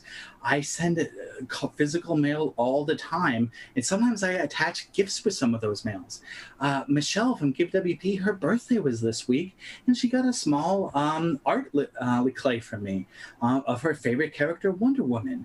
I've sent out coffee mugs that have people's names on them. I've sent out 80 pounds of pasta to people in the WordPress community. 80, I'm not exaggerating. Adam Warner was a recipient of some of that pasta. And nobody was like, why did he send me all this pasta? Everyone was like, this is hilarious. And I still get tagged on Facebook when they're making the 1200th pasta salad with their family. If you're doing the pasta thing, though, make sure they're not gluten-free. Otherwise, that might not go well. But physical mail has an intimacy that is just lost if that mail is personal and handwritten. If you don't want to do handwrite cards manually, there are services that do it for you, where you can tie it to your CRM or to Zapier that will actually take a handwritten pen and actually have somebody write the cards on your behalf and mail them out for you. So it'll be all automated if you don't want to do it manually. But still, that manual thought does go a long way. Embrace your weirdness. You have weird ideas. Yes, you have weird ideas, and you want to embrace those. You know what people don't need more of? They don't need more pens. They don't need more t-shirts. They want something unique for your business and your brand that talks about your personality and maybe actually adds some value. Now, that value can be functional, but it can also be emotional if it makes somebody mentally feel better. I know Steve at Publish Press, Steve Burge, he sent when they hit their 1 year anniversary or something, every paid customer, they had a penguin adopted in their name from their local zoo, and they were sent a physical stuffed penguin and an adoption certificate. Hundreds of penguins he adopted across the world for his customers. But he embraced his weirdness, but it also supported his brand. You want to find these things that really just connect and make people stop and think, oh, wow, this is somebody who actually cares about me and is not just trying to, get some dollars out of me. This is just some pictures of some of the things that I've sent out this year. I've sent out recently. In the top left, I sent Josh Pollock of Caldera Forms. I made a stuffed animal of his logo, his Caldera cat. I got sent to him. Michelle sent her this mug that was Michelle's work from home mug, and I've done this dozens of people and dozens of times. I've sent cookies to different people in the WordPress community. I've sent custom view masters with our logo and slides to people in the WordPress community. And this stuff is not as expensive as you'd think. And I've sent 80 pounds of pasta. And the bottom, as you can see in the bottom left, I think that's one of Adam's sons. And you want to embrace your weirdness and really have all of that kind of be the focus, and because it's going to get remembered. If you're just sending a postcard that's an advertisement, or if you just send the same stuff everyone has, no one's going to remember you, and no one's going to think that you care. Because at the end of the day, it's not about what you send, it's about the thought. Everyone talks about it's not the gift, it's the thought that counts, when it's kind of true. And it even goes more so for businesses. People remember experiences and talk about them. That is what will drive your referrals. People choose vendors based on emotion and justify it with logic. For almost any purchase in the world, people are emotional first and logical second. I know this. Trust me, I used to be a timeshare salesman. I know how to exploit this. But at the end of the day, you can use your powers for good or your powers for evil. And I want to have everyone I come in contact with think that I'm a nice person and I care about them, because I actually do. That's the secret. I like people and I care about them, and I want them to be successful regardless if it involves my business or not. But if they have a good feeling about me, I might not be a fit for their business, but I guarantee you they'll talk about the experiences they've had with me. And that is how you know you're being successful, because people will talk about those experiences and will share them far more often than anything else. For example, Jeff Mattson from Pagely, he was saying, hey, does anyone want a pizza? And a bunch of people tweeted at him, yeah, I'd like a pizza. And he sent them pizzas. And, now there's a GitHub, Mattson Pizza as a Service, so that you can contribute to and do pull requests on. So people talk about the experiences. The products are second. Yes, you have to have a good product and good service and do what you're going to say that you're going to do. You can't use human connection and try to have it cover up being a scam artist. It just doesn't work like that. But there's a lot of good web developers out there. There's a lot of good page builders. There's a lot of great hosting companies out there. What's going to separate them from the rest of their competitors are the experiences that they create for their users and how people share those experiences. It also makes fiscal sense. According to the marketing matrix, you are 5 times more likely to close a deal through an existing relationship, i.e. a referral. According to Bain & Company, it costs 7 times more to land a new client than to sell through an existing one. I gave another talk this morning at Joomla Day Chicago, and I was talking about the HubSpot philosophy of growth-driven design, where every month you make a client's website a little bit better to fulfill their needs, and then you'll make more on recurring revenue instead of just trying to sell a new website time and time again. Same goes here. And Nielsen says clients referred by a friend are 4 times more likely to buy from that vendor than if they just found that vendor through Google. And it goes back to people talk about experiences. People remember them. And those people they talk to will be 4 times more likely to buy those experiences from you. These are some of the tools that I use. I do not have an affiliate relationship with anything below. That's not entirely true. I do, but none of these are affiliate links. These are all just straight links, so I get nothing from any of the thing you see on the screen if you just go to the main homepage that you see here. But the Dream 100 program, I am a big fan of this. It's a guy named Dana Derricks. He owns a goat farm, and he makes millions of dollars selling books online about internet marketing. But he has a wonderful book called the Dream 100 program. I recommend everybody read it. It's a great book. He gives it away for free. You just need to pay for shipping. It is one of those things that you are offered upsells, so just keep in mind that you're reading everything before you click through the checkout process, just so you're aware of that. But it's a great book. I loved his book so much. I'm in his mastermind group. I spent $5,000 to be in his mastermind, and it's helped our business so much. Send out cards is a way that you can automate sending out greeting cards for just pennies,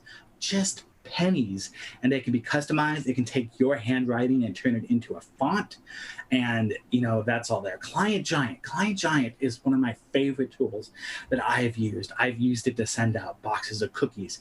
I've used it to send out customize the mugs. I use it to send out gifts every quarter to some of our top clients, and it's all personalized from me. And they do research on the people that they're sending it to, my clients, to make sure the stuff they send is customized.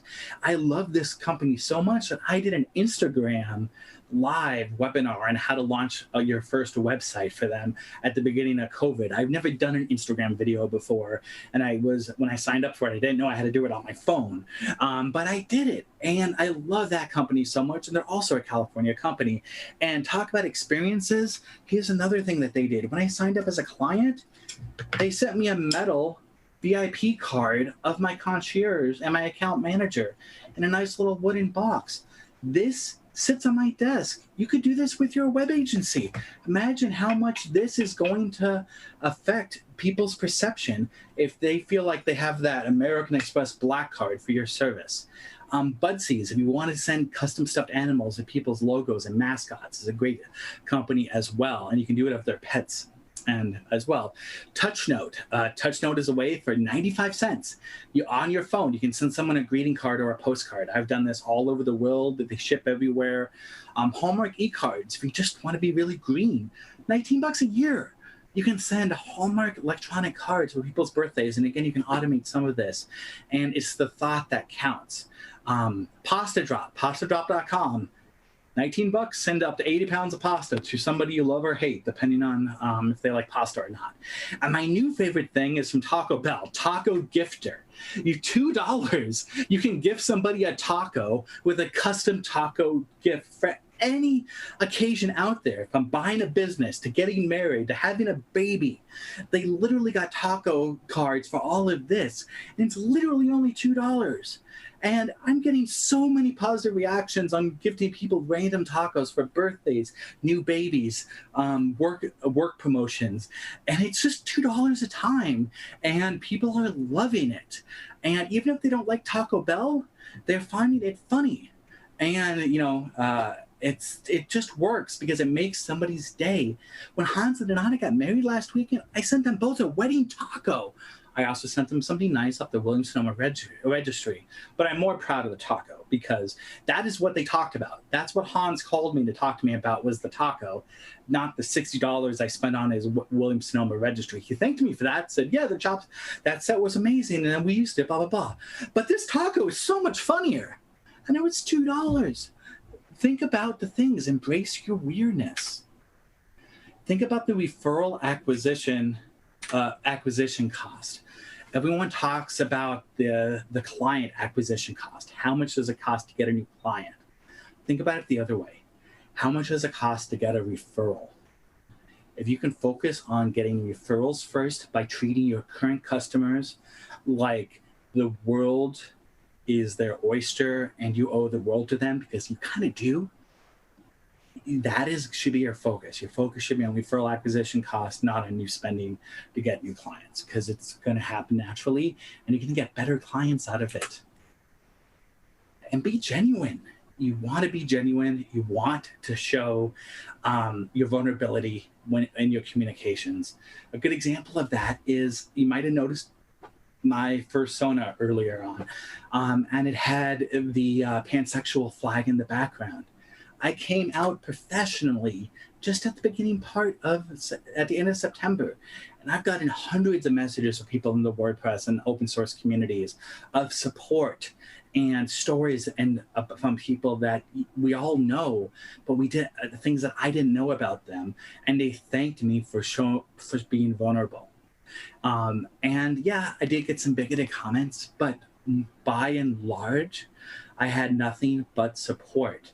Being vulnerable actually helps your brand, because it shows that you're human and that you're like everybody else, and that's okay. If for some reason you're not sick of me, I am giving a free webinar at GoWP, who's a partner of ours, on how to increase form conversions and protect your information. On Tuesday, you can sign up on gowp.com/webinars. But I am more interested in hearing from you and answering your questions. And again, please hang out with me on Twitter at @MPMike. And after we do the video questions, I'm going to be in the hallway track, hanging out over there, talking to people on video, if you'd like to do that.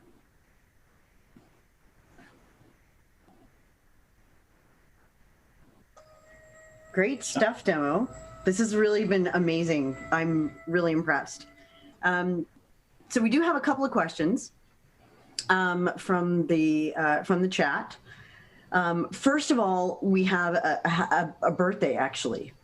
So first of all, to Jennifer Jones, happy birthday for yesterday. She had a pretty lonesome birthday, so I thought it'd be nice for us to share it all together, right? And in these crazy times. So happy birthday to Jennifer. For sure. So one of the first questions also that we have from Ahmed is, how do you envision human connection evolving in the post-COVID future when it comes to serving clients? That's an interesting question, Ahmed. When we get back to post-COVID, when it's 2087, listen, I want it to be over as much as anyone. We just don't know, right? I think there's going to be a change in how we interact with people. Just like after World War II, there was a change in how people interacted. I think it's going to happen a lot now. And what I hope this is going to mean, it's going to be kind of a wake-up call for us to focus on, when you meet someone, oh, hey, how you doing? And everyone in America asks, how you doing? It's a very American thing. But you know what people don't like it? When you answer them honestly. Like, hey, how you doing, Shanta? Oh, demo, I'm not doing well at all, blah, blah, blah. Hey, well, I didn't actually care about how you're doing. I just asked that question because it's what we do here in North America. I'm hoping it's going to mean more authentic connections and less of that, well, we're just going to go through the motions and pretend. And I hope it also means that we get back to kind of the small town business philosophy where people you're doing business with, about their kids, about their families, even if they're around the world. I'm hoping that we'll be able to, get to know people beyond just a transactional basis and focus on the relationships first, and then the business can come naturally. That's the paradigm I'm hoping happens full time with this. Mm-hmm. It's seeming to happen now, but time will tell, because 5 years from now, after this is all over, who knows what direction it's going to go. Right. So we have a question from Merrill. Freelancers don't usually have a team, nor are they part of an MS team or any other collaborative system. So what are the ways that they can build those connections? Sure. I know here, for example, here in Canada, we have a WordPress Canada Slack team that all of us have joined, but how can they find those communities? Yeah, so it depends on what the goal of those connections are. If it's just to make more business, they should contact their clients. But if it's just to try to have more natural, just to learn, there's a lot of great communities out there. For example, BNI, Business Networking International, is the largest networking group in the world. Now, I know a lot of people are hot and cold on BNI. The thing about BNI is there's one industry per chapter.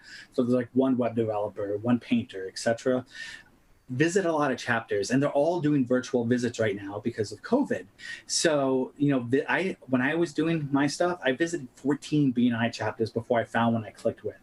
I really like local chambers of commerce and volunteering for those local chambers of commerce.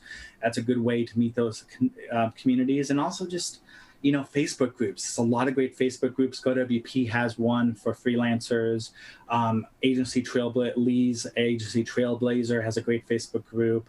The Admin Bar is an amazing WordPress freelancer Facebook group. And so there's some really good communities there. But just kind of look at your network and say, how can I help them? And start with your LinkedIn. Everybody you're connected with on LinkedIn, try to reach out to them once every 12 months. Honestly reach out, not a canned message, but try to remember to reach out to them every 12 months. And I know it's hard. And I know sometimes we accept LinkedIn people that we don't really mean to, but it's a good place to start. And then last but not least, there is a service called Lunch Club that I just found that I love. So it's lunchclub.com. If you send me a DM, I can send you an invite. It's free. And what it does is it pairs you up with somebody in your local area that's interesting to meet. They might be in a different industry, or maybe they'll be in your industry, but it uses this AI, and I haven't had a connection now that I don't intend on following up with. And it's just a casual 20-minute conversation of people in your local area. And you just one or two a week. You just choose what time slots are available for you, and the AI matches you. And I've been really happy with that, the new Lunch Club concept. So you can go to lunchclub.com, sign up for free. It's kind of a waiting list thing, or if you send me a DM, I can send you an invite. I get nothing for it personally. It just gets you to the front of the line.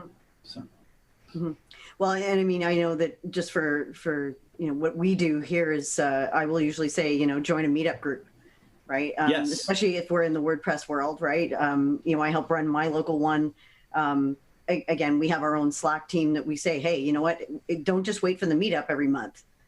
Go there. We're all there, right? And I know sometimes Slack can be a bit much, but there are other things, like you said, the chambers and many things like that. I know I'm part of a couple of good Facebook groups too, that I'm really happy with. Like I do a check-in with a group on Friday and so on. Great advice. So Jill, meetup for sure. Yeah, definitely. Yeah, no, definitely. So Jill has a question. I thought the pandemic would turn my clients' focus to their websites and online marketing. Not so much. Any suggestions for selling this?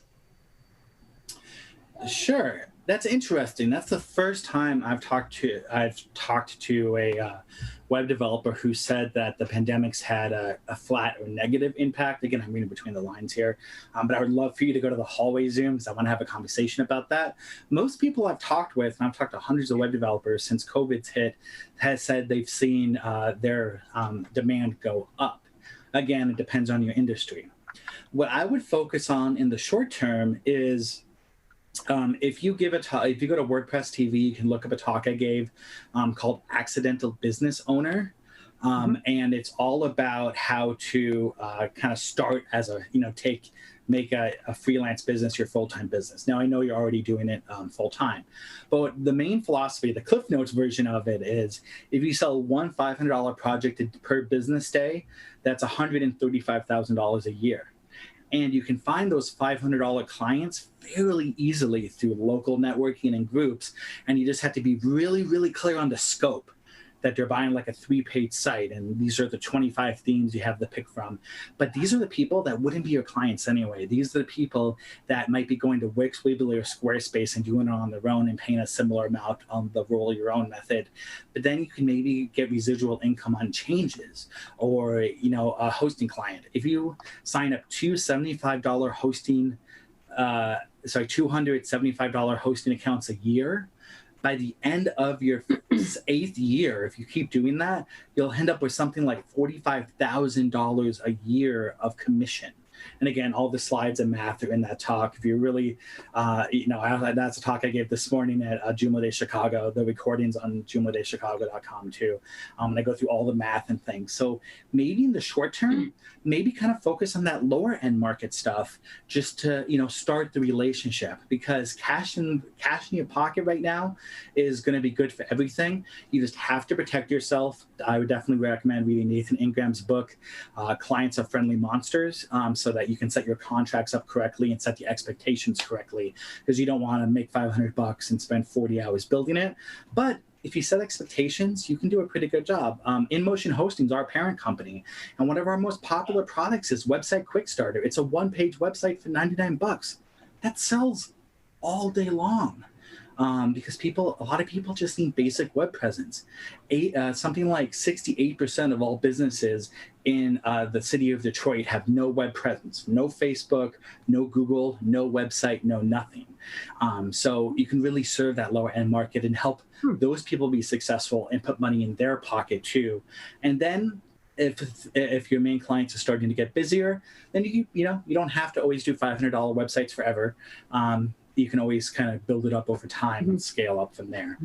So I was also having a conversation with somebody the other day about, gaining those clients, like we were just talking about a moment ago. And I think you said, joining the local chamber, but, we were talking maybe, and also to reach those people is maybe give a talk on the importance of a website, maybe give a talk to that chamber or to that group that might help get that rolling.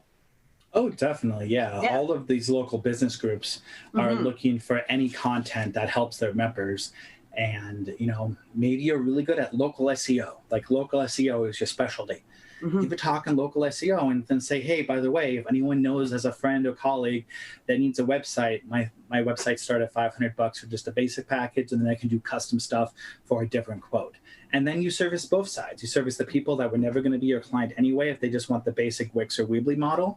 And then you open the door to say, hey, I can also do more complicated builds if that is kind of the direction you're going. And all of it starts with a conversation, which goes back to the human connection. But regardless, if they do business with you, keep doing those human reach outs. Keep sending that stuff. It might take 4 years of you sending a half birthday card for them to call and give you business. Because how often do people need a new website? If they just did one, but if you just keep showing it, it's going to pay off over time. So just don't like send one gift and then expect like a bunch of sales overnight or anything. Right. All right, we got a fun one for you. Jill also wants to know, where are the closest tiki bars in LA? She's having trouble finding one. Sure. So and you may want to add that to the chat afterwards, but if she wants to know. You got one off the top of your head? Yes. So LA, I would probably say not the Golden Tiki. My favorite tiki bar in Southern California is Trader Sam's at the Disneyland Hotel, but it's not open right now. There is, if you're in, there's another one on the top of my head that I can't remember. The Rainbow Room. I think it might be Frankie's Tiki Room. There's another one in LA. The first tiki bar started in Southern California. That was Trader Vic's. Now, that original one closed and it got sold to the Hilton Corporation. The closest Trader Vic's to LA is in San Jose right now, in the airport of all things. But the original tiki bar was in Trader Vic's. Beachcomber. Beachcomber is probably the closest. That's in Long Beach. That's probably the closest tiki bar that I'm familiar with. My favorite one in Southern California, honestly, is Trader Sam's at the Disneyland Hotel. It's my favorite tiki bar. My favorite tiki bar ever, though, is the Shameful Tiki that is in Vancouver and Toronto. And that's actually why I went to WordCamp Toronto, was to go to the Toronto location of the Shameful Tiki. We had a great time. We had an awesome time. I loved it. Okay, so one or two last things. Jennifer's asking about the virtual escape rooms, which we may tweet about later, or you can possibly connect with Jennifer afterwards send me a DM and I can point you to some companies that do it. Right. Okay, and the last one is actually a question I posted into the chat about how are our attendees making those connections with each other or with their human connection. So some of their answers. So Jill was saying that she has wine parties on Zoom with a sommelier if possible. Oh, wow. Now that's class. That is definitely class. Jennifer said that she's creating some printable cards. So it kind of goes in line with what you were talking about. And she's figuring out how to make greeting cards. Now, personally, I invested in a Cricut machine. I'm hooked on stickers. I just haven't shared them yet. So, I'm not designing them. I'm just downloading them. But anyway, Meryl has said that monthly lunch with one of her clients with built-in captions on Google Meet. Nice. Right? Because she needs the captioning for that. And a bunch of people have been saying Jackbox games. So, we've done those a couple of times ourselves, right? So. Yeah. Mm-hmm. I've been playing a lot of Dance Central on my VR because you won't see me dance in public, but when I'm in virtual reality, I will do it. So if anyone wants to send me, we'll have to take a look at that. Yeah, awesome. Absolutely. Well, I'll see everybody in the hallway track because I know we're running out of time. I hope to see everybody hang out in the hallway track after this. Otherwise, again, Twitter, MP Mike, best place to reach me. Right. Thanks, Demo.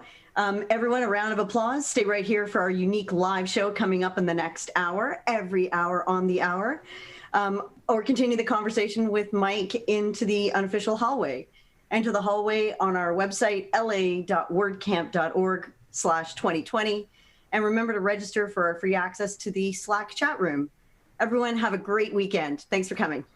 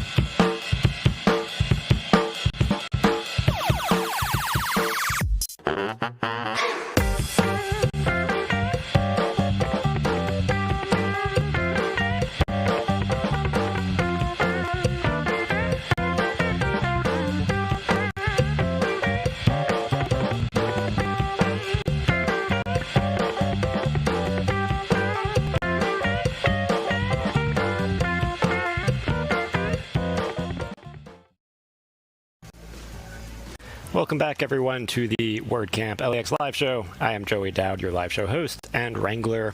I hope you had a great lunch, and thank you to Masij, I hope I got that right, for your presentation on Gutenberg blocks and Mike on connecting during COVID-19. Remember to head on over to the hallway Zoom room right now if you'd like to continue the conversation with them. And we got some tricks of the trade. So we got a couple new ones in. Switch this up. There we go. All right. So from our organizer, Sarah, my WordPress trick of the trade, use command line interface when migrating a site. Now, the format in here makes a lot more sense if you actually go to Sarah's tweet, because these are command line commands, which is a little bit over my head. I did not realize you could do command line stuff with WordPress. But if you do know that, I trust Sarah. So whatever Sarah says makes it a lot easier if you want to migrate a site and use the command line. My favorite part is that, and that's it. And that's how she ends it with her command line interface. Also, I do like the additional hashtag of WordPress trick or treat. It is very on theme for Halloween. Other trick, WordPress trick we've got from one of our presenters, Meryl, who is offering a bit of a teaser with her trick. I'm a Turbo Magician, but I'm going to reveal the secret trick about captioning tomorrow. A little teaser for a talk tomorrow, but here's a hint. Captionings don't happen by themselves. Auto craptions don't count, y'all. She's definitely correct. If you cannot completely rely on auto captions unless you don't have a live captioner for your live show and you're relying on Facebook's live captions. Then I'm relying on Facebook's auto captions right now. But obviously human is always better. AI only does so much. So thank you for those two tips. Next up, let's talk about, as my prompter jumps around. Oh yes, keep sending your tips. Tweet them out with the hashtag WCLAX. Quick update for our sponsors. A lot of the rooms are still open and happening. Specific event-wise, we have live trivia over at GoDaddy Pro, happening right now, 2 o'clock, so be sure to check them out. Speaking of sponsors, I am joined by Rodney Brazil from EasyWP. Hello, Rodney. Hey, how's it going? Good, how you doing? Thanks for joining us. Good, thanks. Thanks for having me. Yeah, so why don't you tell us a bit about EasyWP?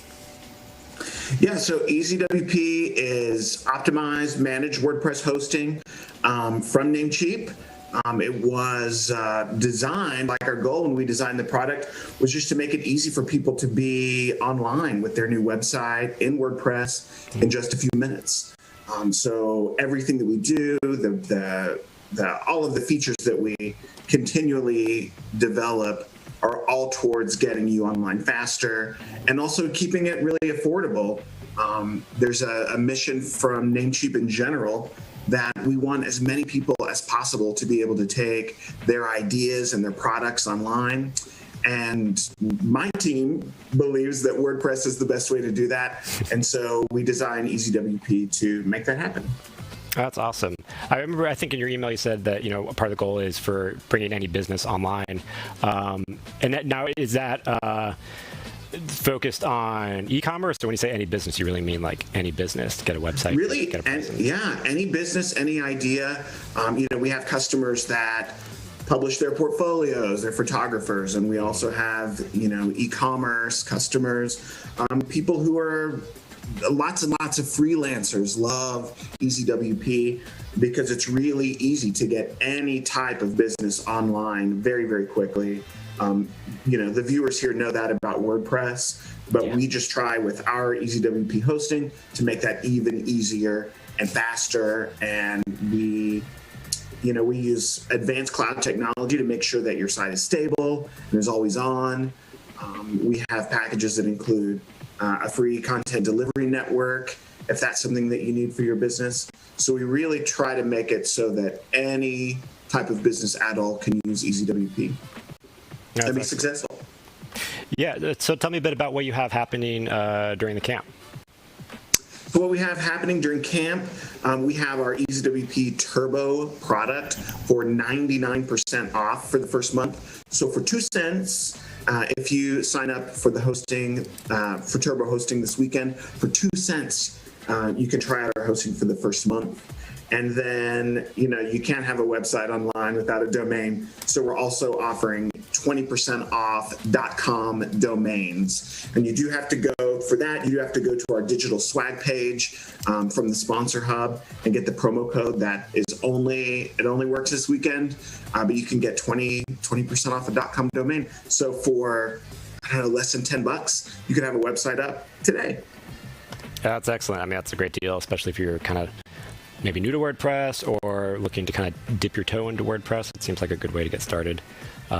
Absolutely. Very low barrier. And yeah, I mean, you have to live up to your name of EasyWP, so that sounds pretty easy.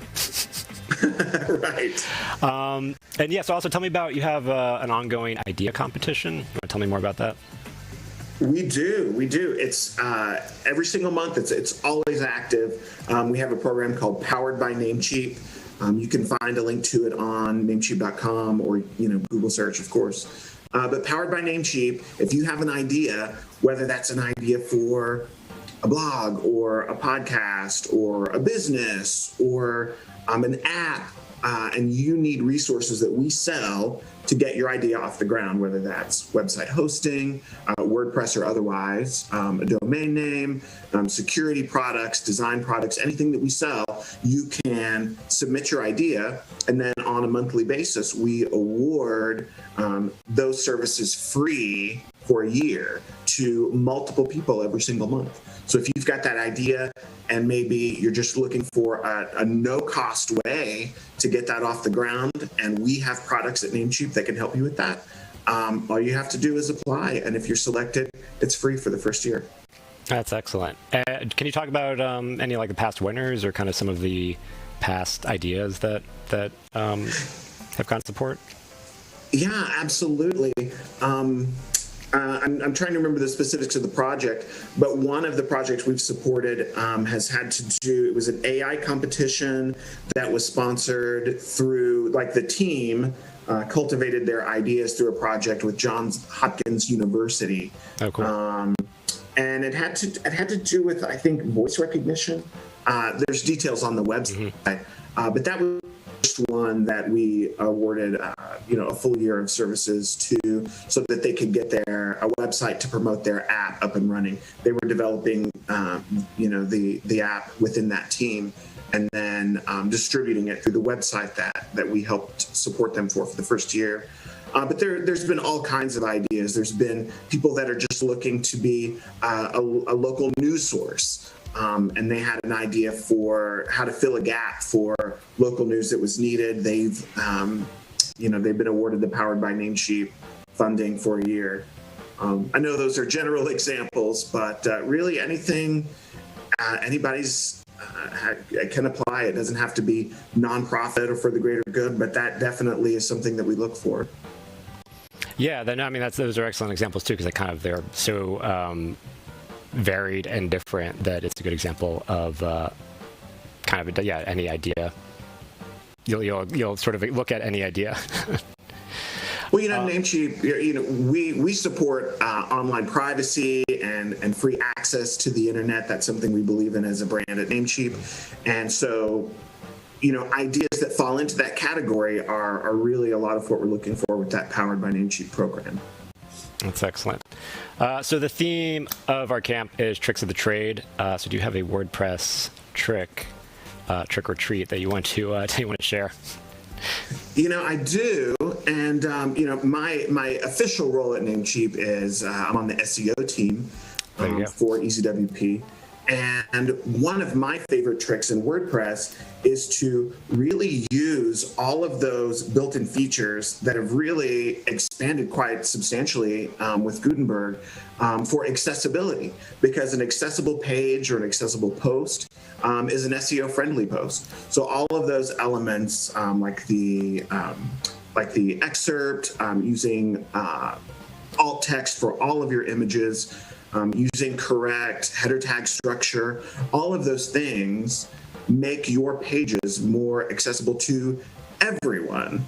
And in turn, that makes them clearer to search engines like Google, who crawl your pages. And so not only do you increase the engagement that real people have with your content, but the search engines like it too, because those algorithms understand your content better as well. So anytime I'm publishing a new piece of content in WordPress, I always make sure to maximize every single accessibility function that's available. Yeah, it's excellent. I mean, it's actually you bring that up too, because a lot of accessibility has been getting a lot of attention, rightly so. And but a lot of it is not just accessible. Anything that's good practice for accessibility isn't just for people that need other ways to consume your content, but it's just also good practice overall, and it's just good general captions. Meryl bringing up captions and stuff. It's not just for people who might need captions, but it's also just good overall user experience. Regardless of how you consume content. Yeah. I watched a presentation at WordCamp US last year, so I guess it would have been 2019, there in person about accessibility. And she made a really good point that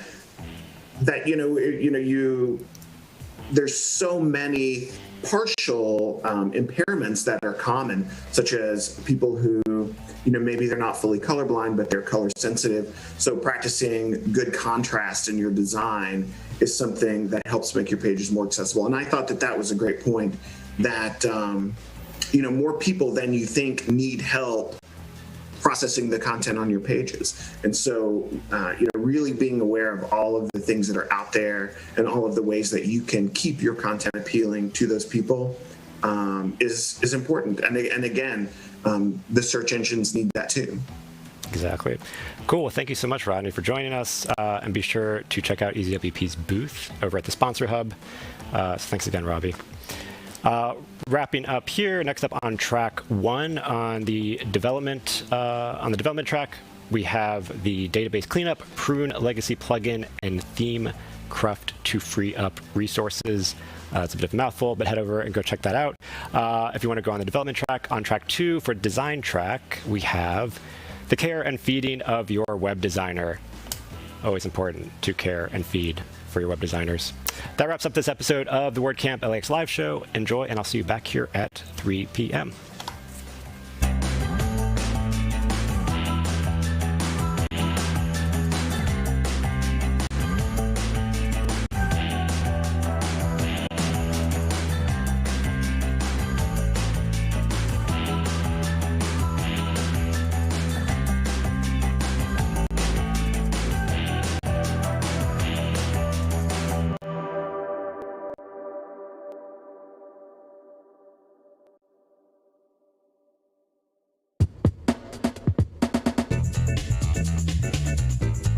I made that mistake. All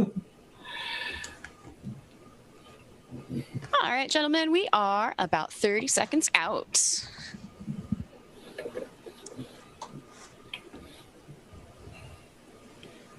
$20 seconds. Closing my lid.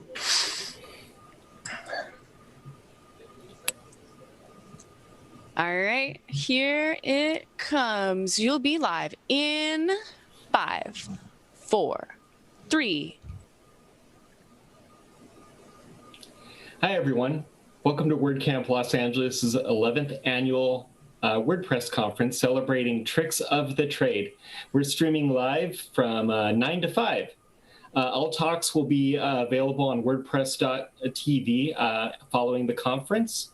And this session is the care and feeding of your web designer. Please welcome Rob Watson. If you have any questions, submit them in the YouTube chat, and Rob will answer them at the end of his session. Thanks. Hi, everyone. Thank you for attending my presentation. By way of introduction, my name is Rob Watson, and I'm an online business coach with 25 years of experience as a web designer and developer.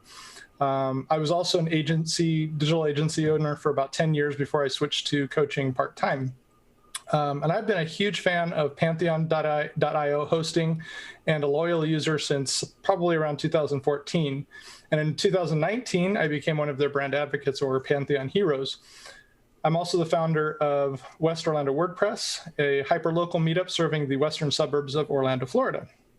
And we meet online every first Friday and third Thursday of every month, and everyone anywhere is welcome to join us. This presentation is a summary of my ebook, which is free to WordCamp LAX participants via the discount code WCLX, WCLAX 2020 through 10/18. And so my presentation is the care and feeding of your web designer. And the goal of my presentation today is to help clients and web professionals work together and to help them to achieve the desired business outcomes of their websites and to continue to want to work together. Even though I'm talking mostly to clients, this presentation should also be helpful to designers and developers and agencies in giving them ideas about ways to address problems and opportunities as they work with clients. I'm also mainly speaking from my perspective in my roles throughout the years as a former agency owner and project manager and web team manager and web designer and developer. In addition to the quarter century of experience I've had with this, I've also asked dozens of developers and designers for their wish list of things to include in this presentation. It was simply too much from their feedback to cover in the time frame that I had for this talk. So I'm going to focus just on a few of the most essential things, and the rest is covered in the ebook. So the main thing about having a successful client-professional relationship is to first understand the how and the why of bad projects versus good projects. I'll talk about clients and how they sometimes undermine their web professionals without even realizing it. And then I'll go into some tips and suggestions for how to make your current or future projects turn out even better. Clients can be anyone from a small business owner to a vice president or CEO of a major corporation. A web professional can be a freelancer, an employee of a web agency, or an employee of a company hired to do its web development, and pretty much everything in between. The goal of our interactions with each other as clients and web professionals is to move away from the outdated and task-oriented work and communication styles of the past. We want our team mindset to shift from being extractive or transactional to being more collaborative. Task-oriented work needs to transform into more business-oriented planning and execution. We also want our relationship mindset to shift from employer versus employee, a more adversarial approach, to being partners. And third-party agencies and freelancers aren't typically direct hire employees, so they ought to be treated a little bit differently in our interactions. We want our communication mindset to shift from commands to conversations. Commands drive a wedge between team members and stop creative thinking, but conversations unite and provide opportunities for innovation. So problems with projects are often rooted in the very beginning stages. And I want to explore via some role play in a kind of a comics format, both good and bad projects, to kind of understand how things can go wrong and how to make them go right. This first role play scenario focuses on the self-defeating mindset of a website being an expense. And I'm using a bit of over-the-top characterization to kind of humorously illustrate the basic truth of how way too many web projects fail due to this mindset. So here we have our client and we have our designer developer.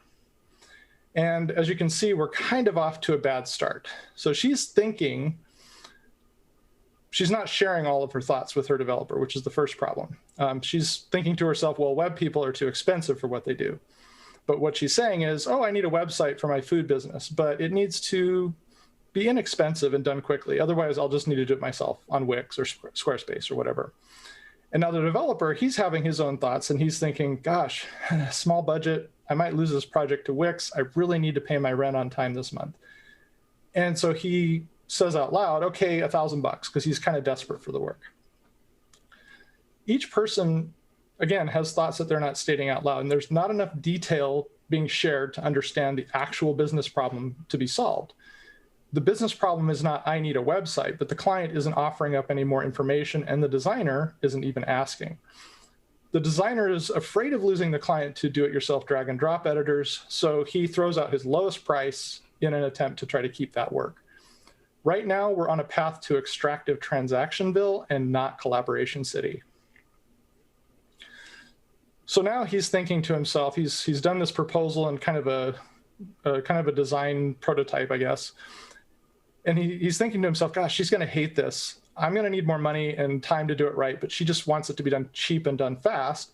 But he says, oh, here's the design. I hope you like it. So he's trying to put his best foot forward. And she thinks, this is not what I hoped for, but it'll do, I guess. But she just says out loud, well, close enough, I suppose. Here's 50% to start the project. So the designer, who's desperate for cash to pay his rent in his feast or famine existence, didn't bother to collect a deposit before beginning the work. That's another problem. He's actually giving away his hard-earned talent in hopes of creating goodwill with the client and keeping her from going to Wix, when what she could do is just screenshot his design or walk away with it and take it to someone else. So neither the designer nor the client is well served in this type of arrangement at all. But because of the client's initial insistence that the site be done inexpensively and quickly, the designer probably just looked at the business's old website and designed a refresh of what was there. What he should have done was asked for a budget range and specific requirements. But given the client's apparent attitude at the outset, he probably felt like, well, that will damage the goodwill he was trying to build. And the lack of work time he can fit into that $1,000 arrangement and not asking more questions leads him to kind of miss the design mark, and it leads to the client accepting less quality. So here he's saying to himself, well, at least this is better than any Wix site she could have made on her own. So he's done with the site. He's kind of put it together. And he says to her, well, here's the finished site. I hope you like it. She looks at it. She goes, not bad. Love the animations. But she says to him, okay, here's your money. Okay, thanks, bye. And so while he did add some sizzle to the site and make it look nice, and the project was turned around in time and on budget, the designer is about to find out that he built the wrong site. But given the time and money constraints, that's pretty much all he could do. So she's paid him and he's moving on thinking, well, that's all she'll need for a while because, she spent her budget. So here we arrive at 1 month later. So now she's thinking, well, I knew this was a mistake. I should have done this myself. She's thinking, these types of thoughts. But she's saying to him, nobody can find me on Google. I'm not getting any new customers. I need an estimate form. And he's thinking to himself, well, actually, you needed digital advertising, better SEO. But she's probably still focused on costs, so I need to keep my clients, and I better just do it as warranty work. So he says, okay, one estimate form coming up free of charge. So with her, buyer's remorse is setting in. She's beginning to realize that the site isn't quite meeting her real business need, which is getting more customers, being found in search, and a robust estimate form. Meanwhile, the designer is getting a bit peeved that she seems to have had unrealistic expectations for what he could do with only $1,000 of his work time and materials. And doesn't she know that exceptional sites need larger budgets and all of that? Well, it's too late now because now it's time to do some warranty work in hopes of salvaging that client relationship. So now she's thinking, well, this form is taking forever because it's now been another month. And she's saying, it's been a month. Where's the estimate form? And he says, uh-oh, that form slipped through the cracks. Sorry, I got a bunch of new paying clients. I'll get the form live this week. So that month has passed, no form. Designer completely forgot about it, and a fortunate pile of new work that came his way. And he thinks he needs another employee and some project management software, but those are going to have to wait until he can clear other expenses. So he's getting busier. And he's just completely forgot about this free form that he's now building his warranty work. But no excuses. Got to get that form done, even if he's not getting paid for that time. So she's thinking, this is a terrible experience. I need a new site designer. And she says to him, well, the form looks okay, but it's a week late and you're fired.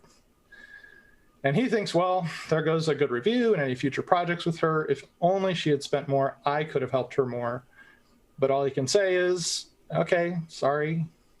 So the form's done, but so is the client. She just cannot believe that the designer didn't prioritize her free work. So she decides it's time to try somebody else. And our designer, well, he's giving up hope of a good review, future prospects. Oh, well, it's not like she's, it's not like the working relationship was really that positive anyway. At least he can focus more on the higher paying clients he's now doing work for. So a regular thing that we see in the web design and development industry is that clients wildly underestimate how much their ambitious website plans will cost. In fact, last night, I just saw somebody post in a Facebook group that I'm in about WooCommerce, where she spent an hour on the phone with a client who called her after hours. And when she finally got around to the budget, he said he had $50 to spend on a WooCommerce site. So it's not the client's fault, just like it's not my fault when the estimate my mechanic sends me for a car part comes in way higher than I expected. And I'm not a car parts expert, so what do I know? This is why initial communication and value-based delivery is so, so important.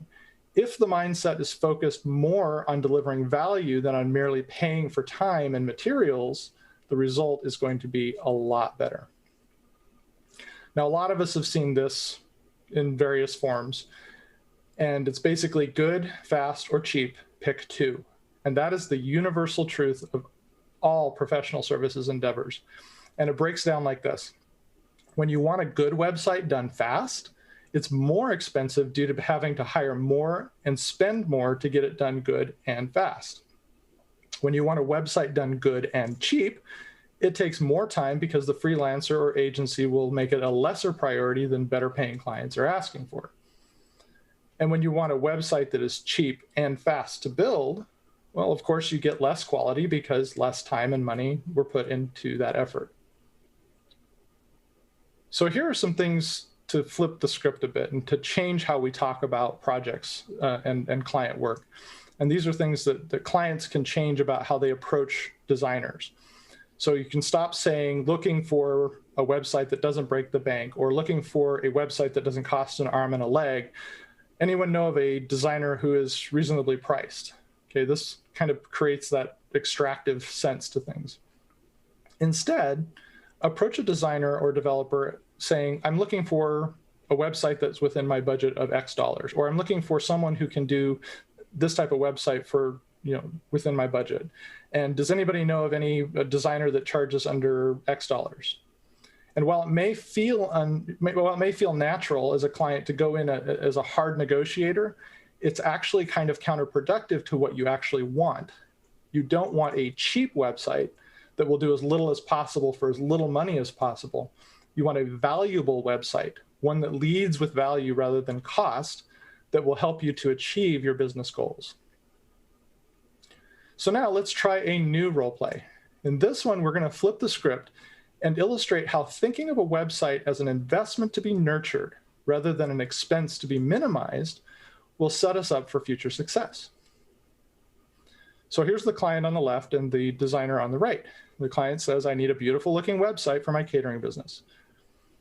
And the designer says, well, what do you think the website needs to do for you? What are your business goals? So the client states more specifically than the last client what she wants. She wants a beautiful website for a catering business. Now, even though asking for a budget number up front can sometimes be helpful in determining the size and scope the client can afford, especially if you think the client's going to try to lowball, rather than ask how much the designer is going to be paid for this, the designer instead asks what the client needs the website to do for the client and what her goals are. Notice that colors, fonts, images aren't even on the table yet. She just wants to know the desired outcome.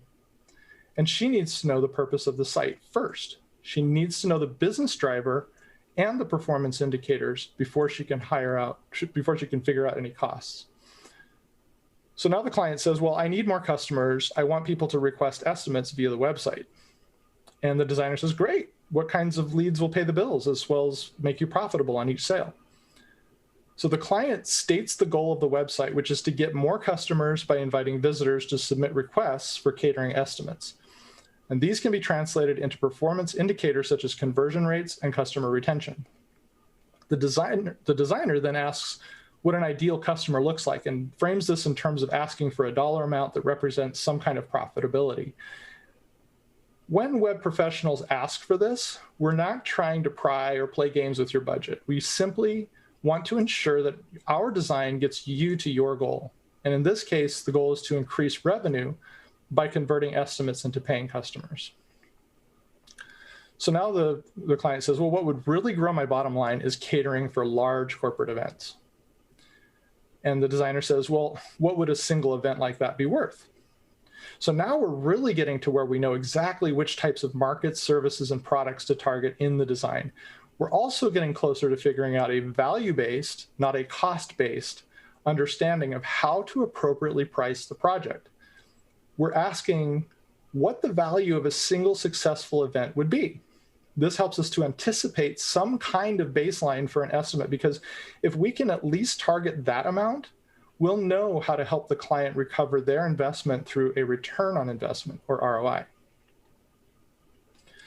So the client says, well, at least $10,000 in profit per corporate event is a pretty good figure to start with. So this is pretty big. And so the designer says, well, what are your competitors doing in this space? Now we know that these are big ticket services for a big audience and not just a few $100s worth of meals for a small group or a wedding. That considerably changes the style and gravitas of the design from a personal mom and pop catering system to this event had better be phenomenal, because their attendees represent potentially millions of dollars to the caterer's customers. Does that sound like a $1,000 website? I mean, sure, that'd be a great price for the caterer to pay, but in fact, it'd be actually a huge steal. But a mere $1,000 of design effort, or only about, I don't know, 13 hours of effort at $75 an hour, that's on the low end, is not going to go far in building a site capable of pulling in a $10,000 ticket average per event. So especially if competitors are investing many times more than $1,000 on their sites to capture the same business. So the client says a couple of competitors offer large event services, but customers can't get instant quotes from them. The designer says, well, would you like a customized instant estimation process? So in this case, the client has first mover advantage. She's the first person in her space to be able to offer a competitive advantage. And she'd be the first in her local marketplace to offer instant quotes. But the technology end of it doesn't really occur to her until, through a collaborative session, a design technology professional points out how she could help the caterer differentiate from her competitors. We know lots of techniques because we've seen and we've built lots of techniques.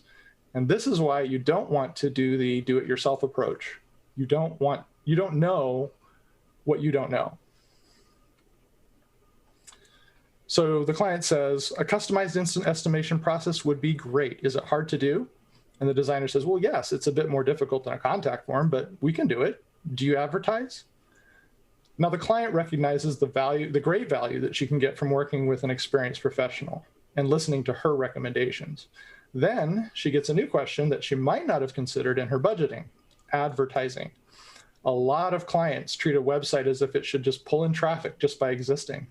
This is not the movie Field of Dreams. If you build it, nobody will know you did. You have to advertise, and advertising is expensive. So just, moving forward here, the client says just word of mouth. And I've boosted some Facebook posts, but I don't know whether I'm doing it right. And the designer says, well, we can do the ads and improve your SEO. What about e-commerce? So word of mouth and the luck of the draw on search engines is wishful thinking, not a strategy. You need to actively work a site to ensure it's set up correctly for search engines to find it. That kind of knowledge is not just a tutorial away. It's institutional knowledge that comes from hardened and long-lived experience in a specialized field. It's part reading statistics and part reading tea leaves to figure out what the search engines want. Boosting Facebook ads and spending a few $100 on Google ads is never going to be effective. You have to spend sometimes several thousand just to get to the level where the algorithm learns enough about your audience's click habits to effectively deliver ads. Then you'll start to have success, but not with just some pocket change advertising here and there. So now the client is thinking of doing e-commerce later, and she says, can it be done for a reasonable cost? And the designer says, well, it won't be inexpensive, but giving local corporate employees attending these events the ability to order your meals on demand would result in repeat business, and instant food ordering is on the rise. So initial costs can be recovered quickly. The client correctly guessed that e-commerce was going to be expensive. She has a variety of dishes with complicated product variations depending on things like allergens in food, vegan meals, packaging, delivery options, quantity ordered, dozens of other things. The fulfillment process is going to be a nightmare in a lot of ways. And it's another factor that has to be considered in the investment into an efficacy of e-commerce. But lucky for her, the designer has seen and done this kind of thing before and can bring those lessons learned to the engagement. Not cheaply, but correctly. And with a solid website design to back it, The initial investment into e-commerce development can be recovered in a reasonable time frame.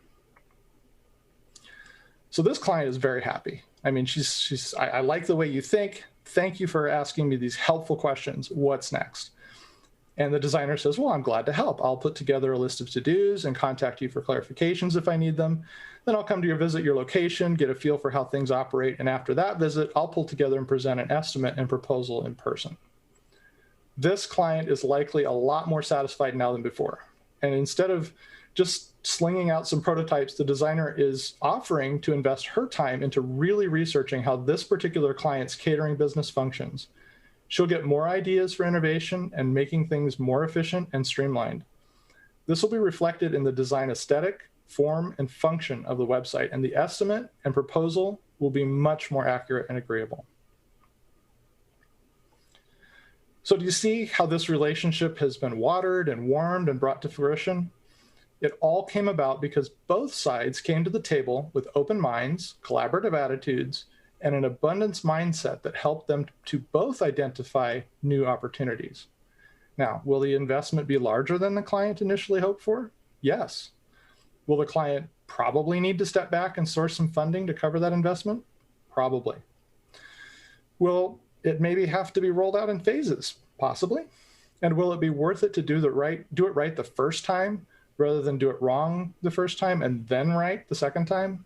Yes, every time. Okay, now for a little bit more humor. And this is a list that designers and developers have often pinned to their home office walls, cubicles, break room bulletin boards, etc. It represents the general frustration web professionals feel when they suddenly cease to use a mouse and keyboard to build the website and become the mouse and keyboard that the client uses to design their own website. Or worse, watch the billable hours disappear when the client decides to, quote, take over because the designer isn't doing it right, only to be later blamed when the website didn't work out as planned after the client took things over. This is not a good situation for anyone, not the client, not the professional to be in. But how does this happen? The client hired someone to do the job. Why not just let them do the job? Well, as it turns out, there's actually a name for this phenomenon. It's the Dunning-Kruger effect, which is a cognitive bias in which people with low ability at a task overestimate their ability. Now, if you find yourself in a significant amount of this effect, then web design, as with solo skydiving, is probably not for you. Notice how web professionals operate in a range approximately 1/4 to the right of the graph, where knowledge and confidence start to rise more rapidly. There is a lot of knowledge in this field to have to be familiar with to become an expert. And I would also add experience to that mix. I probably underestimated it quite a bit in this graph. No one person can know or have enough experience in all the things to be effective. We specialize, and that's why web agencies are often more efficient and produce better websites than solopreneurs or freelancers doing gig work. If I specialize in Photoshop, HTML, and CSS to produce a design, but I don't know how to program in JavaScript, jQuery, or React for the more dynamic parts of the site, I'm going to need to hire a specialist or subcontract that out. And that cuts into the profit of the engagement. So that gets built into the fee for services. It's fair because it's the same price the client would have to pay to have that same code written in a do-it-yourself scenario. Either way, if you as a client are a beginner at any of this and your confidence is high nonetheless, such that you begin to trust yourself more than your professionals, your likelihood of failure just got greater due to Dunning-Kruger.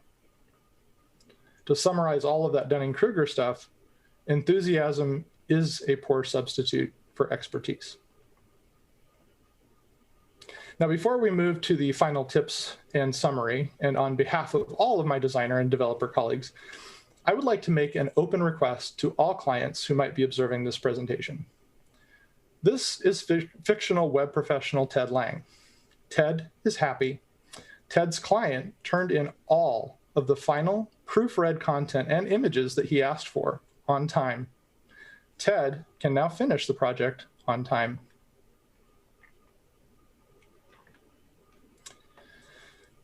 So let's summarize what we've learned today. Number one, if the person or agency is not on your direct payroll, the relationship is different than the one you would have with a direct hire employee. With employees, you get to dictate the time, manner, place, methods, certain restrictions, and other things about their work. But with contracted agencies and freelancers who work for another company or for themselves, you as the client are in a more of a contractual or partnership relationship. Each side has its protocols, preferences, and prescriptions for how things will work. It's a negotiation, not a my way or the highway situation. Allowing people to openly share their ideas is the core of innovation. However you approach creativity, allow people to have a voice without instantly critiquing what they put on the table or on the whiteboard. Let 1,000 ideas emerge and put trust in the team that you've hired that they'll narrow those ideas down to just the ones that are most likely to help your business succeed. Number 3, agencies are run by humans. Freelancers are human. They make mistakes. While habitual offenders should be dealt with accordingly, most times a blunder is just due to an honest oversight or a lack of information or communication. So use that situation as a way to review processes and determine where each side can do better. Strengthen the relationship, because you want to have this person working for you for a while. Number 4, web professionals are, by and large, happy to take accountability and credit for their work. If something is lacking, don't use strong-arm tactics or guilt. Just talk to them about it. If you feel like financial compensation or discounting of a service is in order, don't hesitate to bring it up, but don't be surprised if the agency or freelancer attempts to defend their work and pushes back on offering a price break. Number 5, it's tempting to drive a hard bargain when buying services in high dollar amounts. Some agencies and freelancers will negotiate, but many will not. We operate in a highly competitive and fluid market, and many of our costs are fixed. We don't have a lot of wiggle room to decrease our prices.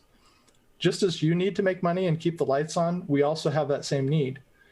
If you don't yet have enough capital to spend on your project, waiting until you have it can be an option.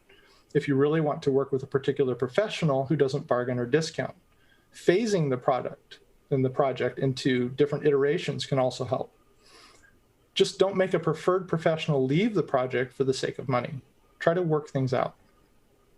And finally, number 6, don't add filtering to your way of talking about the project. Examples of filtering include phrases like, you probably won't be able to, or I don't think this can work, or I guess that's too expensive. The one we especially don't like to hear is, it wouldn't be that hard to do XYZ, would it? So let us do the estimates and let us be accountable for them and let us communicate with you about them. Thank you again for attending my presentation, and I hope it was valuable in helping you to create a successful relationship with your web designer. If you'd like to learn more about this topic, please download my new ebook at webadextras.com/ebook. It's currently free for WordCamp LAX attendees through October 18th with the discount code you see on the screen. Individualized coaching is also available, and have a great day, everyone. Oh, wow. Thanks, Rob. So I do have a couple questions for you. Sure. The first one comes from Jennifer Jones, and she's asking, when should you bring up the budget when speaking to a new client that you haven't spoken to yet? That's a great question. I wish I could say at the very beginning of the conversation, and the reason I won't say that is the case every single time is because you kind of want to get to know a little bit more about the client's personality, because some people will respond better to that than others. So ask a few questions, but definitely have that conversation earlier in the first call than not, because I've had great conversations with people that I thought were going to be able to spend, what it was going to actually cost and still keep me profitable. And they were great people, and we got along really well. But by the time we got to talking about the budget, it turned out that they were just way underfunded. And there was really nothing I could do for them. I had a conversation with a guy who wanted to start a real estate website, and we had a great conversation. And then at the end, he said, well, I have $100. Oh, no. And I said, well, I can do a really quick landing page for you. And he said, well, I need to be able to maintain it. And I said, the only way I can do that for you that I don't recommend is Wix. He said, well, whatever it takes, I just need $100 website. And I said, let's meet at Dunkin' Donuts. I'll slap it up in an hour and we'll get you hooked up and off you go. And I never saw him again. And I don't think he's in business anymore. So I'm not going to lie. I've ran into a few people like that. And I'm pretty sure there's several people in the chat that have had similar experiences over the last couple years. Oh, yeah. It's way more common than people realize. Yeah. Okay, so I have another question from Joseph Kahn. Okay. Do you use metrics like triple constraints, price, quality, time? And this is me. Admittedly, I don't know what that question means, but I hope you do. Can you repeat that last, what the three things were he was asking about? Yes. Do you use metrics like triple constraints, price, quality, time? Yeah, I'm not familiar with triple constraints. I guess it's talking about price, quality, and time. So that like the good, better, or the good, fast, and cheap is probably. Oh yeah, the infamous Venn diagram, right? The Venn diagram. Yes. So he's basically asking, how do you measure those things, right? Yeah. I think that's what he's asking. Would you have a guess at an answer? Yeah, so I think, well, beauty is always in the eye of the beholder, right? Ultimately, it's the client who has to be happy. But I think good is actually measured in the result, right? It can look great, but perform terribly. Like it can be really beautiful and like just take forever to load. It can be really fast, but also not, have a very good call to action or a good click funnel, right? You want to make sure that you're looking at the site holistically and determining, okay, so we've built this beautiful site, but does it convert? Those are the KPIs that you really need to talk about right up front, along with the budget, and say, what are you trying to do here? And how do we measure that? How do we find success? What does success look like is a really great question to ask.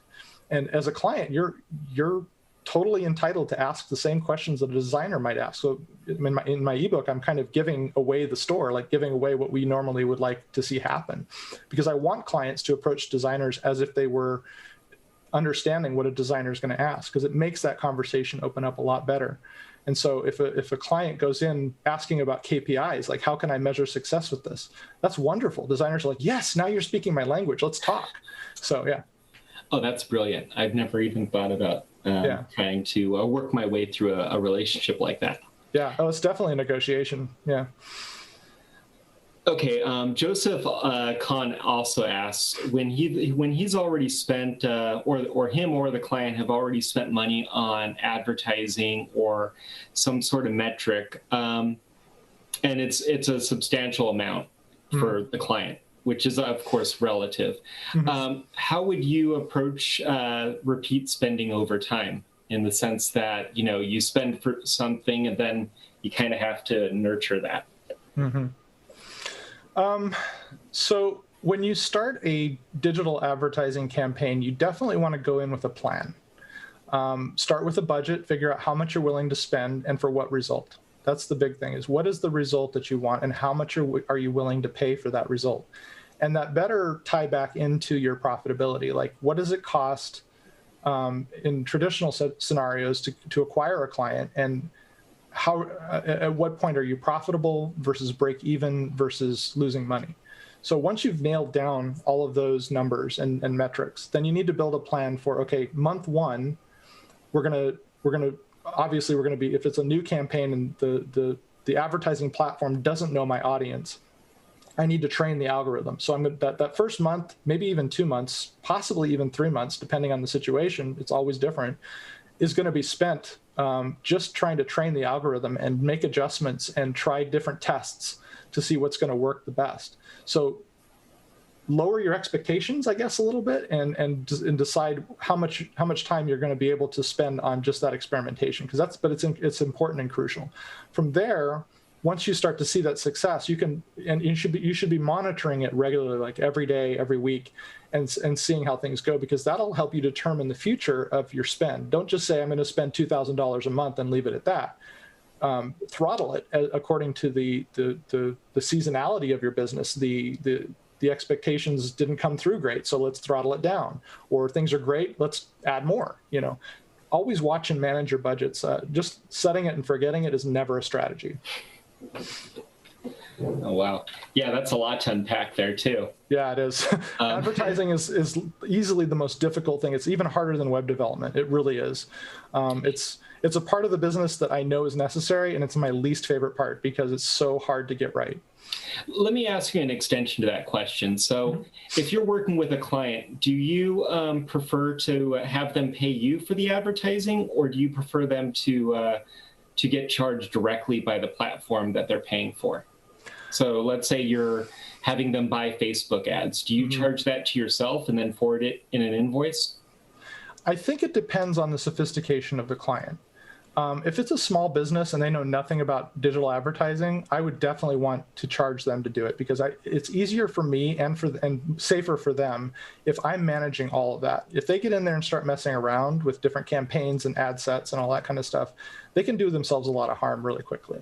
And so it's a lot easier on the relationship between you and the client and the advertiser if they're paying you and just saying, make this happen for me, because then you have accountability. You're not competing with them for control. With larger organizations that already have an established marketing team, I think the better approach there is to train them. And if they already know how to do advertising, great. Just be there as a resource. Team up with them, offer to help with setting things up and all that kind of stuff. But in that case, it's sometimes easier to just let them spend their budget. They've already established a protocol, accounting wise. They have a marketing budget. They do that kind of stuff all the time. So I guess the full answer is just it depends on the size and sophistication of the client. Oh, fantastic. That was great. So I have a couple questions that I'm actually asking you. Sure. Because I was curious about this. What do you recommend in terms of hiring remote work to extend the ability that you could serve to your clients? Yeah, remote work. Yeah. So I've actually written about this in my ebook, and it's fine to do if you know what you're getting into as far as like the time zone and the cultural and linguistic barriers. And it's even better if you have a project manager who's actually more experienced in handling all that you do, and is skilled in translating what happens like 24 hours away from you into a website that you'll kind of be able to grow with. And just also remember that you want to approach every project with an investment mindset, like we said earlier, rather than with an expense mindset. So it's often the case that even though you might save a ton of money going overseas or doing hourly billing, from another country where the cost of living is lower and things are cheaper, you're probably going to get more investment value from working with someone in or closer to your own time zone who understands, I guess, the cultural and language implications and nuances of your local and national market. So for example, if I'm a realtor in the Florida area, right, I know how people think about housing in this area. And I know how Disney in the Orlando area causes lots of rental, homes to become rental homes. And so I know a lot of the different nuances. I know how to talk about the market, and I know how to build a website based on those pieces. And so hiring somebody from another country who isn't familiar with the local market is going to kind of mess with that. So you want to be careful. At the beginning of your talk, you spoke about clients with like really strict requirements and tight deadlines. Would you be able to elaborate on why creating and meeting deadlines is such a big deal when working with a client? Yes. This is actually one of the reasons I actually closed down my digital agency and started doing part-time coaching. And that's why I'm doing this presentation, is kind of a way to really help people. It's like the client whisperer or something. So when clients delay in getting content to a designer, it delays the whole project schedule. And even if the client is okay with delaying that schedule on their end, it has potentially severe impacts on the agency or the freelancer side. So when a project is paused, that typically means that the income flow from the project also pauses, and that can lead to the designer prioritizing like other paying clients who are delivering their content on time. It means moving developers from slow project A to fast project B. And if there's no fast project B and no new work is in the foreseeable horizon, then that's kind of when the layoffs begin. So it's like a big domino effect. So by the time slow project A's patron is ready to hand off their late content or finally makes their decision on something, there's probably not even going to be a team left to even work on it. So it's costly for the client as well, because most designers and agencies will include a clause in that contract that the client signs that states that if content deliverables and decisions are late, the designer is going to have to bill extra to quote unquote restart the project because it's been paused. They haven't been able to work on it. And when that momentum of a project gets lost, so is the productivity. You don't have that drive anymore, and people are distracted by other stuff. So it takes a lot of effort to get back to where we left off with that project, or for a new designer to take it over. So especially if our hands are like on dozens of other fast velocity projects and we're running around like crazy, suddenly client comes back and says, oh, I've got my content. And we're like, great, stand in the back of the line. I've got 3 other clients that are actually like, giving exactly. me the information I need, and working with them now. Yeah. I had a project like that earlier this year where I sent them information and didn't hear back for like 60 days. So I was like, okay, I'm just going to have to set this aside. Yeah, my agency was a remote agency, and all my people were freelancers, and I couldn't keep them. Like they went off and did their own stuff, and I lost them. I'm like, I'm sorry, I don't have any freelancers for you anymore. Oh no, that's terrible. Yeah, that's why I closed. I was just like, I'm tired of this. So I'm just not doing this anymore. So we're wrapping it up. I've got a few comments, no other questions. Okay. But you answered both of Joseph's questions, Joseph Kahn, both of his questions precisely. Perfect. And Jennifer says thank you. You're welcome. You're welcome. Very welcome. So thanks, Rob. Everyone, give Rob an emoji applause in the chat, since we can't really do this together. Thank you so much. But stay right here for the live show. That's going to be happening in about 2 minutes or so. And then we can continue this conversation with Rob in the hallway track. Go over to WordCamp Los Angeles's website for a link on to how to get over to there. And just a reminder to, if you haven't done so already, you probably have, to register and get your Slack connection information so you can chat in the WordCamp Los Angeles Slack. Cool. Thanks again, Rob. It was good talking to you. Likewise. Thank you.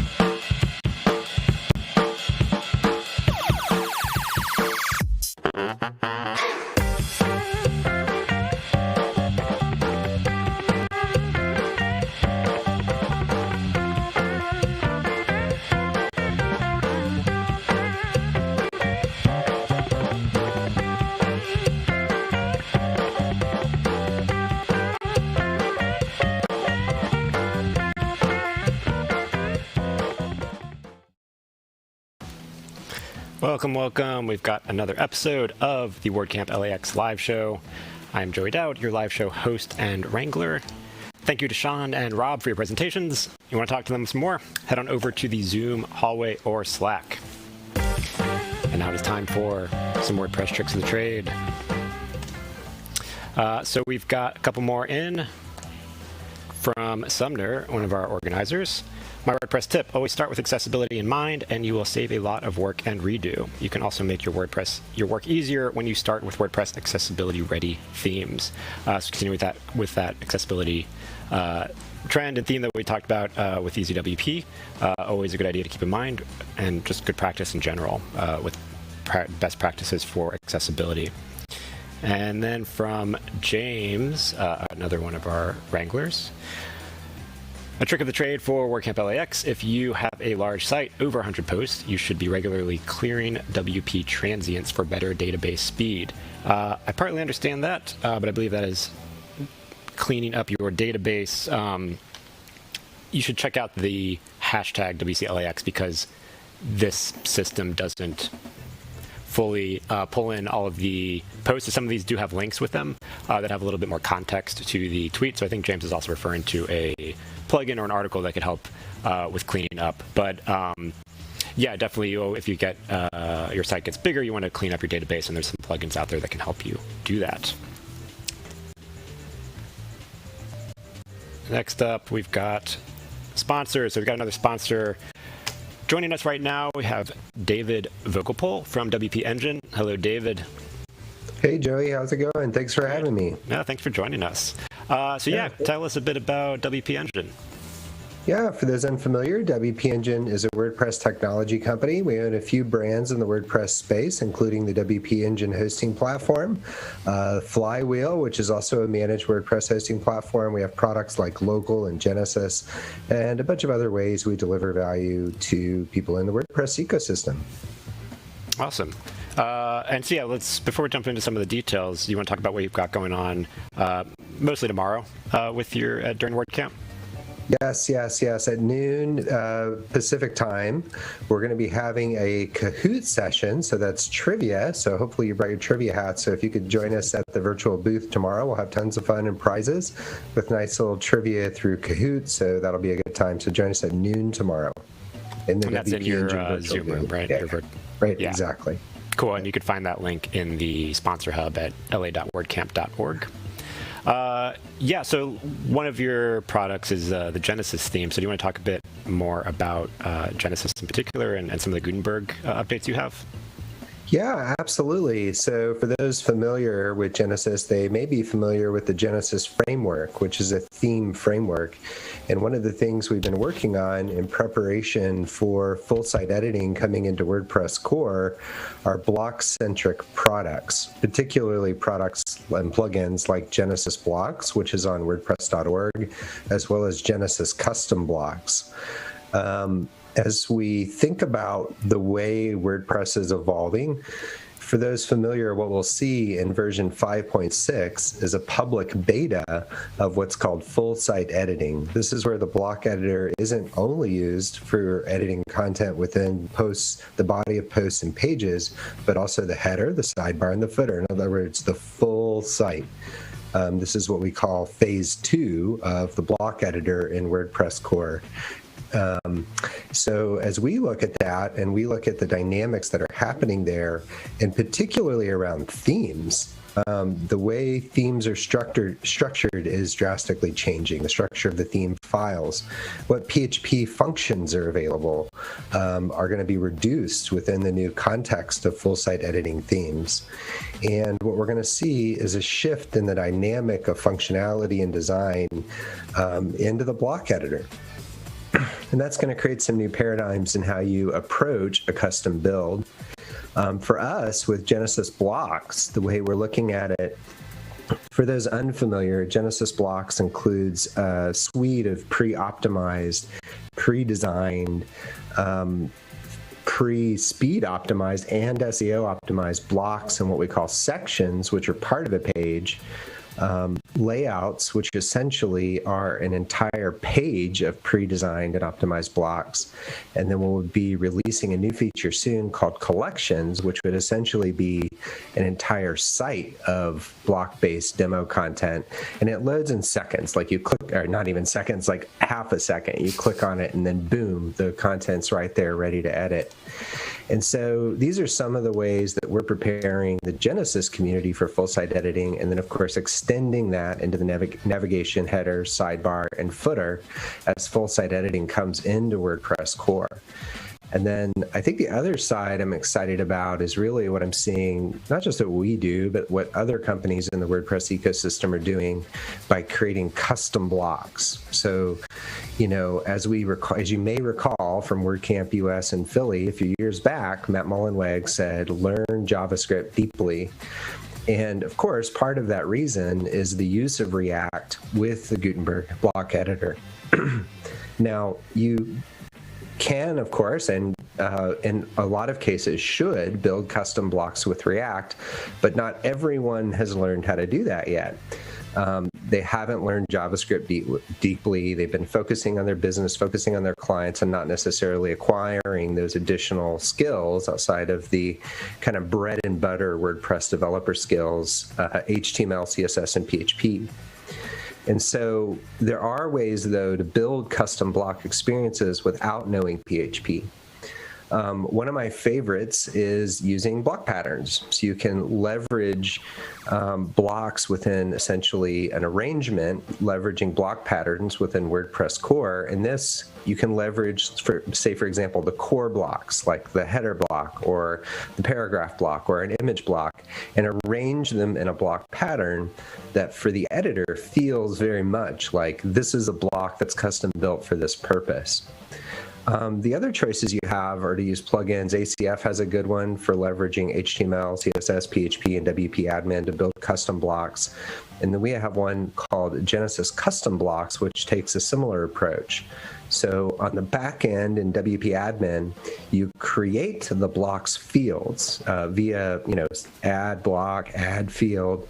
You then select the type of block, type of field, is in an image, a text field, color field, and then where you want the field to appear, within the block or within the inspector panel. Once you create the fields, then you would create CSS and PHP files within the theme, and you can actually also do this within a plugin, and that's important for full site editing because we'll be spending more of our time in PHP and those plugins than in themes. But through your bread and butter WordPress developer skills, you can create your own custom block, including your own custom PHP to make the block do things like integrate with other things. But the collection of these things, Joey, I'm super excited about because this is a big moment in WordPress history as the default editing experience, goes through these next set of phases. And if we look historically at WordPress, at these moments when technology is introduced, we see an explosion of innovation, what agencies do with WordPress, what entrepreneurs do in terms of starting new businesses. We saw this with custom post types back in 2010. WooCommerce came out shortly after that. WP Engine came out shortly after that, and a whole host of other companies. So I'm really excited to be in this moment. But that's what we've been thinking of and kind of building towards with Genesis blocks and Genesis custom blocks. That is a lot of exciting updates. That is a lot of a lot of stuff coming. So many things happening, Jerry. So, I mean, on a high level, this is basically taking the sort of more visual approach with Gutenberg and a lot of like being able to build blocks and drag and not to oversimplify it, but drag and drop and a little bit more of a visual design or like a WYSIWYG kind of editor, and expanding that where you can customize your entire website, not just your blog posts. Yeah, the block editor being extended into the navigations, you can build out your navigation with more intuitive tools, the sidebar and the footer, of course. And I think the thing people get a little confused about is that you can't do custom things with the block editor. My point is that you absolutely can. You can build those custom blocks. You can make them look and behave however you like. And the way I view it is not abstracting out the development work or abstracting out what the value of those teams are doing, but rather amplifying it. When WP Engine adopted workflows that included these type of approaches, we were able to get ideas to market faster. Our development, our web development team had less what I call soul-crushing landing page tickets. Like, they were able to build cool stuff and cool blocks that integrated with things, and build more valuable things that were helpful to more people and more content creators. So that's the part I'm most excited about. I think the ease of use is fantastic for the novice, but the scale of innovation that it delivers to dev teams is, I think, what I'm most excited about. What would be your, to do a custom block, what would sort of need to be your expertise level in development languages or programming languages? I don't have really much of a development background, so like what's sort of the, if I kind of wanted to dabble with customizing and custom blocks, what would be that, the next step I should do? Yeah, ideally, you're at least going to need to know some HTML and CSS in order to do those custom styles. Now, blocks themselves, of course, will have controls, design controls, which are located in the inspector panel on the right. Now, with the design controls, you can modify things depending on the block, like the background color, font color, certainly the images contained within the block, and other design elements. You're not really moving it around like you might with PowerPoint or Google Slides or something like that. Most of the blocks do follow a set pattern, but they will often have options within the blocks that allow you to modify the design, like how many rows are in a table and so on and so forth. But HTML, CSS, and a little PHP will get you there with Genesis custom blocks and ACF, and also block patterns. Cool. Real quick, because we've got a couple seconds left, your trick of the trade, your 10-second version of your trick of the trade. Yes. Make your own URL shortener with WordPress, install the Pretty Links plugin, register a short URL, and never compete with anyone for shortened URL slugs again. I love That's that one. my tip of the trade. Well, thank you so much, David. Really appreciate you coming on and dropping a bunch of updates. That's awesome. Thanks, Joey. Coming up next, got real quick. Next up on track 1, which is now community themed, we have inclusive content strategy, and on track 2 in design theme, we have who cares about UX, case study, UX before and after. That wraps up this episode of the WordCamp LAX live show. Enjoy the talks, and we'll see you back here for our final live show of the day at 4 p.m.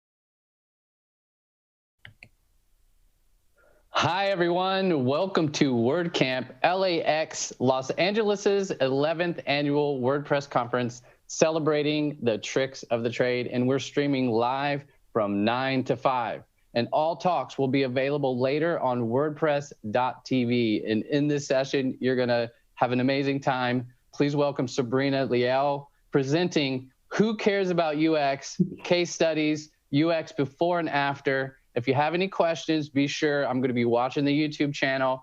We will queue them up, and Sabrina will answer them at the end of her talk. So take it away, Sabrina.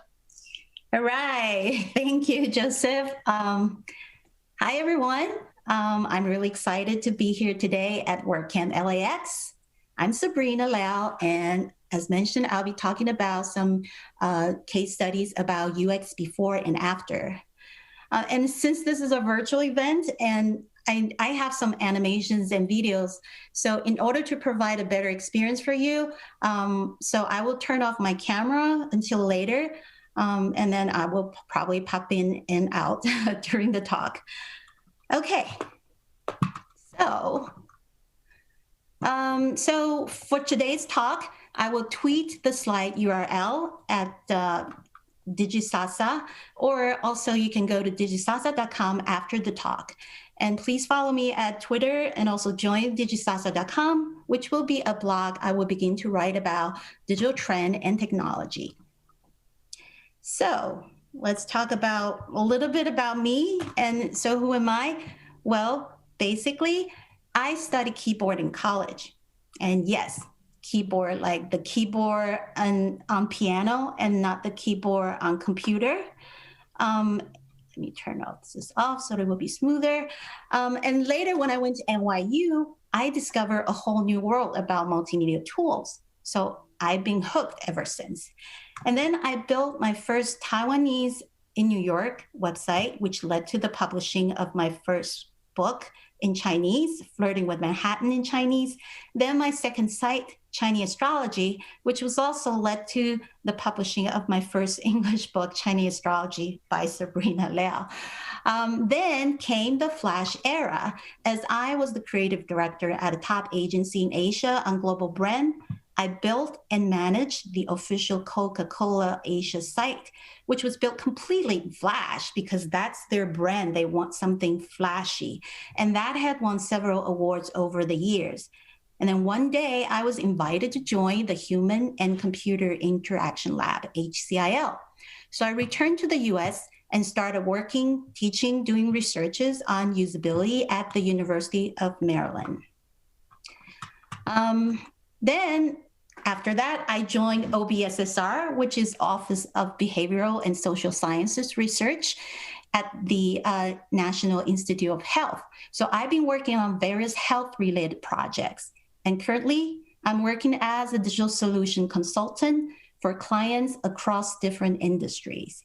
And since 2019, last year, I've decided to be more involved in the WordPress community. So I've been giving talk at a couple WordCamps worldwide, including WordCamp Taipei, WordCamp Riverside. WordCamp DC this year was unfortunately canceled, so hopefully we'll have that again next year. And that was a lot of fun talking at these and attending those WordCamps. So I definitely hope to talk at many more WordCamps in the future. Okay, so what is the agenda today? Well, first of all, we'll talk about what is user experience and who cares about UX. And then I'll give some examples about UX in real life. And we'll talk about user experience examples in digital world. And of course, we'll talk a little bit about user experience in 2020 and beyond. So what is UX anyway? I mean, I'm sure there's a lot of different descriptions about this, but I like a very simple one. And user experience is how a person feels when interacting with blank. Okay, so this blank could be an app, a device, a website, a dish, a place, or even, a pill or a vitamin you're taking. And it's just literally almost anything in the world.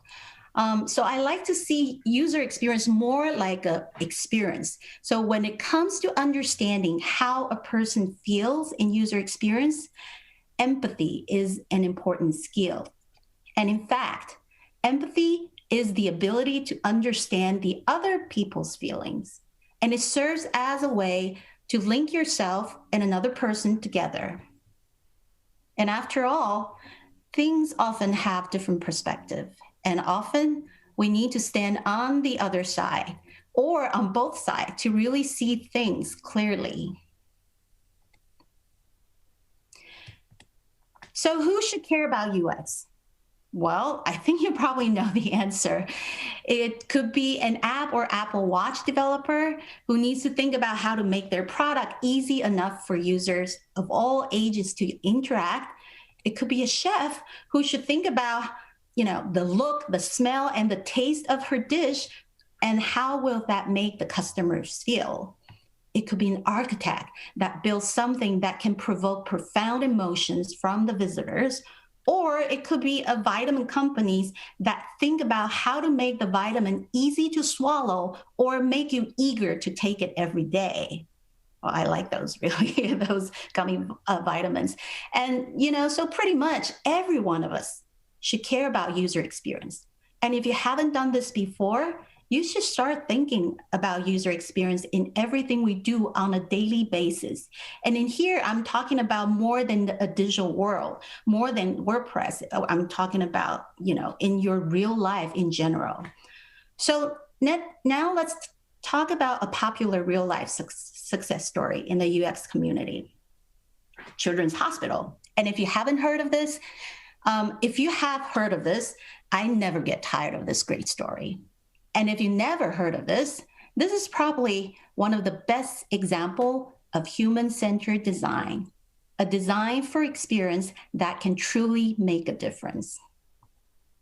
So as we all know, visiting a doctor is hardly a pleasant experience. I mean, take myself as an example. Growing up, I was so scared of visiting doctors that I've once threatened to jump off the car on the ride to the doctor's office. Or another time, I ran out of the dentist's office and forced my parents to chase me around a parked truck. Yeah, just like that. Except my parents definitely didn't look, like this. They were a lot more upset when they were chasing after me. So let's just say that I have tried all kinds of different ways to escape doctor appointments the best I can. And if I was feeling that way about seeing a dentist, I can hardly imagine how kids would feel if they need to take MRI or operations. And Doug Dietz, an industrial designer, had a profound experience at a hospital when he saw a little girl who was crying on her way to a scanner he designed. So he suddenly saw the situation with the eyes of the girls and see how scary and intimidating the scanner and all these signs and equipments appear to be. I mean, everything in hospital is intimidating to me. And as the technician began to call an anesthesiologist, Doug had learned the hospital routinely sedates scare kids for their scans, about 80% of them. I never knew about that. And it's simply because kids are so scared that they can't lie still long enough. And as the technician began to call for so Doug realized that there is a new challenge for him to create a scanner for children to make the experience not only less scary, but also enjoyable. So he learned about a human-centered design approach from a workshop he took at Stanford D School and began to observe and gain empathy for young children by talking to child life specialists, experts from children museums, and also doctors and staff from hospitals. And in the end, he created these Adventure Series scanners and was able to get it installed as, pilot programs in the Children's Hospital at the University of Pittsburgh Medical Center. And this is another scanner from the series. It's called Coral City. And in this design, in addition to changing the entire interior of the MRI machine and room, he tried to design an experience that tickled all the senses, including aromatherapy. So there will be fresh water or lavender scent coming out in the room, or soothing jungle ocean music or sound effect. And best of all, they've told kids they might see fish jumping or other surprises if they can lie still long enough. And needless to say, all the kids lie as still as possible because they hope to see these fun surprises. And ever since Children's Hospital at the University of Pittsburgh Medical Center launched those new adventure series, their patient satisfaction rate went up to 92%. And best of all, kids' sedation rate has dropped from 80 to only less than 1%, or 2 kids in a year. And I really think it's amazing how this design can change so much. And this concept, as it becomes more popular, we can definitely see more and more children's hospitals changing their MRI rooms. I mean, here's one at Ann and Robert Lurie Children's Hospital of Chicago. And here's another one. It's an underwater adventure MRI at the Rady Children's Hospital in San Diego. So you can see that all these children's hospitals are adapting this idea. And in fact, if you Google children's MRI design in image search, you will find so many wonderful photos of these newly transformed MRI rooms for the children's patient. And if taking an MRI is scary for children, imagine how scary kids would feel before surgery as they are pushed to the operating room on a hospital bed. And that's why many hospitals now put some thoughts to hopefully ease the fear and anxiety children go through before taking them to their surgeries. And here's seen in this photo is one of the most popular ideas lately. Doctors Medical Center in Modesto, California, began to provide those mini cars for the patients to ride to the operating room. And if you ask me, this definitely beats being pushed to the operating room on a hospital bed. Here's another one, as the San Diego Children's Hospital unveiled a collection of remote control luxury mini cars.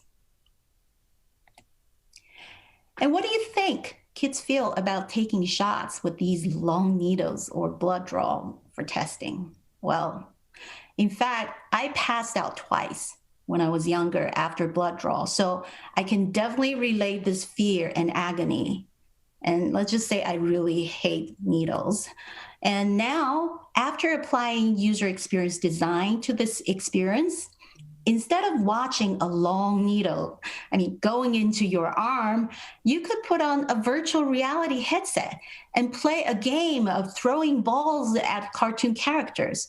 Or you can take on an exciting virtual reality ride, roller coaster ride at an amusement park during a 5-minute skin biopsy.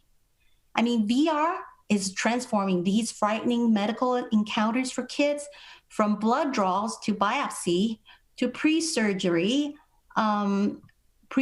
prep into more tolerable or even enjoyable experiences. So I don't know about you, but I think I will need to put on these VR headset when I have my blood draw next time for sure. Now let's take a look at one of the most successful digital UX story, Amazon. And some of you may have heard this before, but if you ever shop at Amazon before, you probably are familiar with the Amazon's famous one-click order button. And Amazon filed this one-click patent in 1997 and was granted in 1999. And nowadays, whether it's called a one-tap or one-swipe, you name it. But in short, this famous button enables existing customers to make purchases with payment and shipping information entered by the users previously. So in fact, one-click shopping removes the single biggest friction point for shoppers when completing an online purchase, which is the checkout process. And although the patent expired in 2017, there's no denying that perhaps this invention, this button alone, and the patent of the one-click button made Amazon the online giant it is today. And because this single UX design reduced the step for user to complete annoying and repetitive steps, and further improve brand loyalty to customers. And there's data saying that nowadays, more than half of Amazon customers use this one-click button on their app when they make purchases. I use it all the time, so I'm sure you find that very handy as well. And here's another Amazon success story. First of all, Amazon is one of the biggest online stores and one of the first. And then they also spend a lot of budgets and effort on improving their user experience. So the other success story is the famous $300 million button. And we all know the normal checkout process is usually like this. You add to cart, you add the items to your cart, you press checkout, And then there is a pop-up window asking you to either log in or register before you even complete your orders. And most of the online store owners and developers, they always assume that everybody will be, yay, I'm so happy, I will want to register a new account when asked.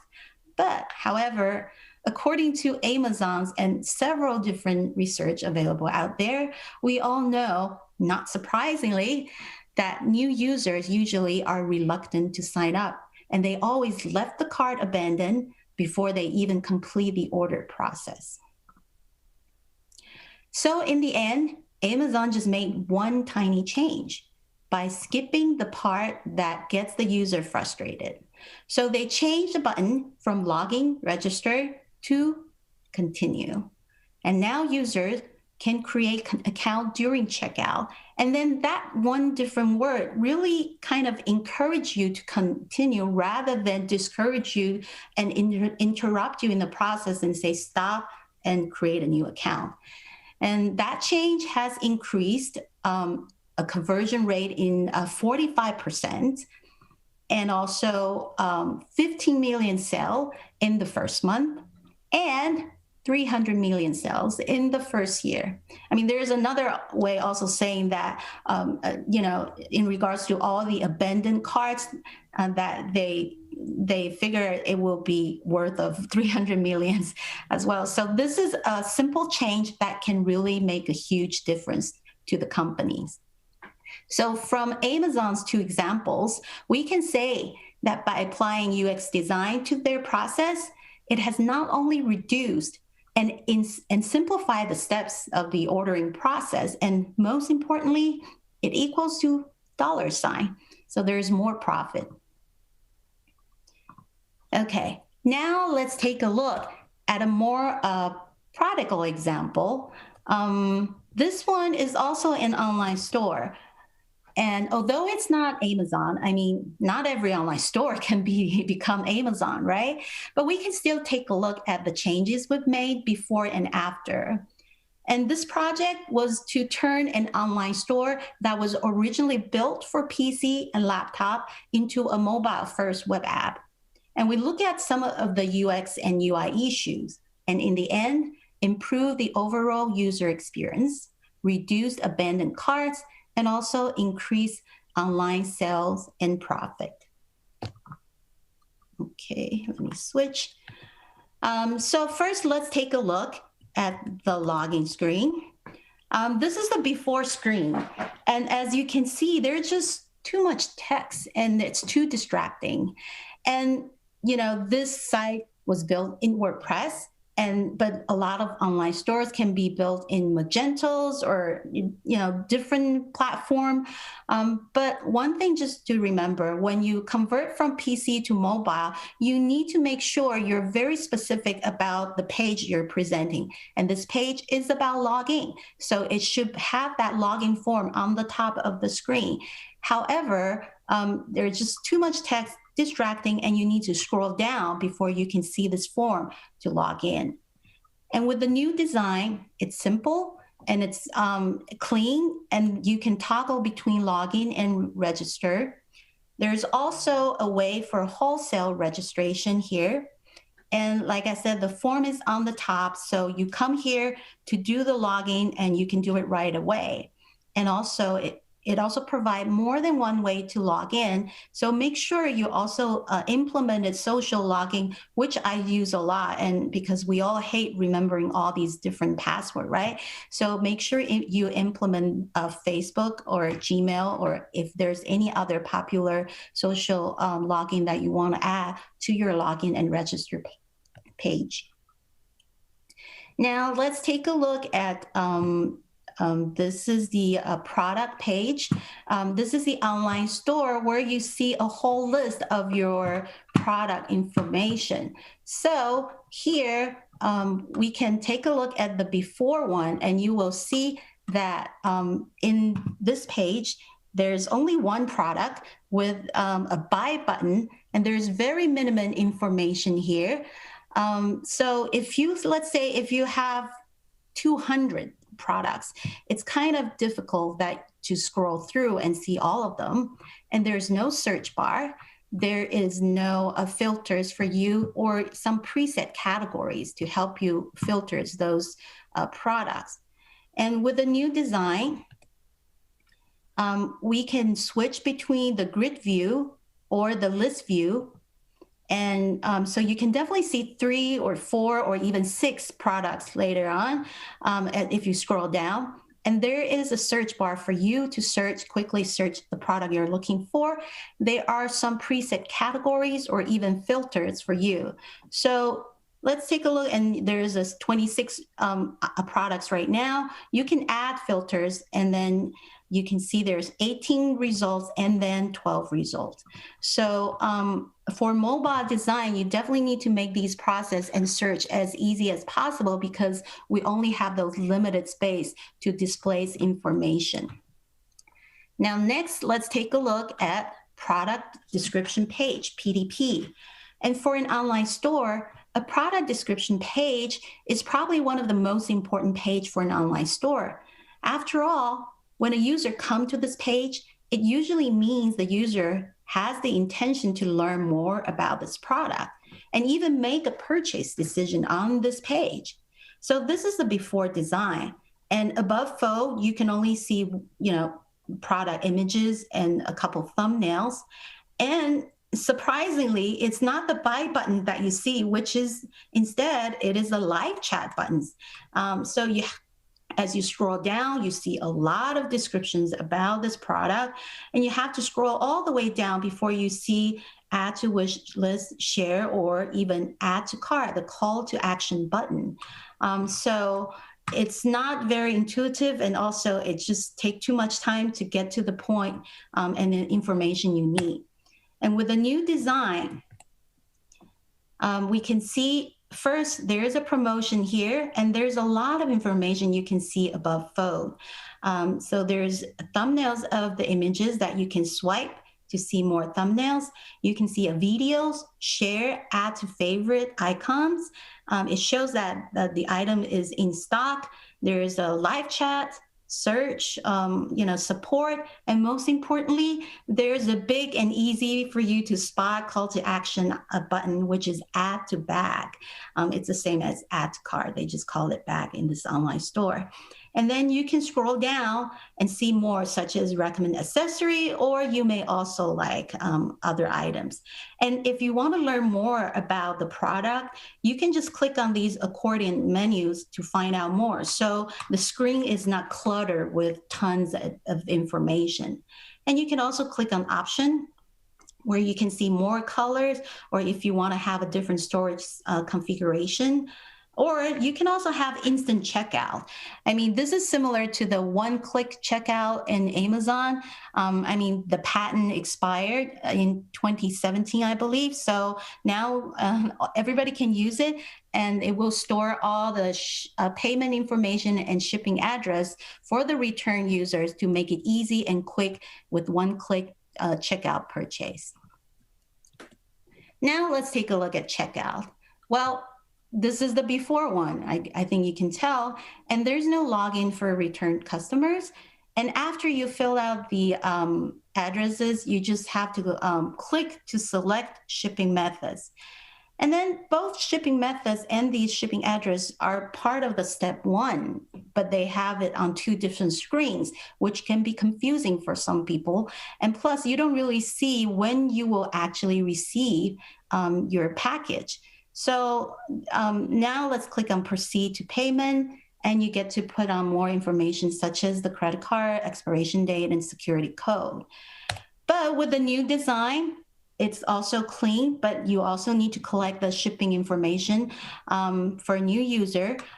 So you fill out this information, but we also put the shipping dates and methods here. You can click free, and you can see when it will arrive on September 17th, or you can choose 2 days and it will arrive on September 12th.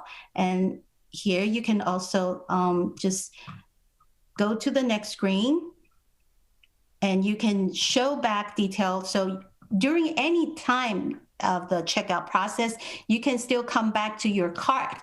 And if you want to make changes, or you can just double check and make sure you have the right item in your cart before you make the payment.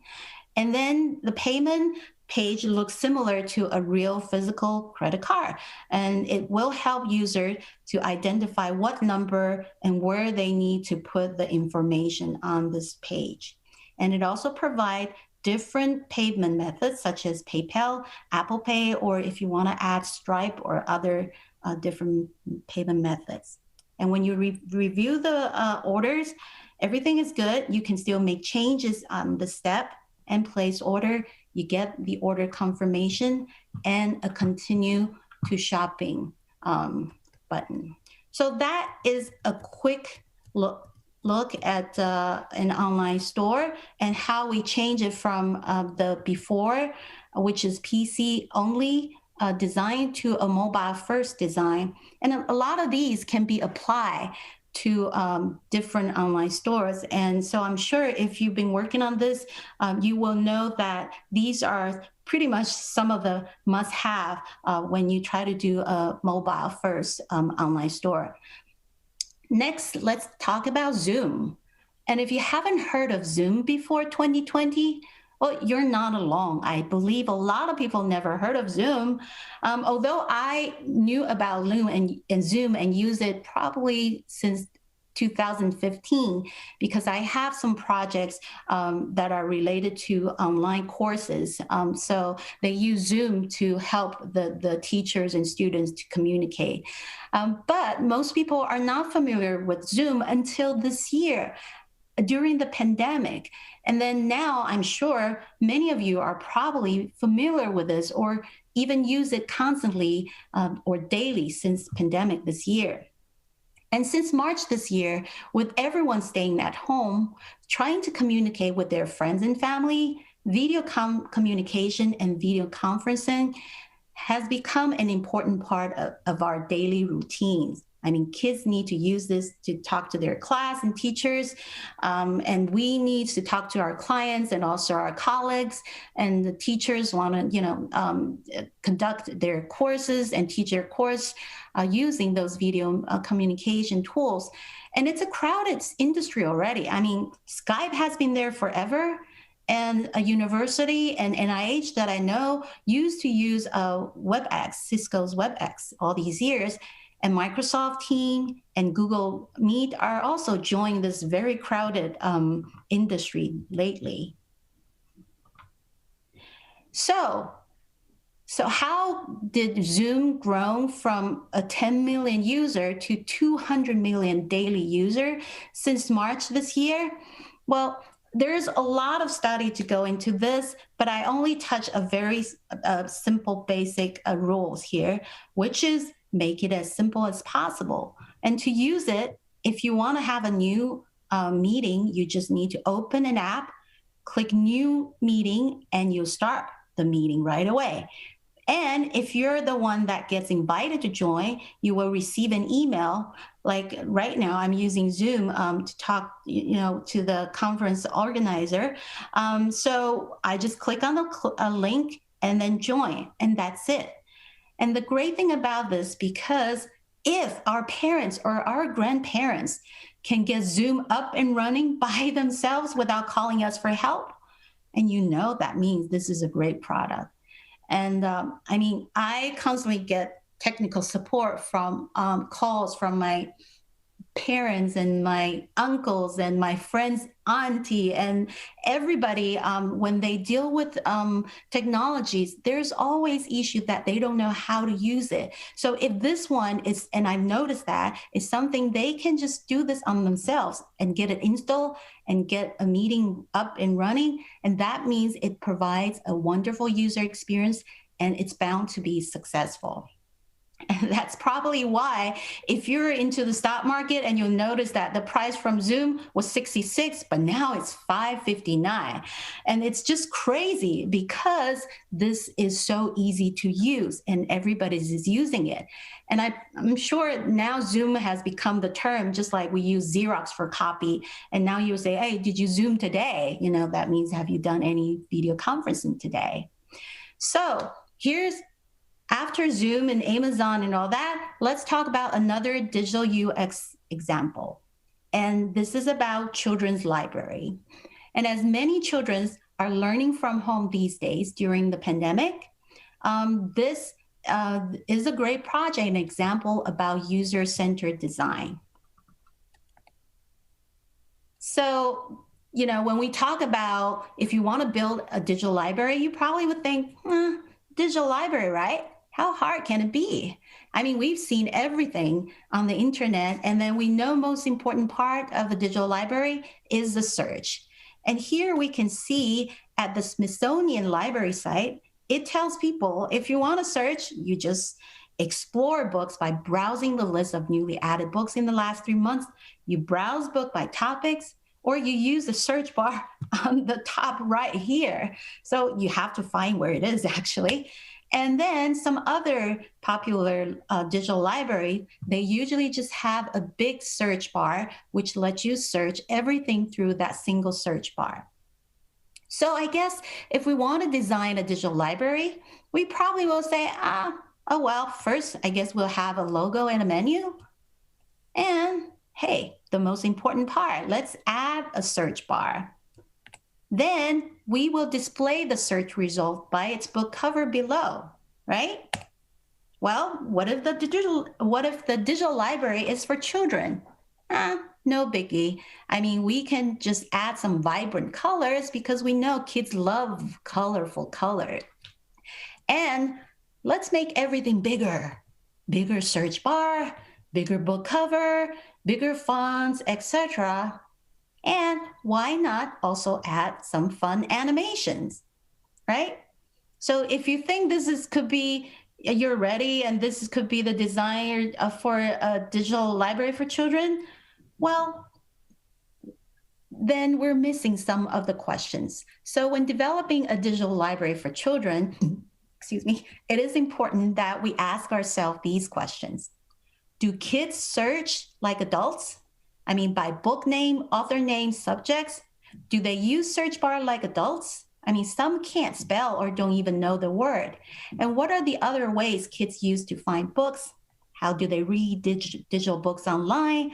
What can kids do more on digital library? So we try to tackle these issues, and we have ICDL, International Digital Children's Digital Library.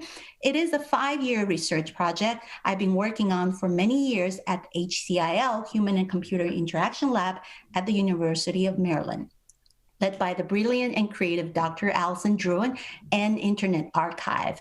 To develop innovative software specifically addresses the needs for children aged 3 to 13 with participants around the world, and build an international collections of digital books that reflect both the diversity and quality of the children's literatures. And we had an interdisciplinary, intergenerational design team. We all work equally as design partner in the development, including computer scientists, educators, librarians, artists, and kids 7 to 11 years old. And we often split team into 3 groups consisting 2 to 3 children, 2 to 3 adults, and each was asked to, well, let's say, design a book viewer for the digital library of the future. And then we use bags of stuff containing art supplies and build low-tech prototypes. And after years of working with the design team, we have the main interface. And instead of just a keyword search bar, like most digital library, we have created simple search, which provides a whole bunch of filter buttons around it. So some of the kids told us, and we learned those from working with kids, that, for example, one said, I like to know if a book is about kid character, a real animal character, or imaginary creature. So we have these 3 buttons. And one day a kid told us orange is her favorite color. So she wants to look for books with orange colors. And then another great surprise when a kid told us he liked to have books and find books about how the story will make him feel. So from there, we added new filters button like happy, sad, funny, and scary. So by observing and working closely with the children around the world, as well as the librarian, we also discovered that some kids would like to discuss books they've read and even draw something and share with the other children. So we had ICDL community. And there is a lot of that I can show, but you can go to the website yourselves and try to find the books and also use the book reader. But basically, you can read review from other kids, and then you can also, here's a drawing of one of the girl, and she added to her own review, and you can look at the book review overview, see every page of this beautiful picture book, and then select and read those books, and you can even enlarge this text that you're reading. So there's a lot of things to explore, and you can go to the site yourself. And currently, we have 4,619 books in 59 languages.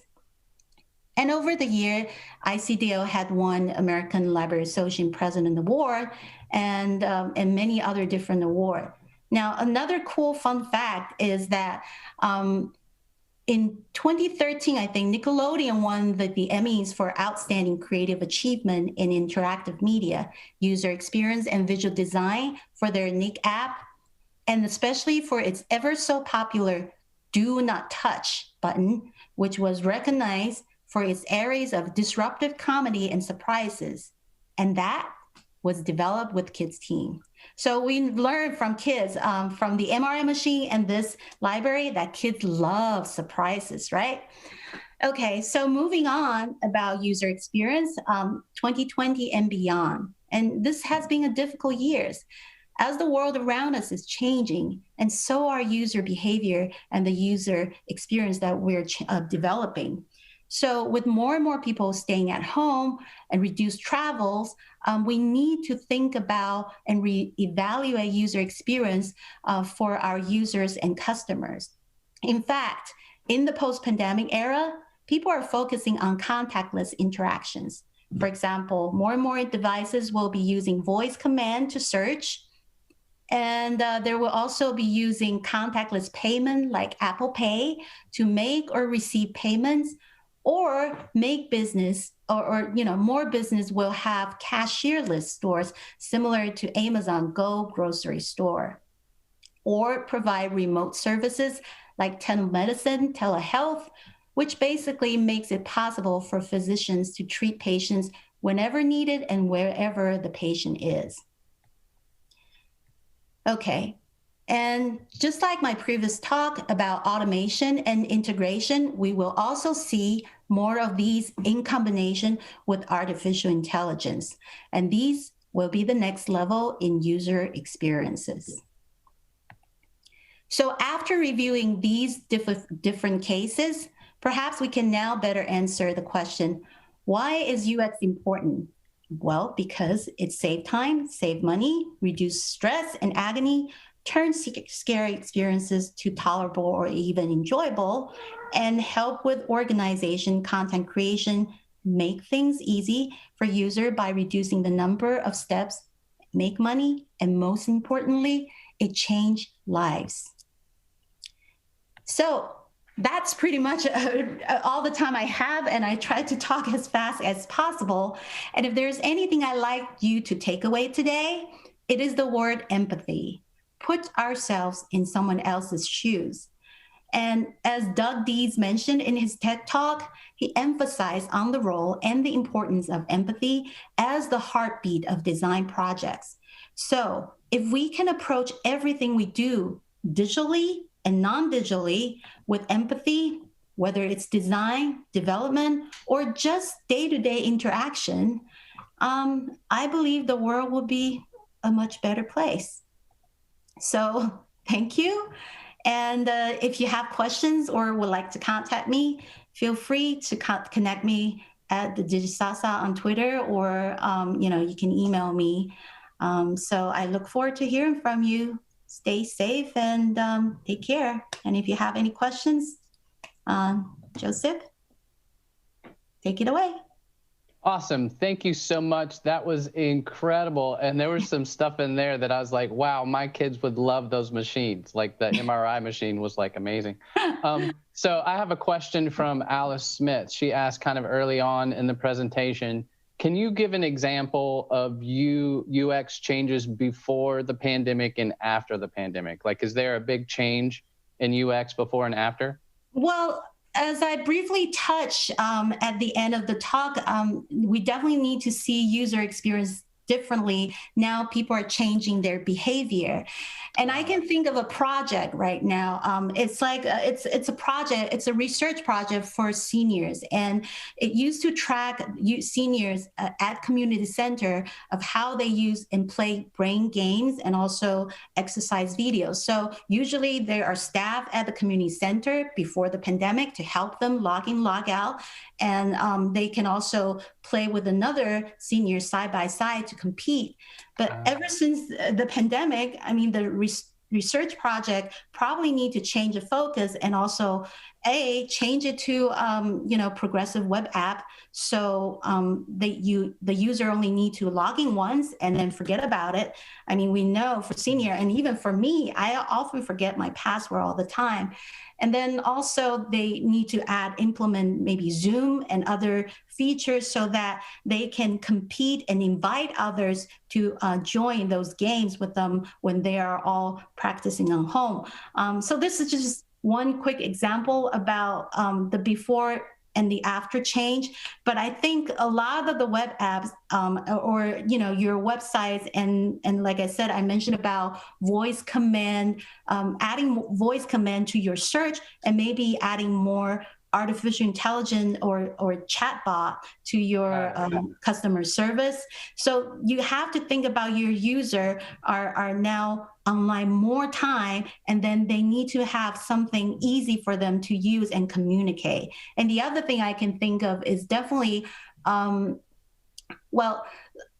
it skipped my mind already. So there are just a lot of things that we can apply to these before and after pandemic. So you need to look and probably put some effort into some user studies because every user or different business has different users' behaviors. So we have to understand this and then make adjustment accordingly. Yeah, and we probably have one last question by Elizabeth Schilling. How do children do search? Like that was kind of, interesting to me when building a site for a children's library. How do you do that? Like, is that with case studies? Like, how do you build children's search? Well, with ICDL, we were lucky. First of all, we have kids team that work with us twice a week after school and also 2 weeks during the summer. But we also have kids team around the world. And aside of that, we also do a lot of observing with outside kids. We also went to schools to interview and let them test, and we do some user testing as well. So we have discovered that not every kid is comfortable with, search bar, and they are hesitant about their spelling, or sometimes they want to search something, but they don't know, for the younger kids how to say. And that's why we have discovered all these filters that we added to our simple search button. Amazing. And I really love how kids say, my favorite color is orange book, and that's why I want to find any books that's in orange color. Right. We adults never thought of that, right? No, not at all. So thanks, everyone. A round of applause for Sabrina. Amazing information. Stay right here for our unique live show coming up on the next hour, every hour, just coming up in the next 10 seconds. Or continue the conversation. We got more questions in the live hallway. Join me and Sabrina and everybody else in the live hallway for more questions. We have more of your questions coming up. So join us there at la.wordcamp.org/2020. Thank you so much. Thank you. Bye.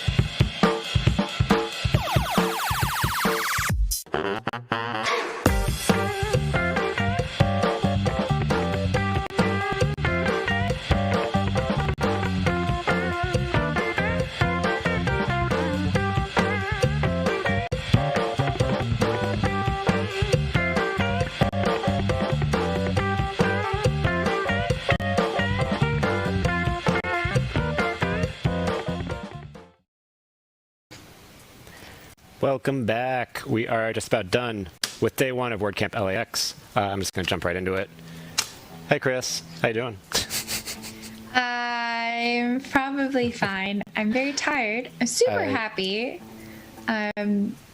Everything's very beautiful. So thank you, Joey. Thank you, Chris. Thank you, all my team. Yeah. So we saw you in the morning. We see you now. How's the day gone so far? It's been really good. So we had a few technical problems that were kind of it's virtual. Some of them were pretty serious, actually. But most of them happened in the morning. We got through them, and then it was fine. And now it's gotten to the point where the volunteers and speakers feel very comfortable with what they do, so they don't need any management. They can take care of themselves. They can support one another, which is really what we want. It's like autonomy, because we have a very large crew. So it's nice that people are telling, from the crew standpoint, they're feeling like it's smooth and they're happy with the results. If their speakers are happy with the talks, and the attendees have been giving really positive feedback about the talks. We've had a lot of interaction on YouTube with all the chat and questions. And that's really great. And everyone loves the live show because it's so pretty and it's fun. And the hallway track is fun. So that's pretty, it's like an intimate group of people. And it's a nice thing because both speakers and both audiences pour into the hallway at the same time. So you have these like fun, serendipitous connections where you have speakers going back and forth about sometimes related topics, but usually totally unrelated. And it's nice to like pull audiences in from two complete different talks and just continue the conversation. It's kind of fun. Cross sharing of ideas potentially. Yeah, it's cool. It's really cool. So I'm really happy, but I'm just really happy and I'm really tired. How are you feeling, Joey? I've had scripts for every show that I've like written in between shows, and like this one I have nothing because I'm like, all right, my brain's kind of done for today. And it's just you, Christiana. So it's just me. We can just chat. As you said before, we'll just talk like friends. Yeah, everybody. So Joey was like, "What are we gonna talk about?" And I was like, "Let's just be friends." Like that's. I knew your brain was also a little fried last night when I didn't have the link for the new Slack space. And I was like, how do I get to the new Slack space? And your response was, log in. And I was like, no, I don't have the link to join it. I'm glad Sarah or Tracy deciphered my message. Log in with the email you used. I don't understand. Just go inside. I don't. But yeah, I know what you mean. I've heard that comment from like a lot of the on some of the sponsors before we went live of, everyone sort of adapted to the weirdness of being virtual and has presenters and stuff. Everyone's figured out their like perfect angles and the lighting and their mic and their camera, and so a lot of the presentations, especially because we both were involved in like very early virtual camps when it was like. This was going to be in person like in 2 weeks, and then it was like, it can't be in person, you got to be virtual in overnight. Yeah, Joey and I were scheduled to talk at the same time at a camp. Yeah, Santa Clarita. Shout out to Joe and that team for doing a super fast turnaround in turning it to virtual. They had a couple weeks, but yeah, and that was a big learning process then, and now it's obviously still there's always like things to figure out, but we're all used to Zoom and figuring out the best way for presenting virtually and kind of getting all of our gear and camera set up so the overall level of like virtual events keeps increasing, I think. Yeah, I think our camp is particularly pretty. I mean, I'm not objective, but it really is. I think you're biased a little bit. No. Why would I be biased? I've only been working on this since January. It's been the one consistent in 2020. The one consistent. So for all of you who don't know, what we do is we have this organizer Slack with like 1 trillion messages in it. Like it's like maybe even 2 trillion. And we have like a pace we move at, right? Like if we've established rapport, so our weekly meeting, our team meeting is on Wednesday evenings. So a lot of stuff happens like Tuesday, Wednesday, Thursday. And so like I check in with people and I'm like, this is what's happening this week on Tuesday. And then Thursday I send everybody a private message and I'm like, how are you feeling? You know? And then Wednesday is when we all get together and everybody shares what they're working on and if they need any feedback or help or something. So there's like this like very consistent thing where we can like, we know what day it is or what time it is based on the messages going out. And that's very nice. It's like a rhythm. Like little waves of like, this is Wednesday, and then like by the weekend no one's saying anything, like there's another Wednesday. And it is very consistent. It is, you know, and several of us have moved. We've moved houses or offices in this time. Several of us have stopped former jobs or started new jobs, or there's been a ton of client changes. So there's been so much going on, but this just keeps every Wednesday. The world shut down. Also, you know, where that happened too. Oh yeah, you know, all of that. Oh yeah, the whole shutdown. The fact that none of us are leaving our homes, and when we do, we have to cover up our nose and mouth. Because this was going to be in person, and then it was like, do we just plan it virtual? You know, back in March, like, or April, do we plan it virtual? You know, thinking things will open up again. By September or October. And do you remember our orientation? We had our orientation with WordPress Foundation for this, and this was my second orientation. This was Sarah's upteenth, or she's been on however many teams. So we were used to it, and we brought everybody in on orientation. It wasn't just me, the lead. So we had everybody there, and we were talking to Courtney from the WordPress Foundation. We were like, we're thinking about only planning a virtual camp, because it looks like that's what we're going to have to do. And she was like, only plan virtual if you can't meet in person. And we were like, and then like within very quickly, then we were like, no, this is it. Because before then we were talking about having like air filters, right? Remember we were talking about air filters. I remember we were looking at like at venues, and we're like trying to verify like what their cancellation policies were. Yes, we were trying to figure out their clauses, like their acts of God clauses are some, but there's like a better term for it. But like we were looking at space usage and like, can we social distance, and like if we could give away masks with WAPUs on them. Like we're looking at all the options, right? And then finally Tracy one day in one of our channels, our graphics wrangler Tracy, who does the WAPUs, she posted in a channel, she's like, just so you know, in LA County you're not allowed to meet in groups of more than 250. And we were like, all right, this is only getting worse. Like yeah, I remember pretty soon it'll be like that orientation too. Yeah, they were also like, oh, you're the first camp to like just plan from the start to be virtual. Yeah. We just bit the bullet. I don't even know what that means, that term, bite the bullet, whatever. Yeah, that's a good one. We were wise.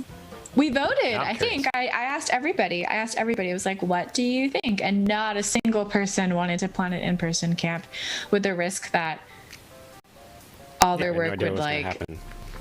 I did, in the back of my mind, I was thinking, okay, it'll be virtual, but maybe it'd be at a point where like we as organizers could assemble, you know, at least to have like a command center for the camp, you know, and all be together to like have it go. That didn't change either. Yeah, we wanted to do that. We wanted to do it in a sound studio, didn't we? We wanted to have a virtual camp, but we could hang out in person. No. Yeah. Do that either. Yeah, so here we are. But it's going off. Super fun. A lot of great talks, which I need to, you know, catch up and watch because I have not really had a chance to dig into most of the talks. Have you caught any good takeaway moments? Because thank God we are your life right now is very stressful, or stressed out, but like, let's just be real. But I saved most of my stress for earlier this week and yesterday, which was a really crazy day. Yesterday I was in back-to-back calls like all day preparing for this, but today, especially after we got some of the bugs worked out, Now there's time to actually watch the talks and listen, and I've been thoroughly entertained by them. So, and even interacting in the hallway, we were able to chat a bit, and I can, check in and make sure everyone's still alive and having a good time. So. Yeah, the hallways It's been are. good. Yeah, I haven't been able to get in there, but I'm glad we have the Slack going because the random chatter has been pretty active, and that's that's kind of been a good way to also stay in the loop and kind of see what's been happening and what people are talking about and some of the tips that people are sharing. Yeah, completely unexpected conversations are happening. One person is creating a website that's wrapped around the idea of like a narcissistic web developer, like saying like, I am the best at this. And so his whole site is like this mockery. It's like very satirical. And so he was asking for ideas, and I was like throwing out Monty Python references. I feel like my father would be proud if he's watching me. I grew up on Monty Python. Thank you, Daddy, if you're listening. But yeah, super fun, just conversations, and it's been very safe as a whole, very safe and very welcoming, and that's what is the best. So yeah, you're doing a good job, Joey. community. I know you're tired. I am tired. You're doing Also really just been good. staring into like a glass lens for all day. I know. Yeah. Yeah. All right, we got about a minute left, so let's talk about the next upcoming talks. Track 1, Piping Hot Delivery Anywhere with Zapier or Zapier. What do you call it, Christiana? I call it Zapier, which I think is incorrect. I call it Zapier, but I always hear Zapier. GIF, GIF. Oh, it's one of those whatever. things. Yeah, so check that out on Track 1. I love Zapier. They're very handy. Track 2, how to research and write blog posts people want to read. So you want to talk more? This was a shorter talk, right, Chris? Yeah, this is a 15-minute talk, just 4:15 and 4:30. No questions during the talk to be answered, but you can follow up on your questions in the hallway after and have more hallway time, which is nice. There you go. Is there, I know, so the other talk ends at 5. Is there like an end time for the hallway? Or is it as long as Hallway, I'm saying, is ending at 6, but we might just head down early. Okay, if it kind of fizzles out, then 'Cause it'll end. we're all tired. And then Slack will be open, right? Open till 6, and then I'm either deactivating it or we're just not going to have vigilance anymore. Okay, sounds good. And then we'll be back here tomorrow at 9. And I gotta hop off. Yay! Yep. All right. Well, thanks everyone. We will see you back here tomorrow at 9 for opening of day 2, and then we'll have the live show again starting at 10 a.m. Enjoy the final talks.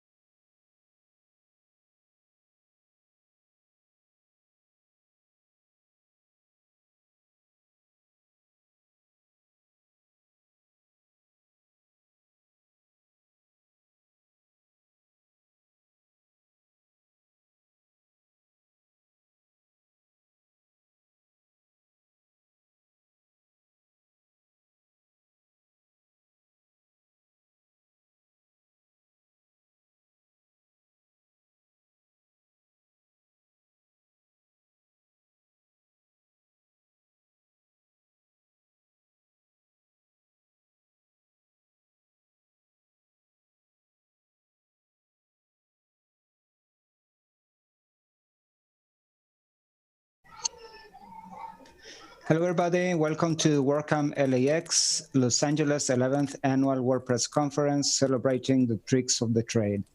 We're streaming live from 9 to 5. All talks will be available later on WordPress.tv. This session, please welcome Rachel Anderson presenting how to research and write blog posts people want to read.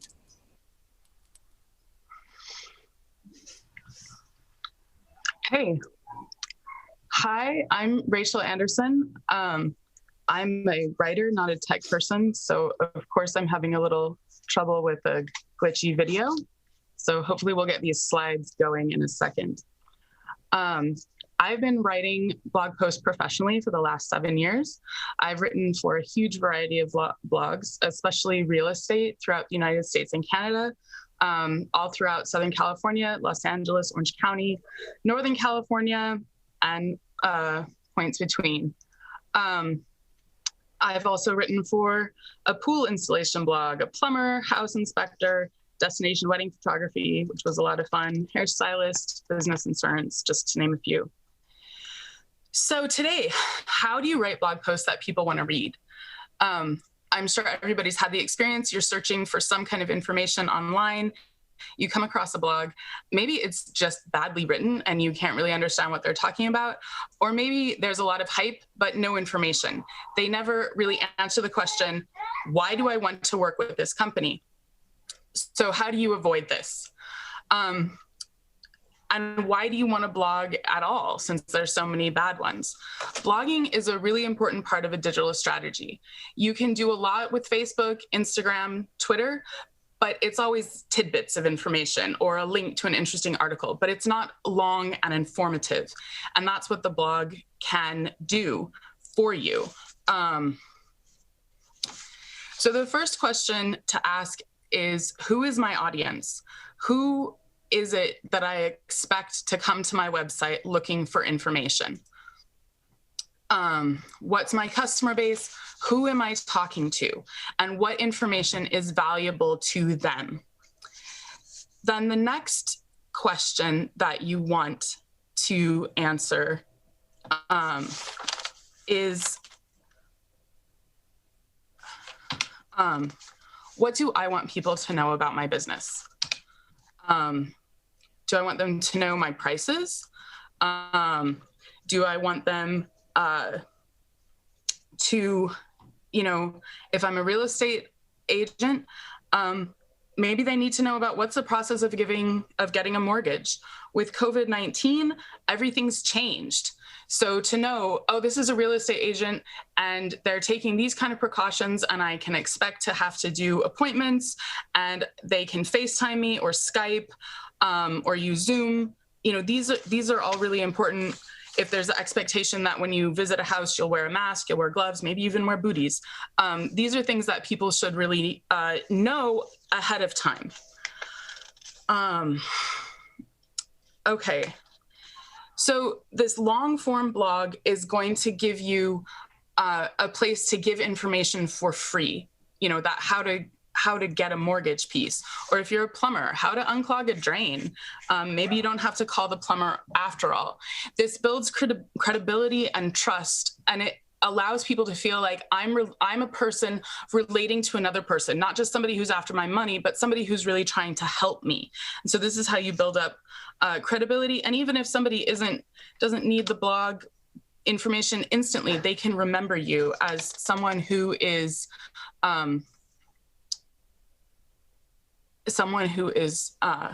trustworthy. Okay, when you know who you're writing for, you know what to write about. So again, real estate is my specialty, so I'm going to speak to that most of all. If you're an LA-based real estate blog, LA is huge. If you live in the San Fernando Valley, it's a totally different experience versus living in Silver Lake, versus living in Westwood, Culver City. It's one city, but it feels like a lot of cities. And each place has its own culture, its own shops, parks, annual events. These are all different things, and it's all information that customers will want to have so that they feel like this is a community that I would be moving to. And it's really the same if you're styling hair, or if you're installing pools, or if you have a little coffee shop, whatever you're doing, where are you? What is your community like? And why would people want to come and join you wherever you happen to be? So again, your customer base. If you're writing for people who have kids, I have kids, you just heard one of them slam into the house. You know, you want to talk about schools, you want to talk about parks, you want to talk about family-friendly places to go and things to do. But maybe you're writing actually for young professionals, people who are just starting out. Maybe they have a partner, they don't have kids, maybe they don't even want kids. And, you know, then you might want to talk about the local pub, the cool place to go grab a sandwich, nightlife, things like that, grown-up events. And then there's the information for everybody. Where do you get groceries? Everybody's got to eat. And not just, oh, there's a Vons, oh, there's a Ralph's. Where I live, there are a ton of international grocery stores. You can get almost anything from anywhere in the world. And people are cooking a lot more, especially with COVID. So, hey, you know, that cool recipe you saw on YouTube, you can actually, you know, hop over here to Greenland Market and find the ingredients you need to make killer ramen or whatever it is. So you're tailoring your information to the people you want to be talking to. With real estate, again, you know, is this a safe place to live? Is it on one of those top 10 lists of great places to live? That's information you would want to give to people, to all the people who might come to your site. So if you're not a real estate blog, what should you have on there? If you're a plumbing blog, what are your services? What kind of problems do you take care of? What's a ballpark cost? If you're a hairstylist, you know, what are the cool trending hairstyles? What's your specialty when it comes to updo? Do you offer other services? Do you do manicures and pedicures? These are all things that you can put out there so that people know who they're dealing with from the beginning of your relationship with them. So then, nuts and bolts. I'm not going to talk about SEO or how Google gets people to your site, but a few, some other things. You want to have regular posts, not just whenever you think of it, but on a predictable schedule. I would say once a week is a minimum. The real question is, how often can you post to where you're posting quality information? It's much better to have one post a week that's really good than to have a bunch of posts that are poorly written and boring to read. Lengthwise, 300 words, again, this is a minimum, you know, up to maybe 1,000 words, depending on your topic. I tend to feel that 500 to 600 words is the sweet spot where you can really talk about something, but it doesn't feel too long. So the question is, how long will people stay on your site to read a post? There's no point in writing 1,000 words if people will only read 600. And again, quality. This is the point of the blog. This is where a blog shines, is quality, in-depth information. Okay, so then what are you gonna write about? Remembering who your audience is. This is gonna tell you what your topic should be. All the neat places to go, all the interesting things to do. Everywhere I've written for, there's like a little diner, you know, that has great breakfast, or there's a local pub that brews its own beer and they have a quiz night, or there's maybe a great wine shop and they have wine tasting every week, and you can belong to the wine club and learn all about wine. So these are the kinds of places you're highlighting, not McDonald's, not the information you can find on Yelp or TripAdvisor, though they can be reasonable sources. Okay, so here's a long list. Cafes, coffee shops, local museums. I don't know, I've written for so many of them. They sound like a lot of fun. Where do you go for the gym? Is there live music at different places? Bookstore, music store, a salon, all of a sudden axe throwing is this trendy thing to do. And I wouldn't have known about that, except I was looking for something to write about for a blog, and there was axe throwing, and that sounded really interesting. And with COVID-19, a lot of places are doing things differently. And they're putting up virtual content, or restaurants are having special to-go menus that include even cocktail mixes, that kind of thing. People won't necessarily know about that. They won't necessarily think of that. And you can become the go-to source of how can I still, support my local community businesses while, staying safe from this virus we all have to deal with. And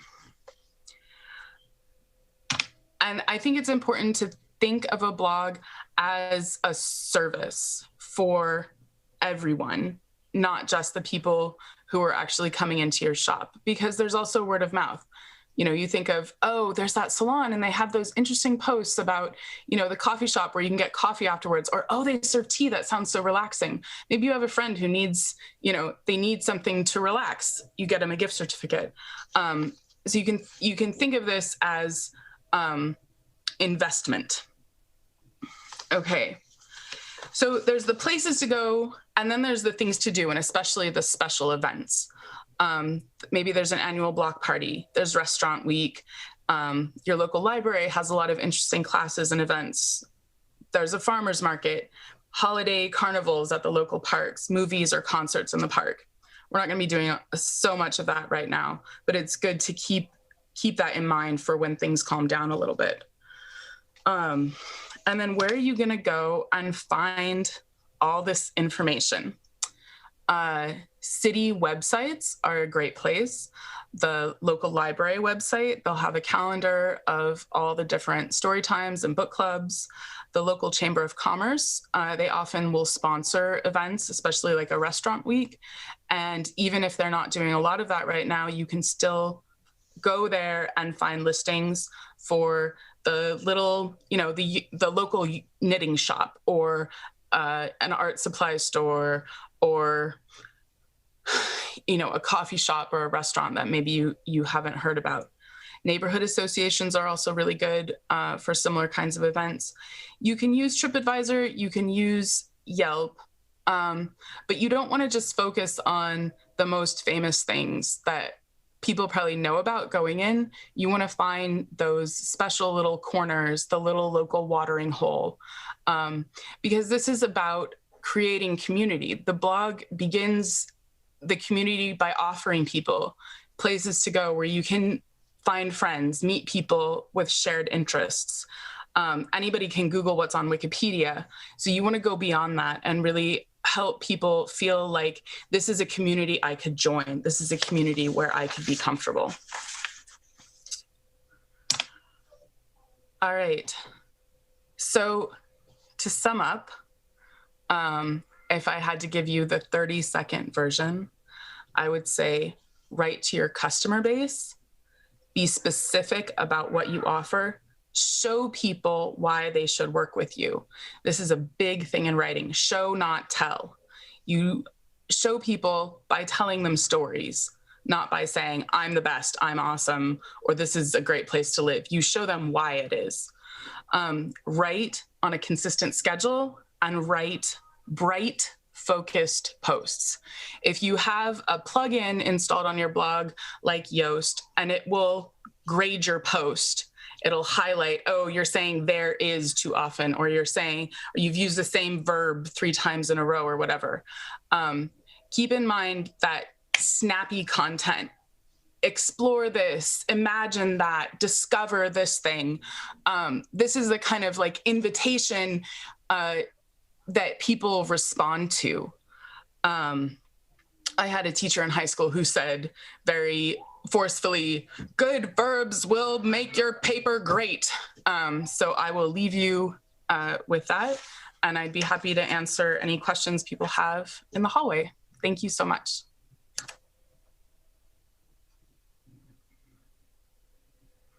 Thanks, Rachel.